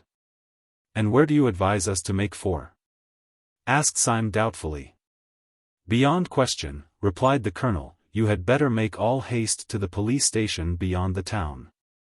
My friend, whom I seconded under somewhat deceptive circumstances, seems to me to exaggerate very much the possibilities of a general rising. But even he would hardly maintain, I suppose, that you were not safe with the gendarmes." Syme nodded gravely, then he said abruptly. "And your other reason for coming here?" "My other reason for coming here," said Ducroix soberly, "is that it is just as well to see a good man or two when one is possibly near to death." Syme looked up at the wall, and saw a crudely painted and pathetic religious picture. Then he said, "You are right," and then almost immediately afterwards, "Has anyone seen about the horses?" "Yes," answered Ducroix, "you may be quite certain that I gave orders the moment I came in. Those enemies of yours gave no impression of hurry, but they were really moving wonderfully fast, like a well-trained army. I had no idea that the anarchists had so much discipline. You have not a moment to waste." Almost as he spoke, the old innkeeper with the blue eyes and white hair came ambling into the room, and announced that 6 horses were saddled outside. By Ducroix's advice the 5 others equipped themselves with some portable form of food and wine, and keeping their dueling swords as the only weapons available, they clattered away down the steep white road. The 2 servants, who had carried the Marquis's luggage when he was a marquis, were left behind to drink at the café by common consent, and not at all against their own inclination. By this time the afternoon sun was slanting westward, and by its rays Syme could see the sturdy figure of the old innkeeper growing smaller and smaller. But still standing and looking after them quite silently, the sunshine in his silver hair. Syme had a fixed, superstitious fancy, left in his mind by the chance phrase of the colonel, that this was indeed, perhaps, the last honest stranger whom he should ever see upon the earth. He was still looking at this dwindling figure, which stood as a mere grey blot touched with a white flame against the great green wall of the steep down behind him. And as he stared over the top of the down behind the innkeeper, there appeared an army of black-clad and marching men. They seemed to hang above the good man and his house like a black cloud of locusts. The horses had been saddled none too soon. Chapter 12. The Earth in Anarchy. Urging the horses to a gallop, without respect to the rather rugged descent of the road, the horsemen soon regained their advantage over the men on the march. And at last the bulk of the first buildings of Lancy cut off the sight of their pursuers. Nevertheless, the ride had been a long one, and by the time they reached the real town the west was warming with the color and quality of sunset. The colonel suggested that, before making finally for the police station, they should make the effort, in passing, to attach to themselves one more individual who might be useful. For out of the 5 rich men in this town, he said, are common swindlers. I suppose the proportion is pretty equal all over the world. The 5th is a friend of mine, and a very fine fellow. And what is even more important from our point of view, he owns a motor car. I am afraid, said the professor in his mirthful way, looking back along the white road on which the black, crawling patch might appear at any moment. I am afraid we have hardly time for afternoon calls. Dr. Renard's house is only 3 minutes off, said the colonel. Our danger, said Dr. Bull, is not 2 minutes off. Yes, said Syme, if we ride on fast we must leave them behind, for they are on foot. He has a motor car, said the colonel. But we may not get it, said Bull. Yes, he is quite on your side. But he might be out. Hold your tongue, said Syme suddenly. What is that noise? For a second they all sat as still as equestrian statues, and for a second, for 2 or 3 or 4 seconds, heaven and earth seemed equally still. Then all their ears, in an agony of attention, heard along the road that indescribable thrill and throb that means only one thing, horses. The colonel's face had an instantaneous change, as if lightning had struck it, and yet left it scatheless. They have done us, he said, with brief military irony. Prepare to receive cavalry. Where can they have got the horses? Asked Syme, as he mechanically urged his steed to a canter. The colonel was silent for a little. Then he said in a strained voice. I was speaking with strict accuracy when I said that the Soleil d'Or was the only place where one can get horses within 20 miles. No, said Syme violently, I don't believe he'd do it. Not with all that white hair. He may have been forced, said the colonel gently. They must be at least 100 strong, for which reason we are all going to see my friend Renard, who has a motor car. With these words he swung his horse suddenly round a street corner, and went down the street with such thundering speed, that the others, though already well at the gallop, had difficulty in following the flying tail of his horse. Dar. Renard inhabited a high and comfortable house at the top of a steep street, so that when the riders alighted at his door they could once more see the solid green ridge of the hill, with the white road across it, standing up above all the roofs of the town. They breathed again to see that the road as yet was clear, and they rang the bell. Dar. Renard was a beaming, brown-bearded man, a good example of that silent but very busy professional class which France has preserved even more perfectly than England. When the matter was explained to him he pooh-poohed the panic of the ex-marquis altogether. He said, with the solid French skepticism, that there was no conceivable probability of a general anarchist rising. Anarchy, he said, shrugging his shoulders, it is childishness. "Etc," cried out the colonel suddenly, pointing over the other's shoulder, "and that is childishness, isn't it?" They all looked round, and saw a curve of black cavalry come sweeping over the top of the hill with all the energy of Attila. Swiftly as they rode, however, the whole rank still kept well together, and they could see the black vizards of the first line as level as a line of uniforms. But although the main black square was the same, though traveling faster, there was now one sensational difference which they could see clearly upon the slope of the hill, as if upon a slanted map. The bulk of the riders were in one block.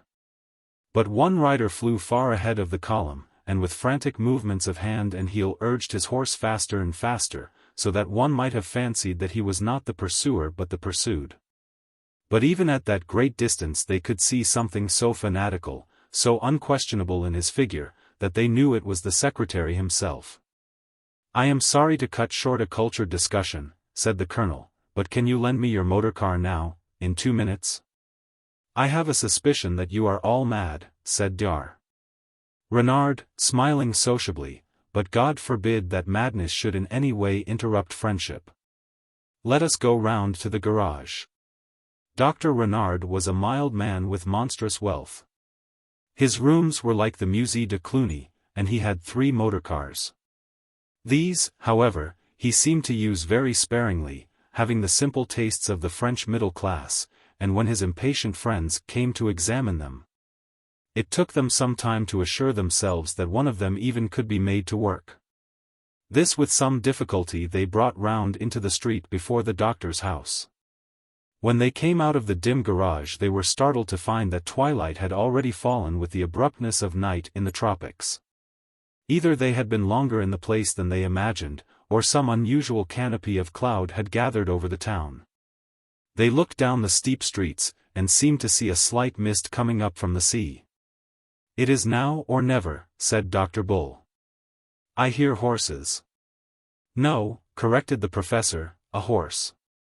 And as they listened, it was evident that the noise, rapidly coming nearer on the rattling stones, was not the noise of the whole cavalcade but that of the one horseman, who had left it far behind, the insane secretary.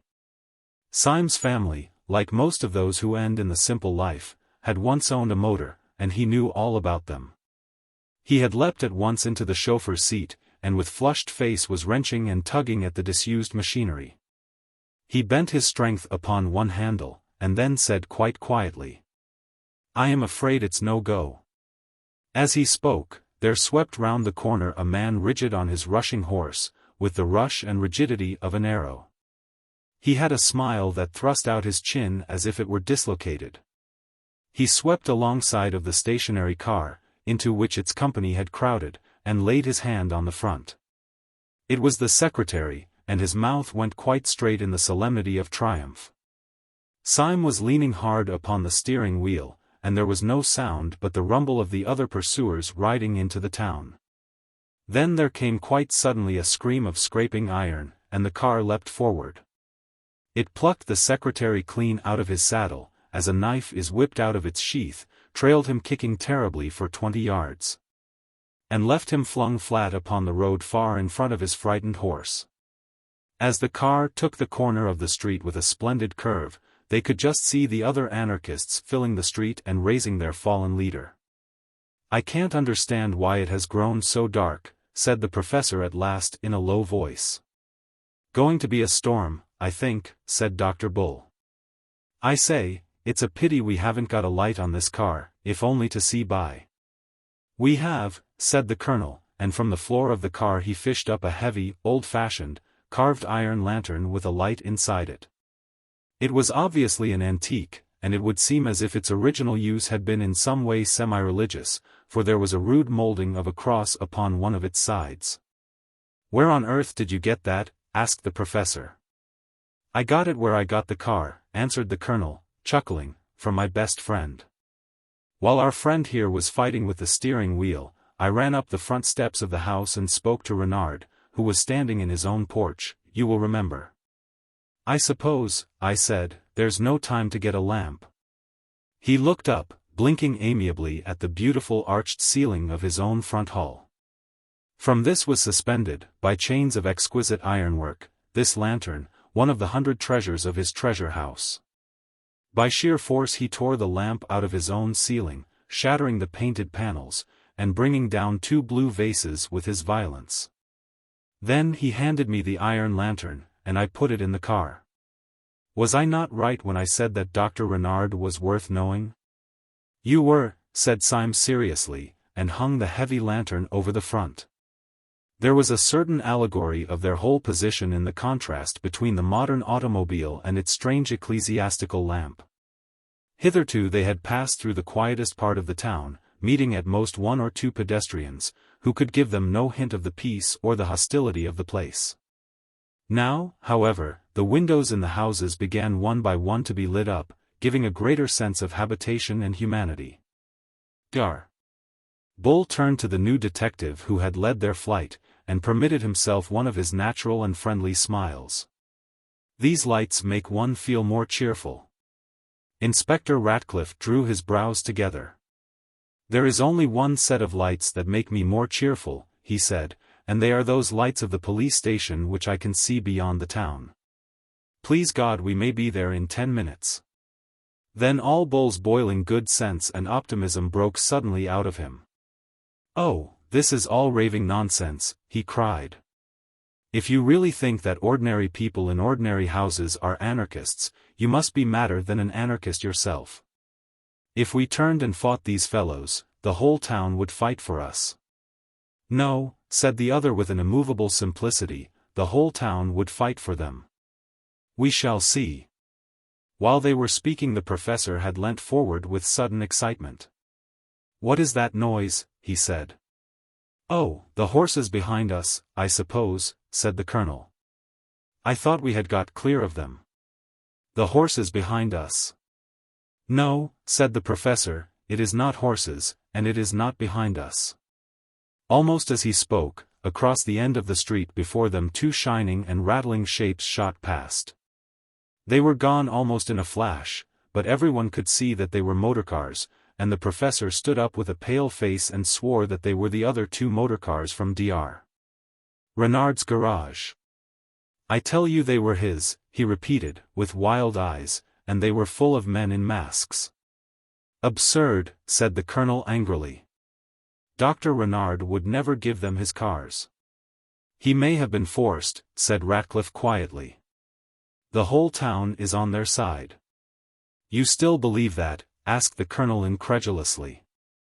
You will all believe it soon, said the other with a hopeless calm. There was a puzzled pause for some little time, and then the colonel began again abruptly. No, I can't believe it. The thing is nonsense. The plain people of a peaceable French town. He was cut short by a bang and a blaze of light, which seemed close to his eyes. As the car sped on it left a floating patch of white smoke behind it, and Syme had heard a shot shriek past his ear. My God, said the colonel, someone has shot at us. It need not interrupt conversation, said the gloomy Ratcliffe. Pray resume your remarks, Colonel. You were talking, I think, about the plain people of a peaceable French town. The staring colonel was long past minding satire. He rolled his eyes all round the street. It is extraordinary, he said, most extraordinary. A fastidious person, said Syme, might even call it unpleasant. However, I suppose those lights out in the field beyond this street are the gendarmerie. We shall soon get there. No, said Inspector Ratcliffe, we shall never get there. He had been standing up and looking keenly ahead of him. Now he sat down and smoothed his sleek hair with a weary gesture. What do you mean? Asked Bull sharply. I mean that we shall never get there, said the pessimist placidly. They have 2 rows of armed men across the road already, I can see them from here. The town is in arms, as I said it was. I can only wallow in the exquisite comfort of my own exactitude. And Ratcliffe sat down comfortably in the car and lit a cigarette, but the others rose excitedly and stared down the road. Syme had slowed down the car as their plans became doubtful, and he brought it finally to a standstill just at the corner of a side street that ran down very steeply to the sea. The town was mostly in shadow, but the sun had not sunk. Wherever its level light could break through, it painted everything a burning gold. Up this side street the last sunset light shone as sharp and narrow as the shaft of artificial light at the theater.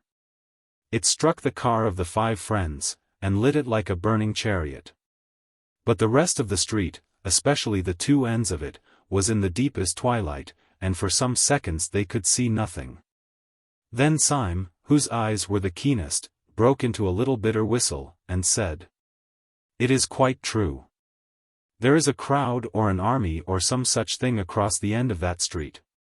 "Well, if there is," said Bull impatiently, "it must be something else, a sham fight or the mayor's birthday or something. I cannot and will not believe that plain, jolly people in a place like this walk about with dynamite in their pockets. Get on a bit, Syme, and let us look at them."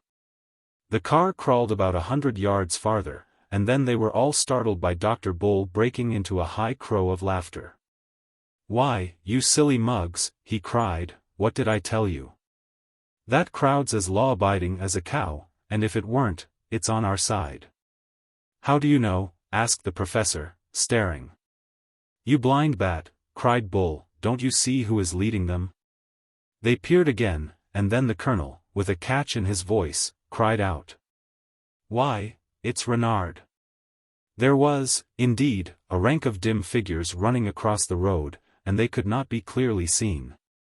But far enough in front to catch the accident of the evening light was stalking up and down the unmistakable Dr. Renard, in a white hat, stroking his long brown beard, and holding a revolver in his left hand. "What a fool I've been," exclaimed the colonel. "Of course, the dear old boy has turned out to help us." Dr. Bull was bubbling over with laughter, swinging the sword in his hand as carelessly as a cane. He jumped out of the car and ran across the intervening space, calling out, "Dr. Renard! Dr. Renard!" An instant after Syme thought his own eyes had gone mad in his head. For the philanthropic Dr. Renard had deliberately raised his revolver and fired twice at Bull, so that the shots rang down the road. Almost at the same second as the puff of white cloud went up from this atrocious explosion, a long puff of white cloud went up also from the cigarette of the cynical Ratcliffe. Like all the rest he turned a little pale, but he smiled. Dr. Bull, at whom the bullets had been fired, just missing his scalp, stood quite still in the middle of the road without a sign of fear, and then turned very slowly and crawled back to the car. And climbed in with 2 holes through his hat. "Well," said the cigarette smoker slowly, "what do you think now?" "I think," said Dr. Bull with precision, "that I am lying in bed at No. 217 Peabody Buildings, and that I shall soon wake up with a jump, or, if that's not it, I think that I am sitting in a small cushioned cell in Hanwell, and that the doctor can't make much of my case. But if you want to know what I don't think, I'll tell you. I don't think what you think. I don't think, and I never shall think, that the mass of ordinary men are a pack of dirty modern thinkers. No, sir, I'm a Democrat, and I still don't believe that Sunday could convert one average navvy or counterjumper.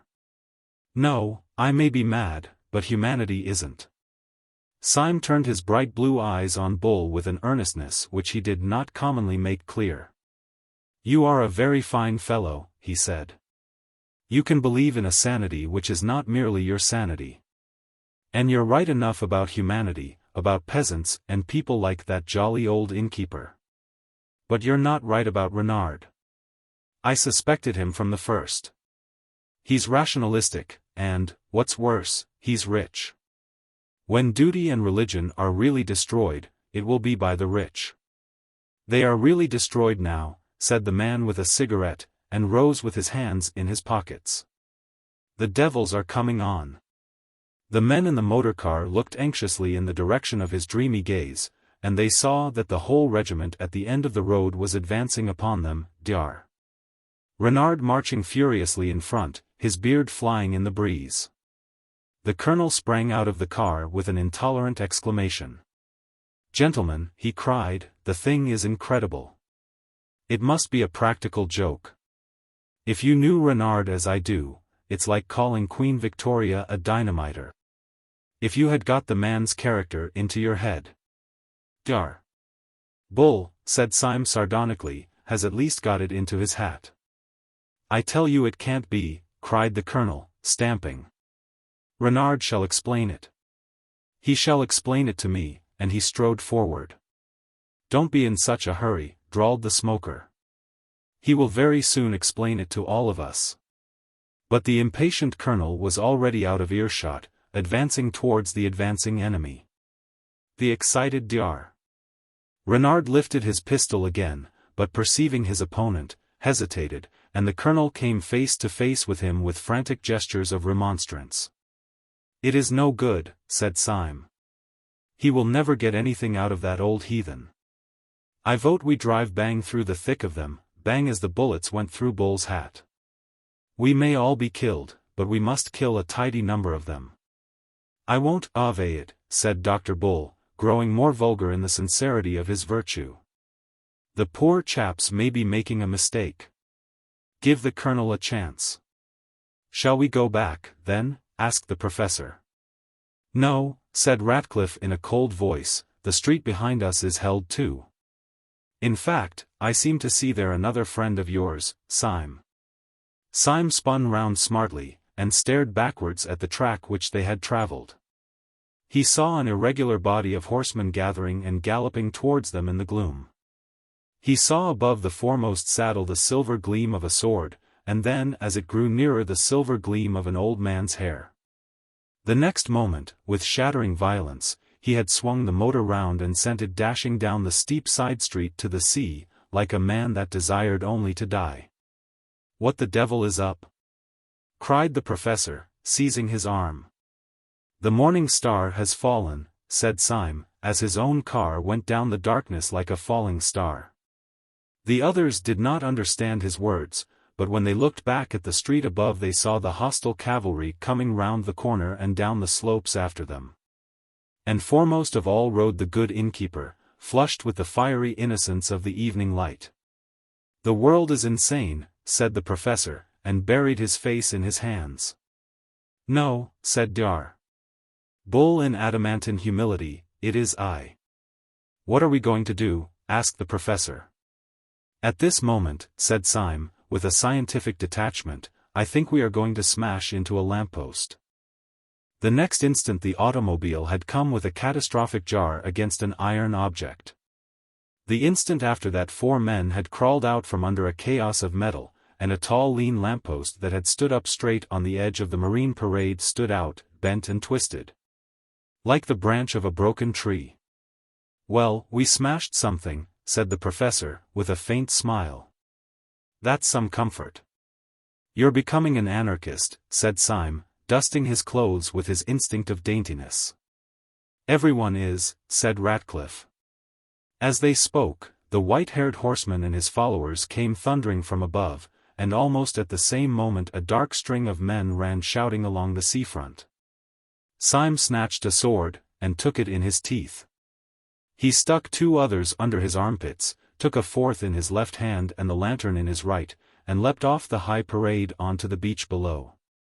The others leapt after him, with a common acceptance of such decisive action, leaving the debris and the gathering mob above them. "We have one more chance," said Syme, taking the steel out of his mouth. "Whatever all this pandemonium means, I suppose the police station will help us. We can't get there, for they hold the way. But there's a pier or breakwater runs out into the sea just here, which we could defend longer than anything else, like Horatius and his bridge. We must defend it till the gendarmerie turn out. Keep after me." They followed him as he went crunching down the beach, and in a second or two their boots broke not on the sea gravel, but on broad, flat stones. They marched down a long, low jetty, running out in one arm into the dim, boiling sea, and when they came to the end of it they felt that they had come to the end of their story. They turned and faced the town. That town was transfigured with uproar. All along the high parade from which they had just descended was a dark and roaring stream of humanity, with tossing arms and fiery faces, groping and glaring towards them.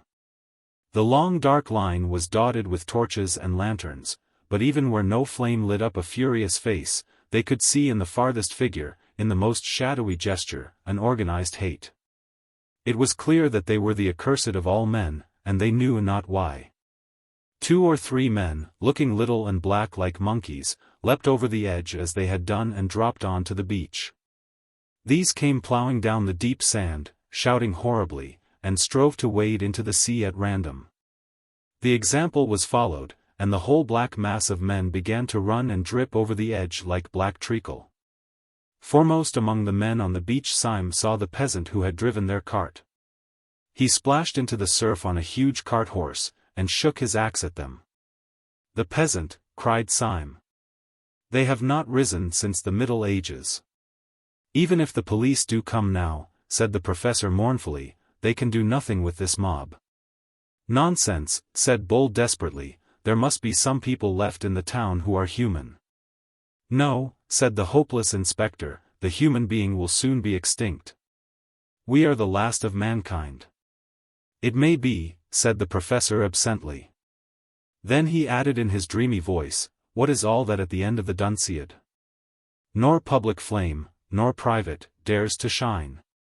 Nor human light is left, nor glimpse divine. Lo! Thy dread empire, chaos, is restored. Light dies before thine uncreating word.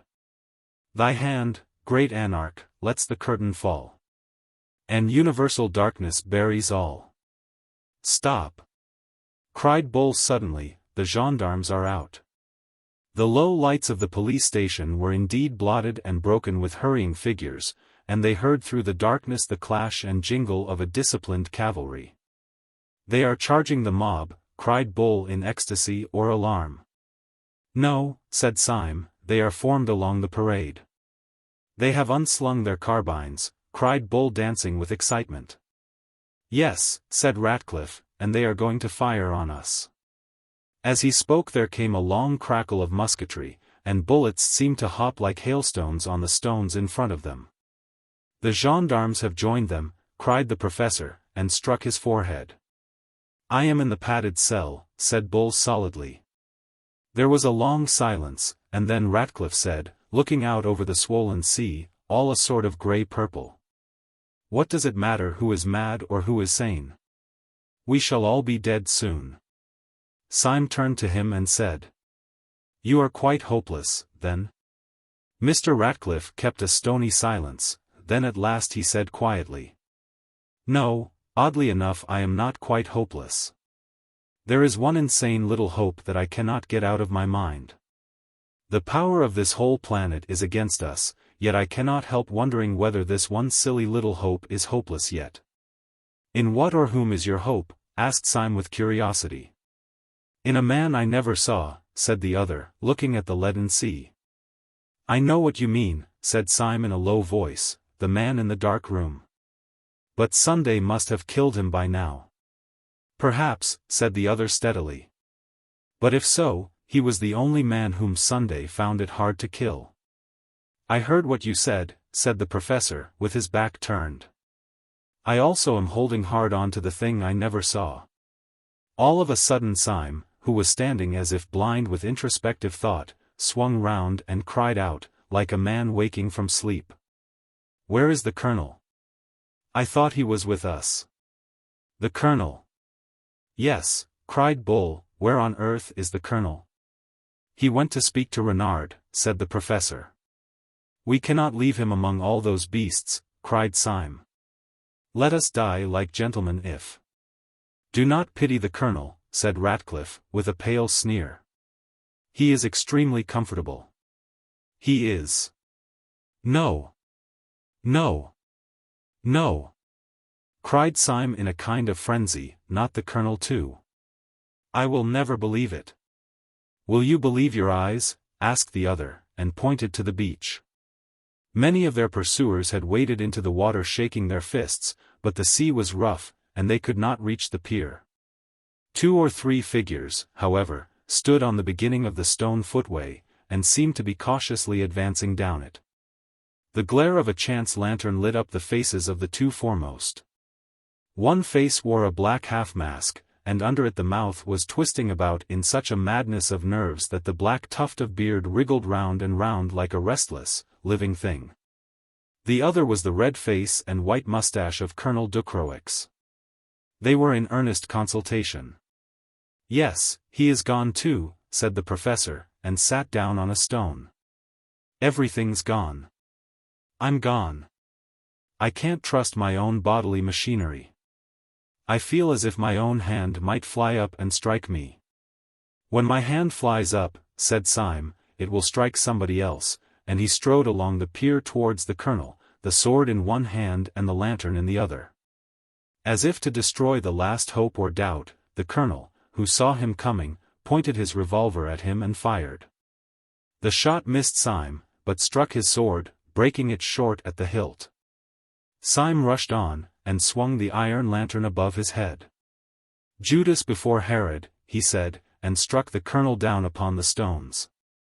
Then he turned to the secretary, whose frightful mouth was almost foaming now, and held the lamp high with so rigid and arresting a gesture, that the man was, as it were, frozen for a moment, and forced to hear.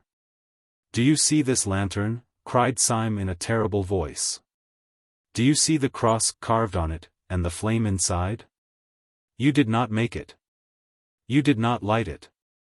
Better men than you, men who could believe and obey, twisted the entrails of iron and preserved the legend of fire. There is not a street you walk on, there is not a thread you wear, that was not made as this lantern was, by denying your philosophy of dirt and rats. You can make nothing. You can only destroy. You will destroy mankind, you will destroy the world. Let that suffice you. Yet this one old Christian lantern you shall not destroy. It shall go where your empire of apes will never have the wit to find it." He struck the secretary once with the lantern so that he staggered. And then, whirling it twice round his head, sent it flying far out to sea, where it flared like a roaring rocket and fell. "Swords!" shouted Syme, turning his flaming face to the three behind him. "Let us charge these dogs, for our time has come to die." His three companions came after him sword in hand. Syme's sword was broken, but he rent a bludgeon from the fist of a fisherman, flinging him down. In a moment they would have flung themselves upon the face of the mob and perished, when an interruption came. The secretary, ever since Syme's speech, had stood with his hand to his stricken head as if dazed. Now he suddenly pulled off his black mask. The pale face thus peeled in the lamplight revealed not so much rage as astonishment. He put up his hand with an anxious authority. "There is some mistake," he said. "Mr. Syme, I hardly think you understand your position. I arrest you in the name of the law." "Of the law?" said Syme, and dropped his stick. "Certainly," said the secretary. "I am a detective from Scotland Yard," and he took a small blue card from his pocket. "And what do you suppose we are?" asked the professor, and threw up his arms. "You," said the secretary stiffly, "are, as I know for a fact, members of the Supreme Anarchist Council.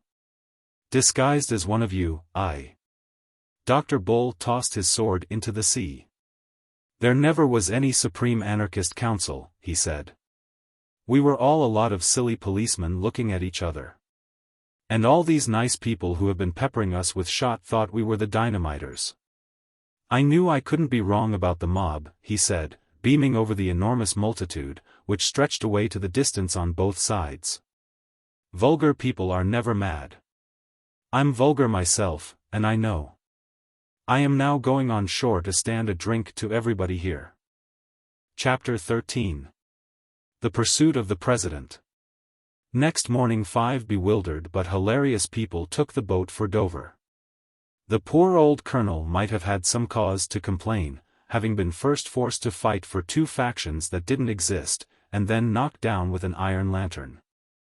But he was a magnanimous old gentleman, and being much relieved that neither party had anything to do with dynamite, he saw them off on the pier with great geniality.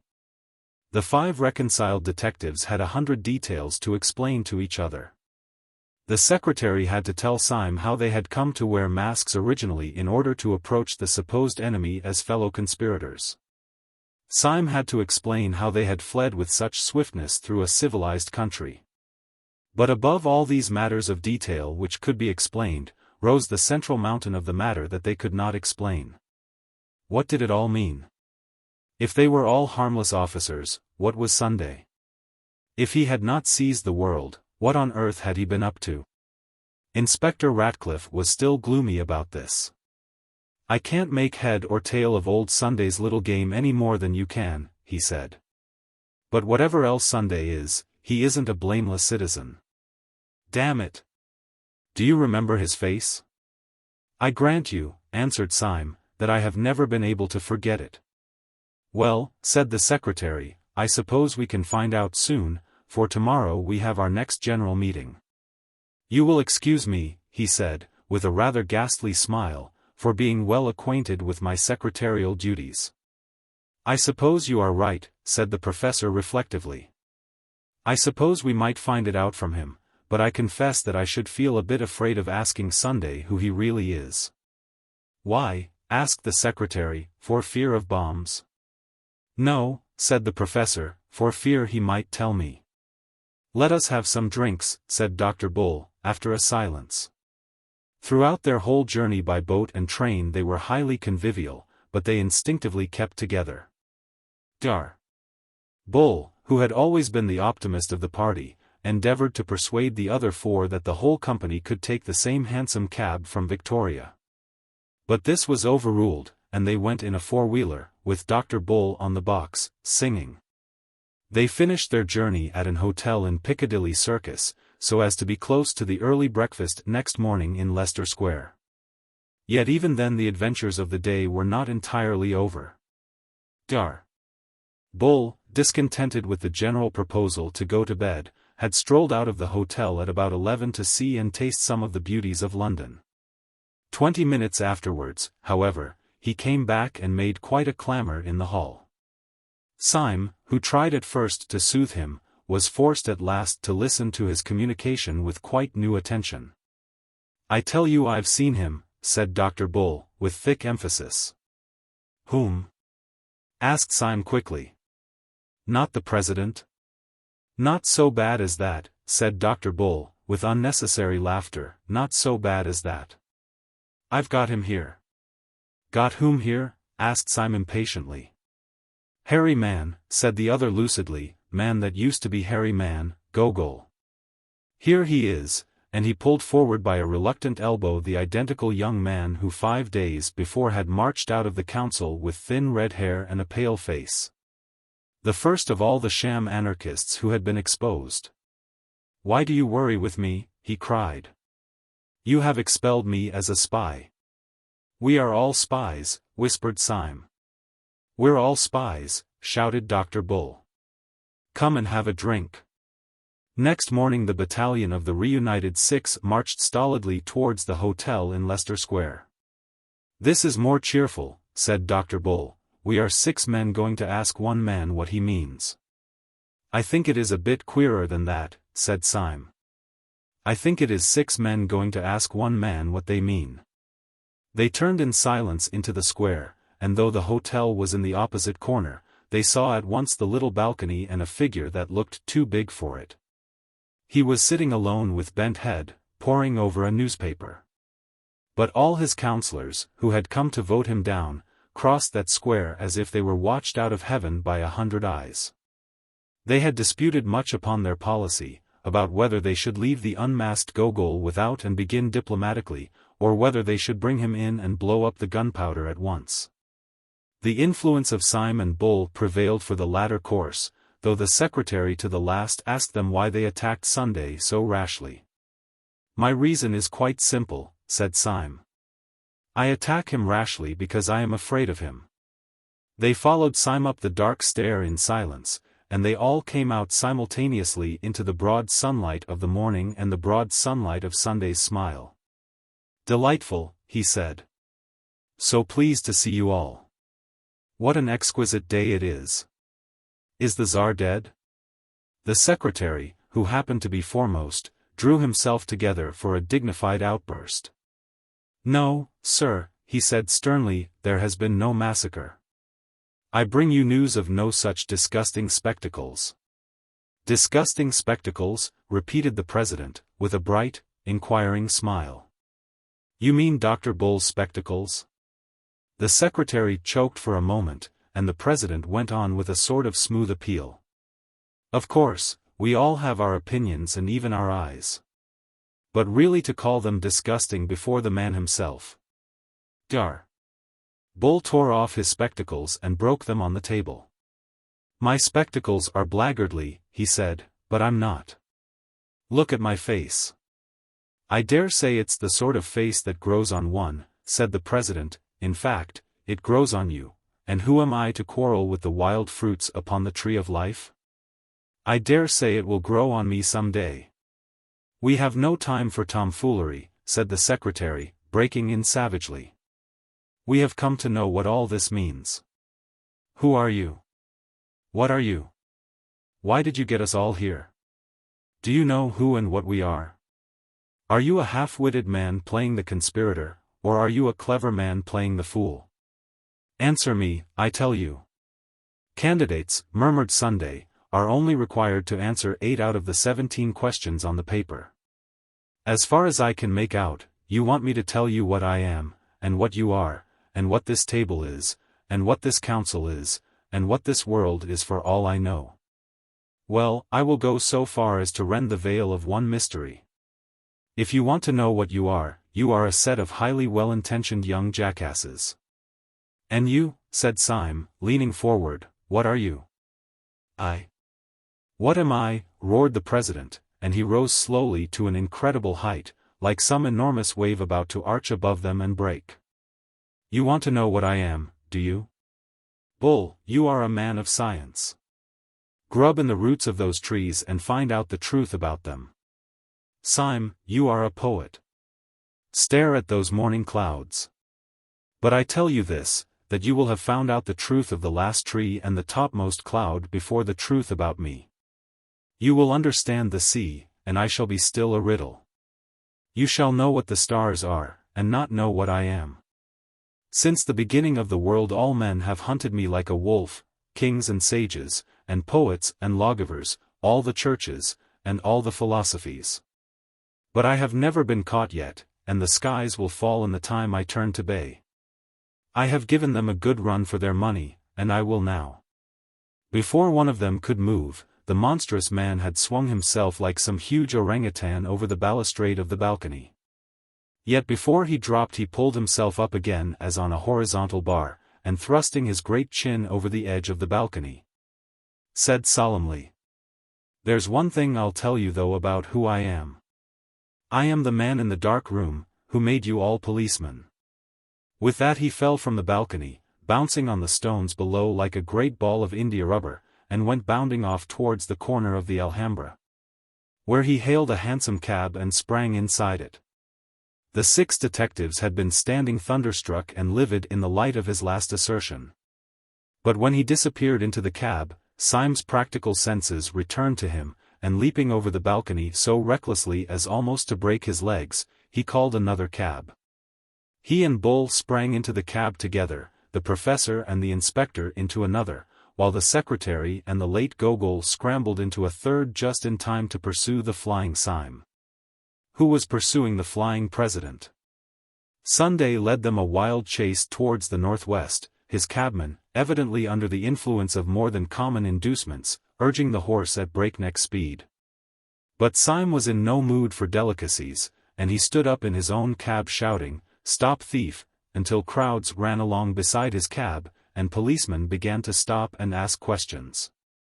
All this had its influence upon the president's cabman, who began to look dubious, and to slow down to a trot. He opened the trap to talk reasonably to his fare, and in so doing let the long whip droop over the front of the cab. Sunday leant forward, seized it, and jerked it violently out of the man's hand. Then standing up in front of the cab himself, he lashed the horse and roared aloud, so that they went down the streets like a flying storm. Through street after street and square after square went whirling this preposterous vehicle, in which the fare was urging the horse and the driver trying desperately to stop it. The other 3 cabs came after it, if the phrase be permissible of a cab, like panting hounds. Shops and streets shot by like rattling arrows. At the highest ecstasy of speed, Sunday turned round on the splashboard where he stood, and sticking his great grinning head out of the cab, with white hair whistling in the wind. He made a horrible face at his pursuers, like some colossal urchin. Then raising his right hand swiftly, he flung a ball of paper in Syme's face and vanished.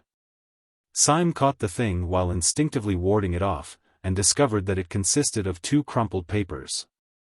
One was addressed to himself, and the other to Dr. Bull, with a very long, and it is to be feared partly ironical, string of letters after his name. Dr.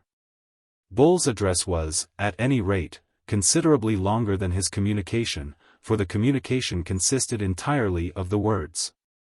"What about Martin Tupper now?" "What does the old maniac mean?" asked Bull, staring at the words. "What does yours say, Syme?" Syme's message was, at any rate, longer, and ran as follows. "No one would regret anything in the nature of an interference by the Archdeacon more than I. I trust it will not come to that. But, for the last time, where are your galoshes? The thing is too bad, especially after what Uncle said." The President's cabman seemed to be regaining some control over his horse, and the pursuers gained a little as they swept round into the Edgware Road. And here there occurred what seemed to the Allies a providential stoppage. Traffic of every kind was swerving to right or left or stopping, for down the long road was coming the unmistakable roar announcing the fire engine, which in a few seconds went by like a brazen thunderbolt. But quick as it went by, Sunday had bounded out of his cab, sprung at the fire engine, caught it, slung himself onto it, and was seen as he disappeared in the noisy distance talking to the astonished firemen with explanatory gestures. After him, howled Syme. "He can't go astray now. There's no mistaking a fire engine." The 3 cabmen, who had been stunned for a moment, whipped up their horses and slightly decreased the distance between themselves and their disappearing prey. The President acknowledged this proximity by coming to the back of the car, bowing repeatedly, kissing his hand, and finally flinging a neatly folded note into the bosom of Inspector Ratcliffe. When that gentleman opened it, not without impatience, he found it contained the words, "Fly at once. The truth about your trouser stretchers is known. A friend." The fire engine had struck still farther to the north, into a region that they did not recognize. And as it ran by a line of high railings shadowed with trees, the 6 friends were startled, but somewhat relieved, to see the President leap from the fire engine. Though whether through another whim or the increasing protest of his entertainers they could not see. Before the 3 cabs, however, could reach up to the spot, he had gone up the high railings like a huge grey cat, tossed himself over, and vanished in a darkness of leaves. Syme with a furious gesture stopped his cab, jumped out, and sprang also to the escalade. When he had one leg over the fence and his friends were following, he turned a face on them which shone quite pale in the shadow. "What place can this be?" he asked. "Can it be the old devil's house? I've heard he has a house in North London." "All the better," said the secretary grimly, planting a foot in a foothold, "we shall find him at home." "No, but it isn't that," said Syme, knitting his brows. "I hear the most horrible noises, like devils laughing and sneezing and blowing their devilish noses." "His dog's barking, of course," said the secretary. "Why not say his black beetle's barking," said Syme furiously, "snails barking. Geraniums barking. Did you ever hear a dog bark like that?" He held up his hand. And there came out of the thicket a long growling roar that seemed to get under the skin and freeze the flesh, a low thrilling roar that made a throbbing in the air all about them. "The dogs of Sunday would be no ordinary dogs," said Gogol, and shuddered. Syme had jumped down on the other side, but he still stood listening impatiently. "Well, listen to that," he said. "Is that a dog, anybody's dog?" There broke upon their ear a hoarse screaming as of things protesting and clamoring in sudden pain. And then, far off like an echo, what sounded like a long nasal trumpet. "Well, his house ought to be hell," said the secretary, "and if it is hell, I'm going in." And he sprang over the tall railings almost with one swing. The others followed. They broke through a tangle of plants and shrubs, and came out on an open path. Nothing was in sight, but Dr. Bull suddenly struck his hands together. "Why, you asses," he cried, "it's the zoo." As they were looking round wildly for any trace of their wild quarry, a keeper in uniform came running along the path with a man in plain clothes. "Has it come this way?" gasped the keeper. "Has what?" asked Syme. "The elephant," cried the keeper. "An elephant has gone mad and run away." "He has run away with an old gentleman," said the other stranger breathlessly, "a poor old gentleman with white hair." "What sort of old gentleman?" asked Syme, with great curiosity. "A very large and fat old gentleman in light grey clothes," said the keeper eagerly. "Well," said Syme, "if he's that particular kind of old gentleman, if you're quite sure that he's a large and fat old gentleman in grey clothes, you may take my word for it that the elephant has not run away with him. He has run away with the elephant. The elephant is not made by God that could run away with him if he did not consent to the elopement. And, by thunder, there he is." There was no doubt about it this time. Clean across the space of grass, about 200 yards away, with a crowd screaming and scampering vainly at his heels, went a huge grey elephant at an awful stride. With his trunk thrown out as rigid as a ship's bowsprit, and trumpeting like the trumpet of doom. On the back of the bellowing and plunging animal sat President Sunday with all the placidity of a sultan, but goading the animal to a furious speed with some sharp object in his hand. "Stop him!" screamed the populace. "He'll be out of the gate." "Stop a landslide," said the keeper. "He is out of the gate." And even as he spoke, a final crash and roar of terror announced that the great grey elephant had broken out of the gates of the Zoological Gardens, and was careening down Albany Street like a new and swift sort of omnibus. "Great Lord," cried Bull, "I never knew an elephant could go so fast. Well, it must be hansom cabs again if we are to keep him in sight." As they raced along to the gate out of which the elephant had vanished, Syme felt a glaring panorama of the strange animals in the cages which they passed. Afterwards he thought it queer that he should have seen them so clearly. He remembered especially seeing pelicans, with their preposterous, pendant throats. He wondered why the pelican was the symbol of charity, except it was that it wanted a good deal of charity to admire a pelican. He remembered a hornbill, which was simply a huge yellow beak with a small bird tied on behind it. The whole gave him a sensation, the vividness of which he could not explain, that nature was always making quite mysterious jokes. Sunday had told them that they would understand him when they had understood the stars. He wondered whether even the archangels understood the hornbill. The 6 unhappy detectives flung themselves into cabs and followed the elephant, sharing the terror which he spread through the long stretch of the streets. This time Sunday did not turn round, but offered them the solid stretch of his unconscious back, which maddened them, if possible, more than his previous mockeries. Just before they came to Baker Street, however, he was seen to throw something far up into the air, as a boy does a ball meaning to catch it again. But at their rate of racing it fell far behind, just by the cab containing Gogol, and in faint hope of a clue or for some impulse unexplainable, he stopped his cab so as to pick it up. It was addressed to himself, and was quite a bulky parcel. On examination, however, its bulk was found to consist of 33 pieces of paper of no value wrapped one round the other. When the last covering was torn away it reduced itself to a small slip of paper, on which was written. The word, I fancy, should be pink. The man once known as Gogol said nothing, but the movements of his hands and feet were like those of a man urging a horse to renewed efforts. Through street after street, through district after district, went the prodigy of the flying elephant, calling crowds to every window, and driving the traffic left and right. And still through all this insane publicity the three cabs toiled after it, until they came to be regarded as part of a procession, and perhaps the advertisement of a circus.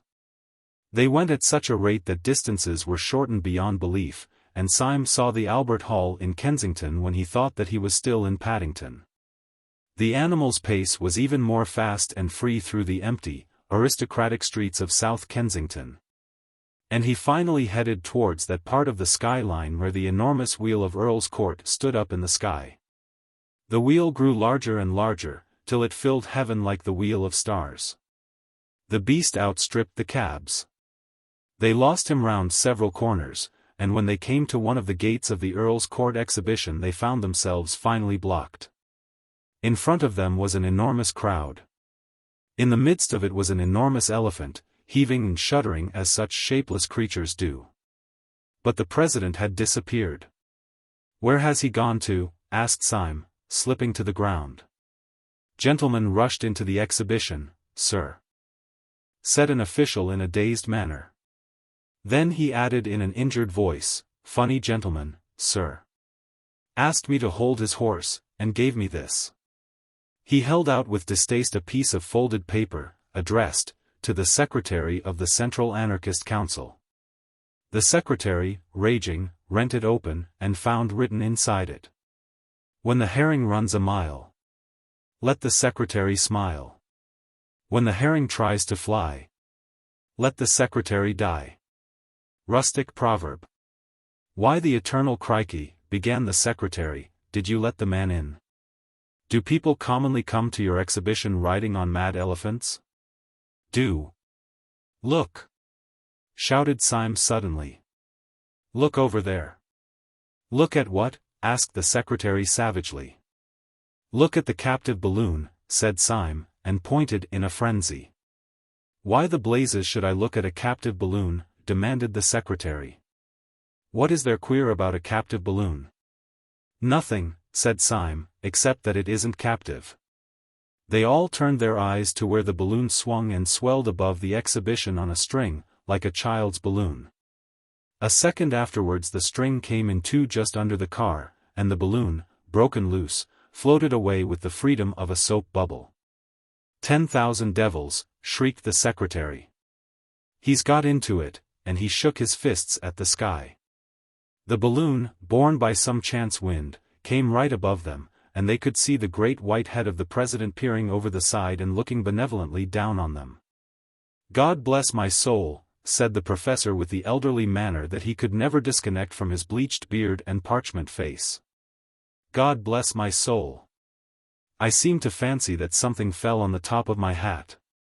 He put up a trembling hand and took from that shelf a piece of twisted paper, which he opened absently only to find it inscribed with a true lover's knot and the words, "Your beauty has not left me indifferent." From Little Snowdrop. There was a short silence, and then Syme said, biting his beard, "I'm not beaten yet. The blasted thing must come down somewhere. Let's follow it."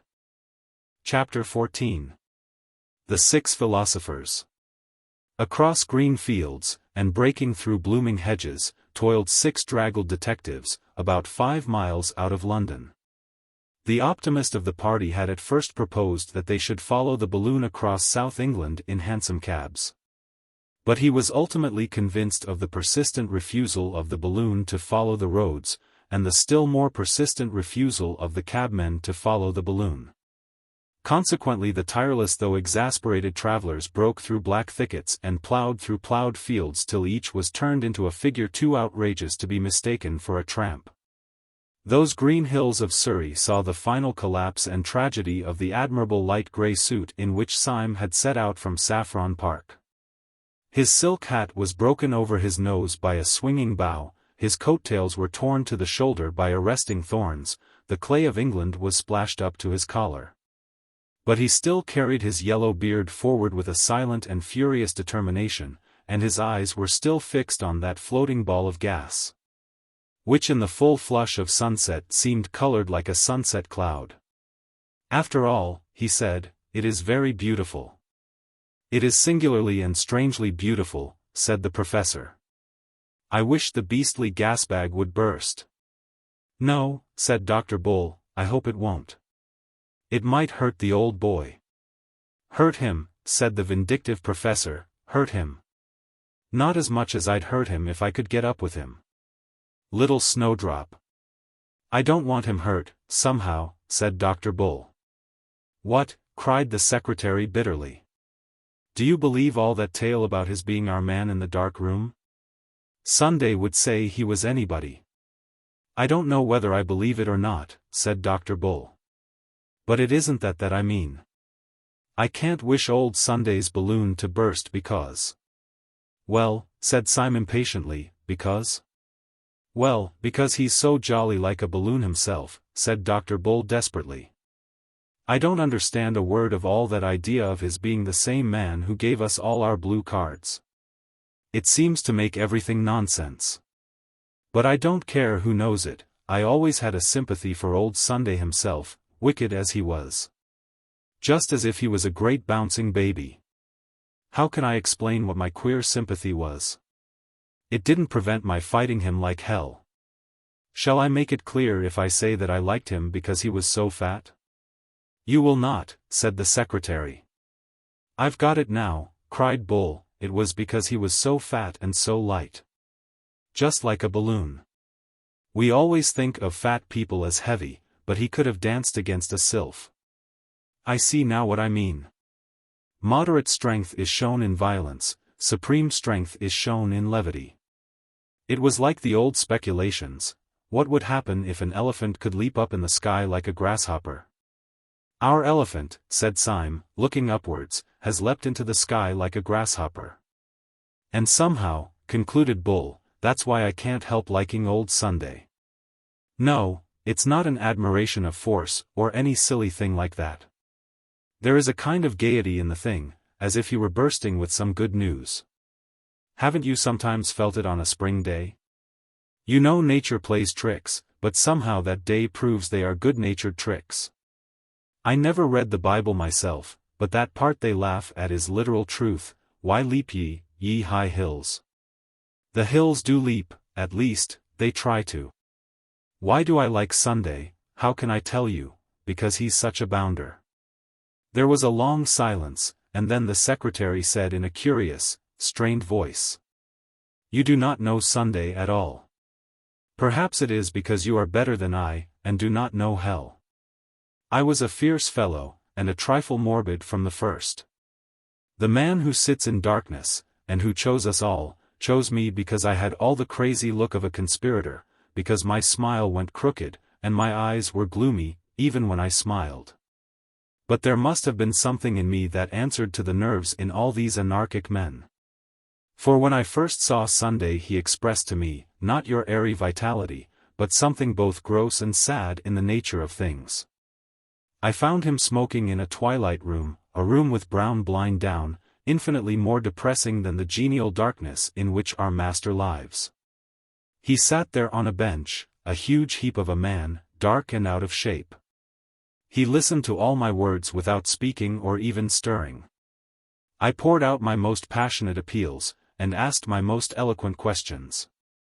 Then, after a long silence, the thing began to shake, and I thought it was shaken by some secret malady. It shook like a loathsome and living jelly. It reminded me of everything I had ever read about the base bodies that are the origin of life, the deep-sea lumps and protoplasm. It seemed like the final form of matter, the most shapeless and the most shameful. I could only tell myself, from its shudderings, that it was something at least that such a monster could be miserable. And then it broke upon me that the bestial mountain was shaking with a lonely laughter, and the laughter was at me. Do you ask me to forgive him that? It is no small thing to be laughed at by something at once lower and stronger than oneself.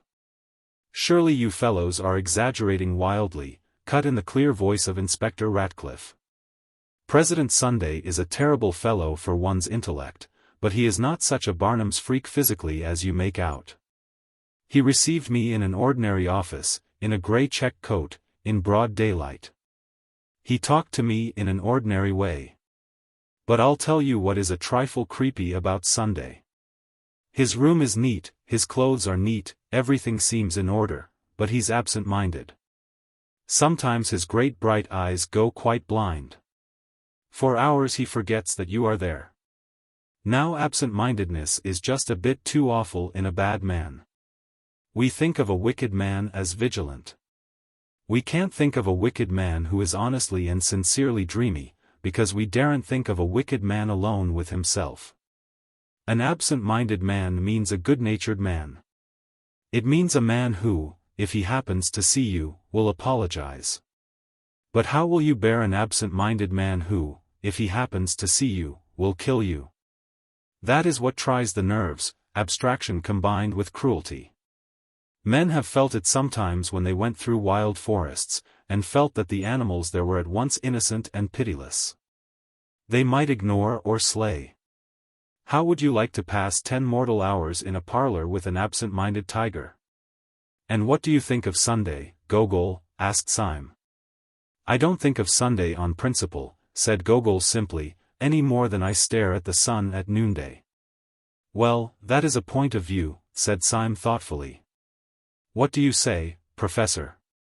The professor was walking with bent head and trailing stick, and he did not answer at all.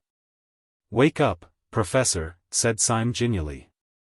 Tell us what you think of Sunday. The professor spoke at last very slowly. I think something, he said, that I cannot say clearly. Or, rather, I think something that I cannot even think clearly. But it is something like this. My early life, as you know, was a bit too large and loose. Well, when I saw Sunday's face I thought it was too large, everybody does, but I also thought it was too loose. The face was so big, that one couldn't focus it or make it a face at all. The eye was so far away from the nose, that it wasn't an eye. The mouth was so much by itself, that one had to think of it by itself. The whole thing is too hard to explain. He paused for a little, still trailing his stick, and then went on. But put it this way. Walking up a road at night, I have seen a lamp and a lighted window and a cloud make together a most complete and unmistakable face. If anyone in heaven has that face I shall know him again. Yet when I walked a little farther I found that there was no face, that the window was 10 yards away, the lamp 100 yards, the cloud beyond the world. Well, Sunday's face escaped me. It ran away to right and left, as such chance pictures run away. And so his face has made me, somehow, doubt whether there are any faces. I don't know whether your face, Bull, is a face or a combination in perspective. Perhaps one black disk of your beastly glasses is quite close and another 50 miles away. Oh, the doubts of a materialist are not worth a dump. Sunday has taught me the last and the worst doubts, the doubts of a spiritualist. I am a Buddhist, I suppose. And Buddhism is not a creed, it is a doubt. My poor dear Bull, I do not believe that you really have a face. I have not faith enough to believe in matter. Syme's eyes were still fixed upon the errant orb, which, reddened in the evening light, looked like some rosier and more innocent world. Have you noticed an odd thing, he said, about all your descriptions? Each man of you finds Sunday quite different, yet each man of you can only find one thing to compare him to, the universe itself. Bull finds him like the earth in spring, Gogol like the sun at noonday. The secretary is reminded of the shapeless protoplasm, and the inspector of the carelessness of virgin forests. The professor says he is like a changing landscape. This is queer, but it is queerer still that I also have had my odd notion about the president, and I also find that I think of Sunday as I think of the whole world.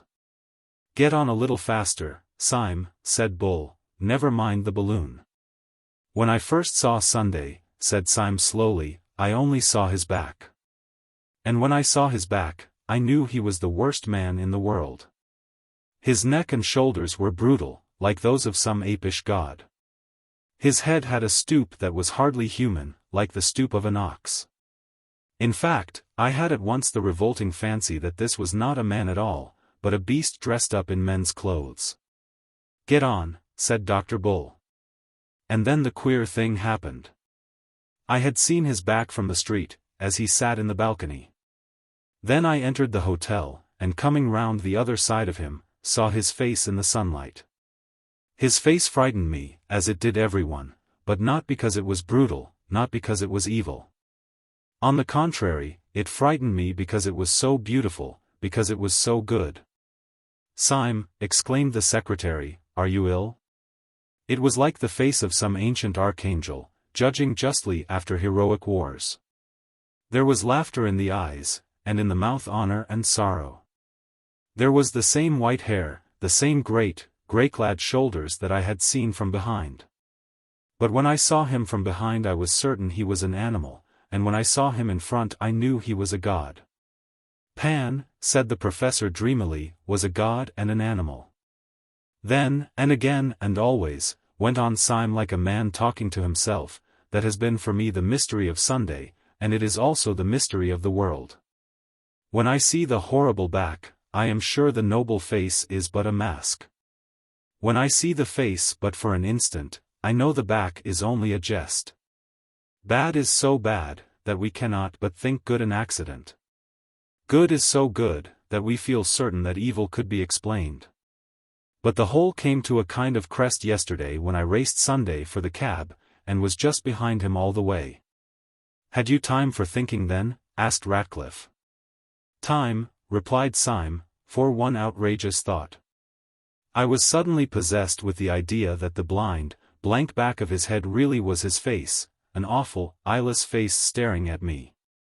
And I fancied that the figure running in front of me was really a figure running backwards, and dancing as he ran." "Horrible," said Dr. Bull, and shuddered. "Horrible is not the word," said Syme. "It was exactly the worst instant of my life. And yet 10 minutes afterwards, when he put his head out of the cab and made a grimace like a gargoyle, I knew that he was only like a father playing hide-and-seek with his children." "It is a long game," said the secretary, and frowned at his broken boots. "Listen to me," cried Syme with extraordinary emphasis. "Shall I tell you the secret of the whole world? It is that we have only known the back of the world. We see everything from behind, and it looks brutal. That is not a tree, but the back of a tree. That is not a cloud, but the back of a cloud. Cannot you see that everything is stooping and hiding a face? If we could only get round in front."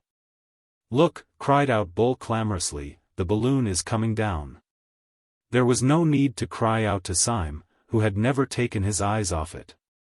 He saw the great luminous globe suddenly stagger in the sky, right itself, and then sink slowly behind the trees like a setting sun. The man called Gogol, who had hardly spoken through all their weary travels, suddenly threw up his hands like a lost spirit. "He is dead," he cried. "And now I know he was my friend in the dark." "Dead," snorted the secretary. "You will not find him dead easily. If he has been tipped out of the car, we shall find him rolling as a colt rolls in a field, kicking his legs for fun. Clashing his hoofs," said the professor. "The colts do, and so did Pan." "Pan again," said Dr. Bull irritably. "You seem to think Pan is everything." "So he is," said the professor, in Greek. "He means everything. Don't forget," said the secretary, looking down, "that he also means panic." Syme had stood without hearing any of the exclamations. "It fell over there," he said shortly. "Let us follow it." Then he added with an indescribable gesture. "Oh, if he has cheated us all by getting killed. It would be like one of his larks." He strode off towards the distant trees with a new energy, his rags and ribbons fluttering in the wind.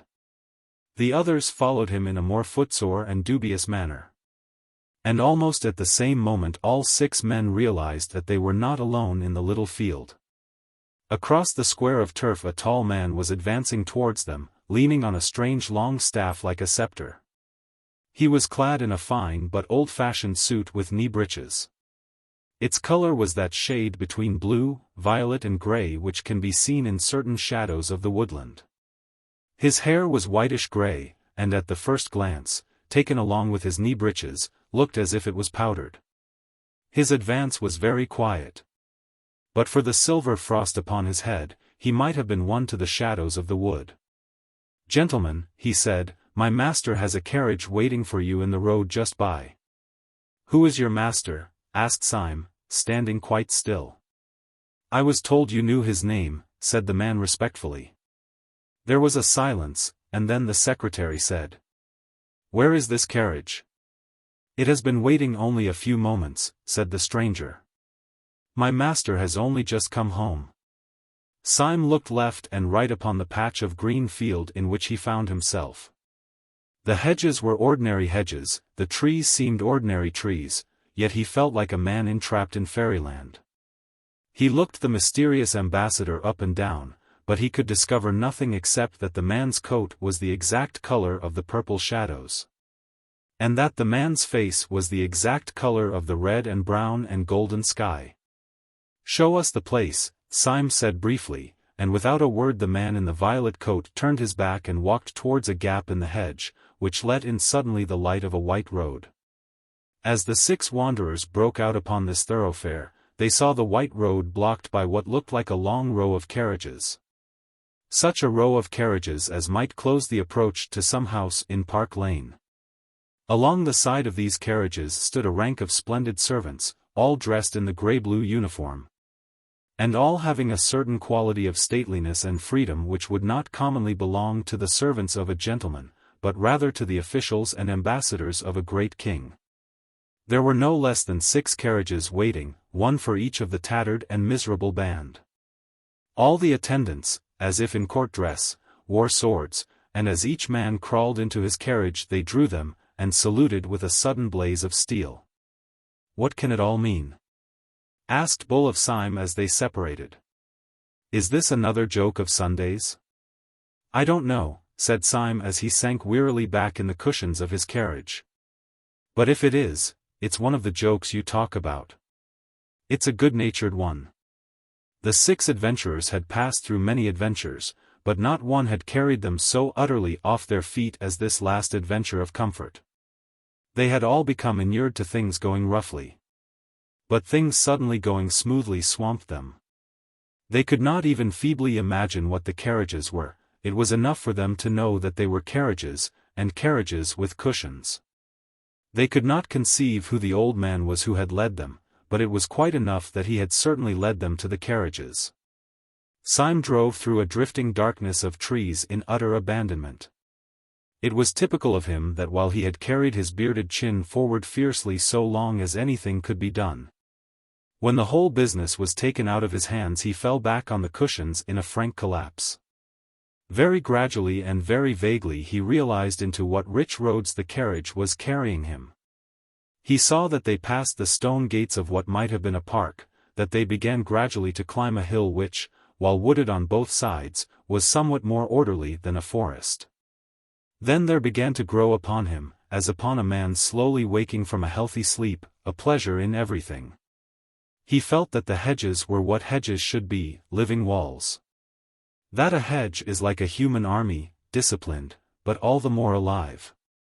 He saw high elms behind the hedges, and vaguely thought how happy boys would be climbing there.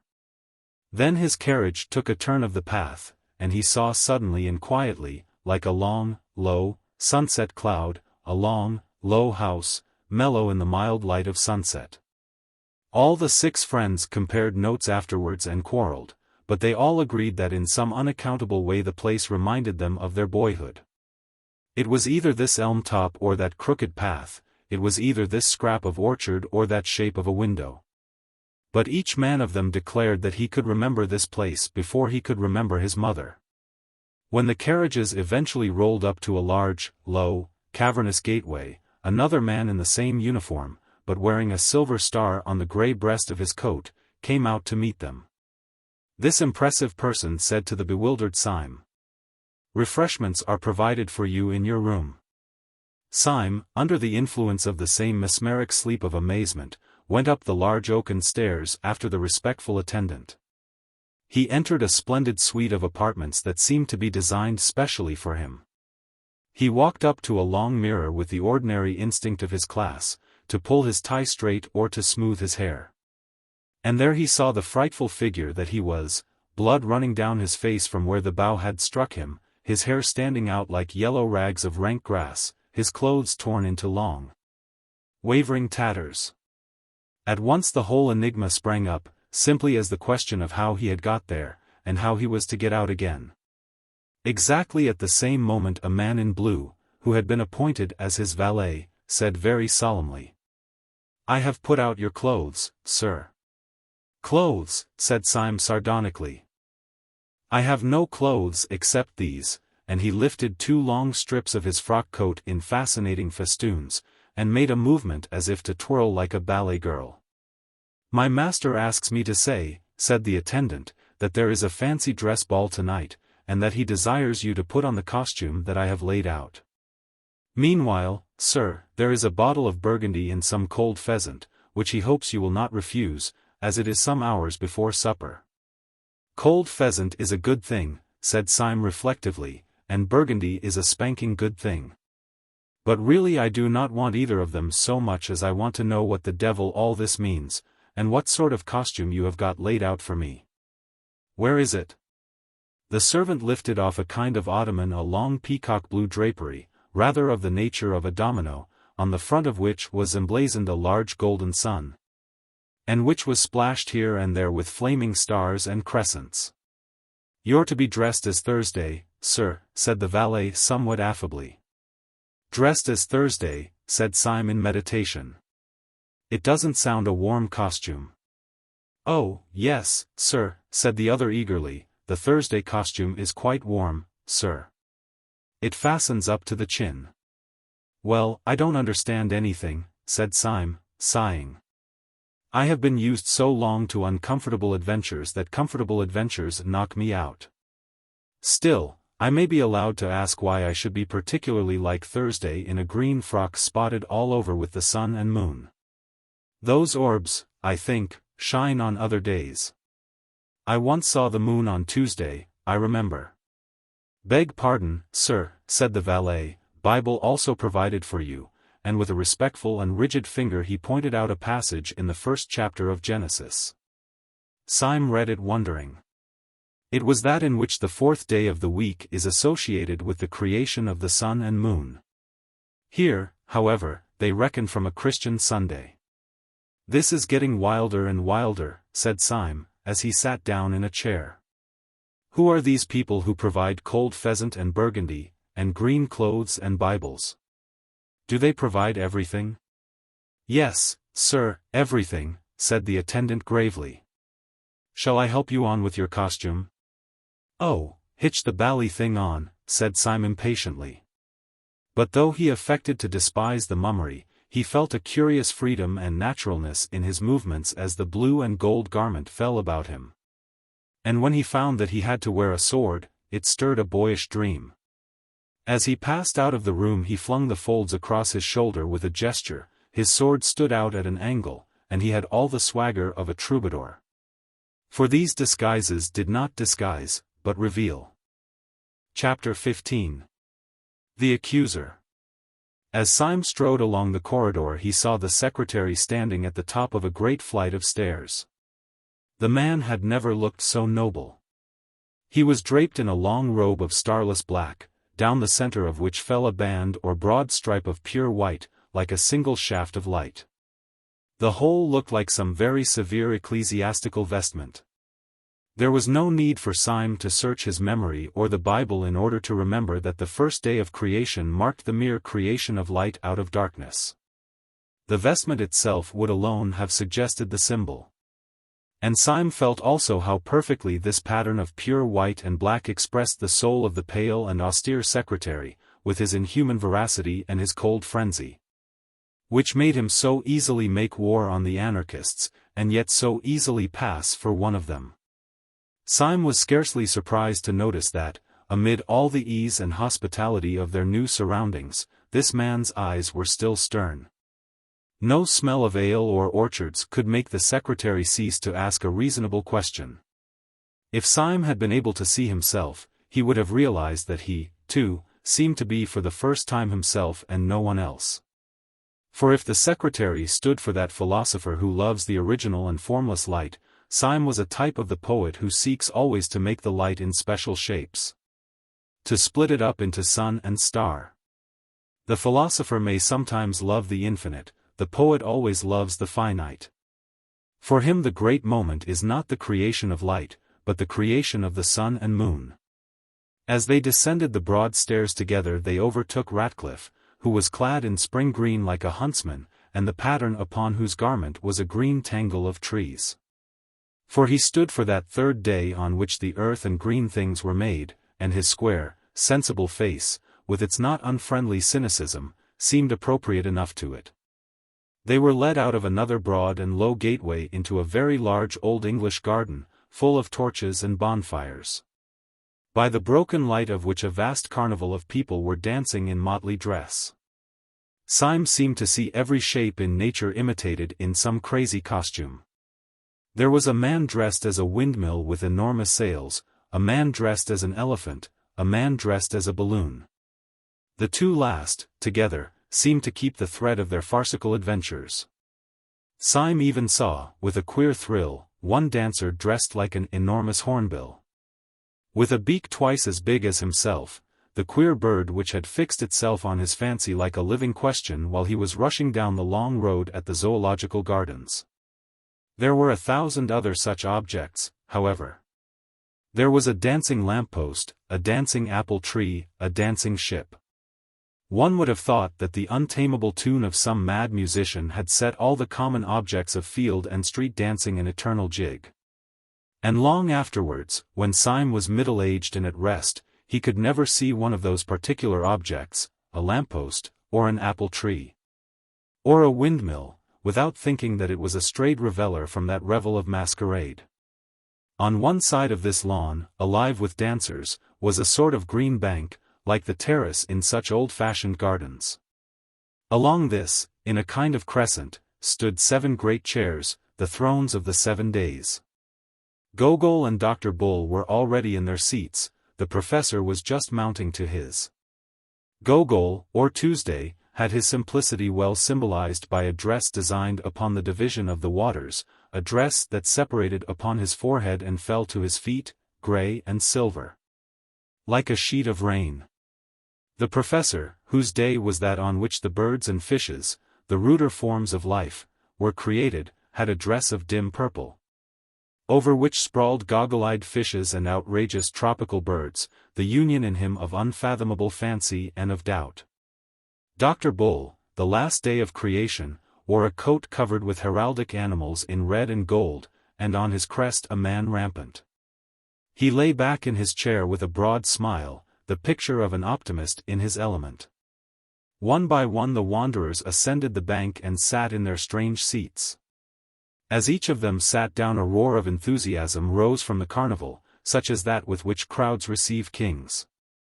Cups were clashed and torches shaken, and feathered hats flung in the air. The men for whom these thrones were reserved were men crowned with some extraordinary laurels. But the central chair was empty. Syme was on the left hand of it and the secretary on the right. The secretary looked across the empty throne at Syme, and said, compressing his lips, "We do not know yet that he is not dead in a field." Almost as Syme heard the words, he saw on the sea of human faces in front of him a frightful and beautiful alteration, as if heaven had opened behind his head. But Sunday had only passed silently along the front like a shadow, and had sat in the central seat. He was draped plainly, in a pure and terrible white, and his hair was like a silver flame on his forehead. For a long time, it seemed for hours, that huge masquerade of mankind swayed and stamped in front of them to marching and exultant music. Every couple dancing seemed a separate romance. It might be a fairy dancing with a pillar box, or a peasant girl dancing with the moon, but in each case it was, somehow, as absurd as Alice in Wonderland, yet as grave and kind as a love story. At last, however, the thick crowd began to thin itself. Couples strolled away into the garden walks, or began to drift towards that end of the building where stood smoking, in huge pots like fish kettles, some hot and scented mixtures of old ale or wine. Above all these, upon a sort of black framework on the roof of the house, roared in its iron basket a gigantic bonfire, which lit up the land for miles. It flung the homely effect of firelight over the face of vast forests of grey or brown, and it seemed to fill with warmth even the emptiness of upper night. Yet this also, after a time, was allowed to grow fainter. The dim groups gathered more and more round the great cauldrons, or passed, laughing and clattering, into the inner passages of that ancient house. Soon there were only some 10 loiterers in the garden, soon only 4. Finally the last stray merrymaker ran into the house whooping to his companions. The fire faded, and the slow, strong stars came out. And the 7 strange men were left alone, like 7 stone statues on their chairs of stone. Not one of them had spoken a word. They seemed in no haste to do so, but heard in silence the hum of insects and the distant song of one bird. Then Sunday spoke, but so dreamily that he might have been continuing a conversation rather than beginning one. "We will eat and drink later," he said. "Let us remain together a little, we who have loved each other so sadly, and have fought so long. I seem to remember only centuries of heroic war, in which you were always heroes, epic on epic, Iliad on Iliad, and you always brothers in arms. Whether it was but recently, for time is nothing, or at the beginning of the world, I sent you out to war. I sat in the darkness, where there is not any created thing, and to you I was only a voice commanding valor and an unnatural virtue. You heard the voice in the dark, and you never heard it again. The sun in heaven denied it, the earth and sky denied it, all human wisdom denied it. And when I met you in the daylight I denied it myself." Syme stirred sharply in his seat, but otherwise there was silence, and the incomprehensible went on. "But you were men. You did not forget your secret honor, though the whole cosmos turned an engine of torture to tear it out of you. I knew how near you were to hell. I know how you, Thursday, crossed swords with King Satan, and how you, Wednesday, named me in the hour without hope." There was complete silence in the starlit garden, and then the black-browed secretary, implacable, turned in his chair toward Sunday, and said in a harsh voice, "Who and what are you?" "I am the Sabbath," said the other without moving. "I am the peace of God." The secretary started up, and stood crushing his costly robe in his hand. "I know what you mean," he cried, "and it is exactly that I cannot forgive you. I know you are contentment, optimism, what do they call the thing, an ultimate reconciliation. Well, I am not reconciled. If you were the man in the dark room, why were you also Sunday, an offense to the sunlight? If you were from the first our Father and our friend, why were you also our greatest enemy? We wept, we fled in terror, the iron entered into our souls, and you are the peace of God. Oh, I can forgive God his anger, though it destroyed nations, but I cannot forgive him his peace." Sunday answered not a word, but very slowly he turned his face of stone upon Syme as if asking a question. "No," said Syme, "I do not feel fierce like that. I am grateful to you, not only for wine and hospitality here, but for many a fine scamper and free fight. But I should like to know. My soul and heart are as happy and quiet here as this old garden, but my reason is still crying out. I should like to know." Sunday looked at Ratcliffe, whose clear voice said, "It seems so silly that you should have been on both sides and fought yourself." Bull said, "I understand nothing, but I am happy. In fact, I am going to sleep." "I am not happy," said the professor with his head in his hands, "because I do not understand. You let me stray a little too near to hell."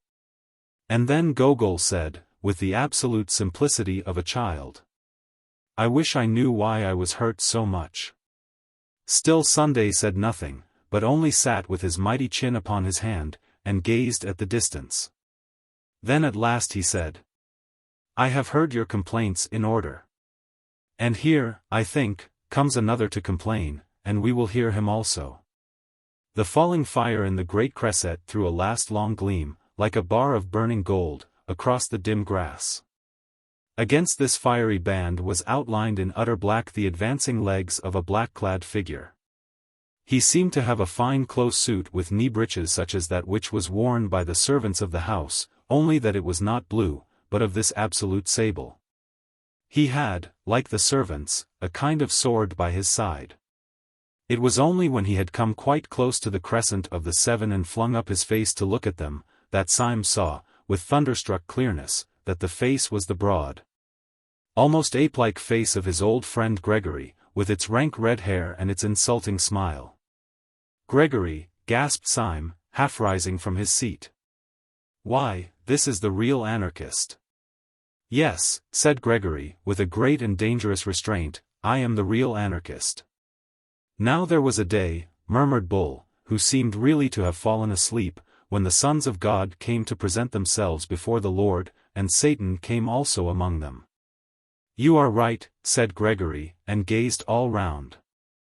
"I am a destroyer. I would destroy the world if I could." A sense of a pathos far under the earth stirred up in Syme, and he spoke brokenly and without sequence. "Oh, most unhappy man," he cried, "try to be happy. You have red hair like your sister." "My red hair, like red flames, shall burn up the world," said Gregory. "I thought I hated everything more than common men can hate anything.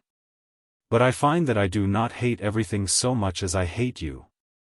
"I never hated you," said Syme very sadly. Then out of this unintelligible creature the last thunders broke. "You," he cried. "You never hated because you never lived.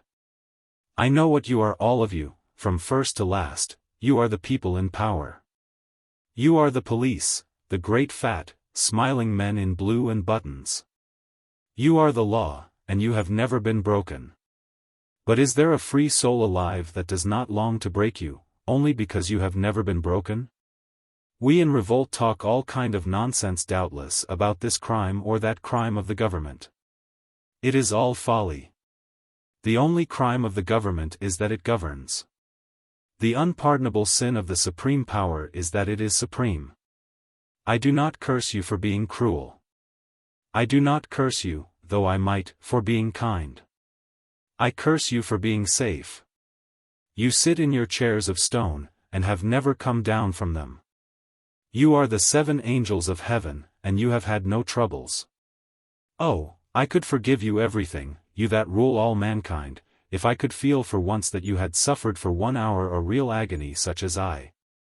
Syme sprang to his feet, shaking from head to foot. "I see everything," he cried, "everything that there is. Why does each thing on the earth war against each other thing? Why does each small thing in the world have to fight against the world itself? Why does a fly have to fight the whole universe? Why does a dandelion have to fight the whole universe? For the same reason that I had to be alone in the dreadful council of the days. So that each thing that obeys law may have the glory and isolation of the anarchist. So that each man fighting for order may be as brave and good a man as the dynamiter. So that the real lie of Satan may be flung back in the face of this blasphemer, so that by tears and torture we may earn the right to say to this man, 'You lie.' No agonies can be too great to buy the right to say to this accuser, 'We also have suffered.' It is not true that we have never been broken. We have been broken upon the wheel. It is not true that we have never descended from these thrones. We have descended into hell. We were complaining of unforgettable miseries even at the very moment when this man entered insolently to accuse us of happiness. I repel the slander, we have not been happy. I can answer for every one of the great guards of law whom he has accused. At least." He had turned his eyes so as to see suddenly the great face of Sunday, which wore a strange smile. "Have you," he cried in a dreadful voice, "have you ever suffered?" As he gazed, the great face grew to an awful size, grew larger than the colossal mask of Memnon, which had made him scream as a child. It grew larger and larger, filling the whole sky. Then everything went black. Only in the blackness before it entirely destroyed his brain he seemed to hear a distant voice saying a commonplace text that he had heard somewhere, "Can ye drink of the cup that I drink of?" When men in books awake from a vision, they commonly find themselves in some place in which they might have fallen asleep, they yawn in a chair, or lift themselves with bruised limbs from a field. Syme's experience was something much more psychologically strange, if there was indeed anything unreal, in the earthly sense, about the things he had gone through. For while he could always remember afterwards that he had swooned before the face of Sunday, he could not remember having ever come to it all. He could only remember that gradually and naturally he knew that he was and had been walking along a country lane with an easy and conversational companion. That companion had been a part of his recent drama. It was the red-haired poet Gregory. They were walking like old friends, and were in the middle of a conversation about some triviality. But Syme could only feel an unnatural buoyancy in his body and a crystal simplicity in his mind that seemed to be superior to everything that he said or did. He felt he was in possession of some impossible good news, which made every other thing a triviality, but an adorable triviality. Dawn was breaking over everything in colors at once clear and timid, as if nature made a first attempt at yellow and a first attempt at rose. A breeze blew so clean and sweet, that one could not think that it blew from the sky, it blew rather through some hole in the sky. Syme felt a simple surprise when he saw rising all round him on both sides of the road the red, irregular buildings of Saffron Park. He had no idea that he had walked so near London. He walked by instinct along one white road, on which early birds hopped and sang, and found himself outside a fenced garden. There he saw the sister of Gregory, the girl with the gold-red hair, cutting lilac before breakfast, with the great unconscious gravity of a girl.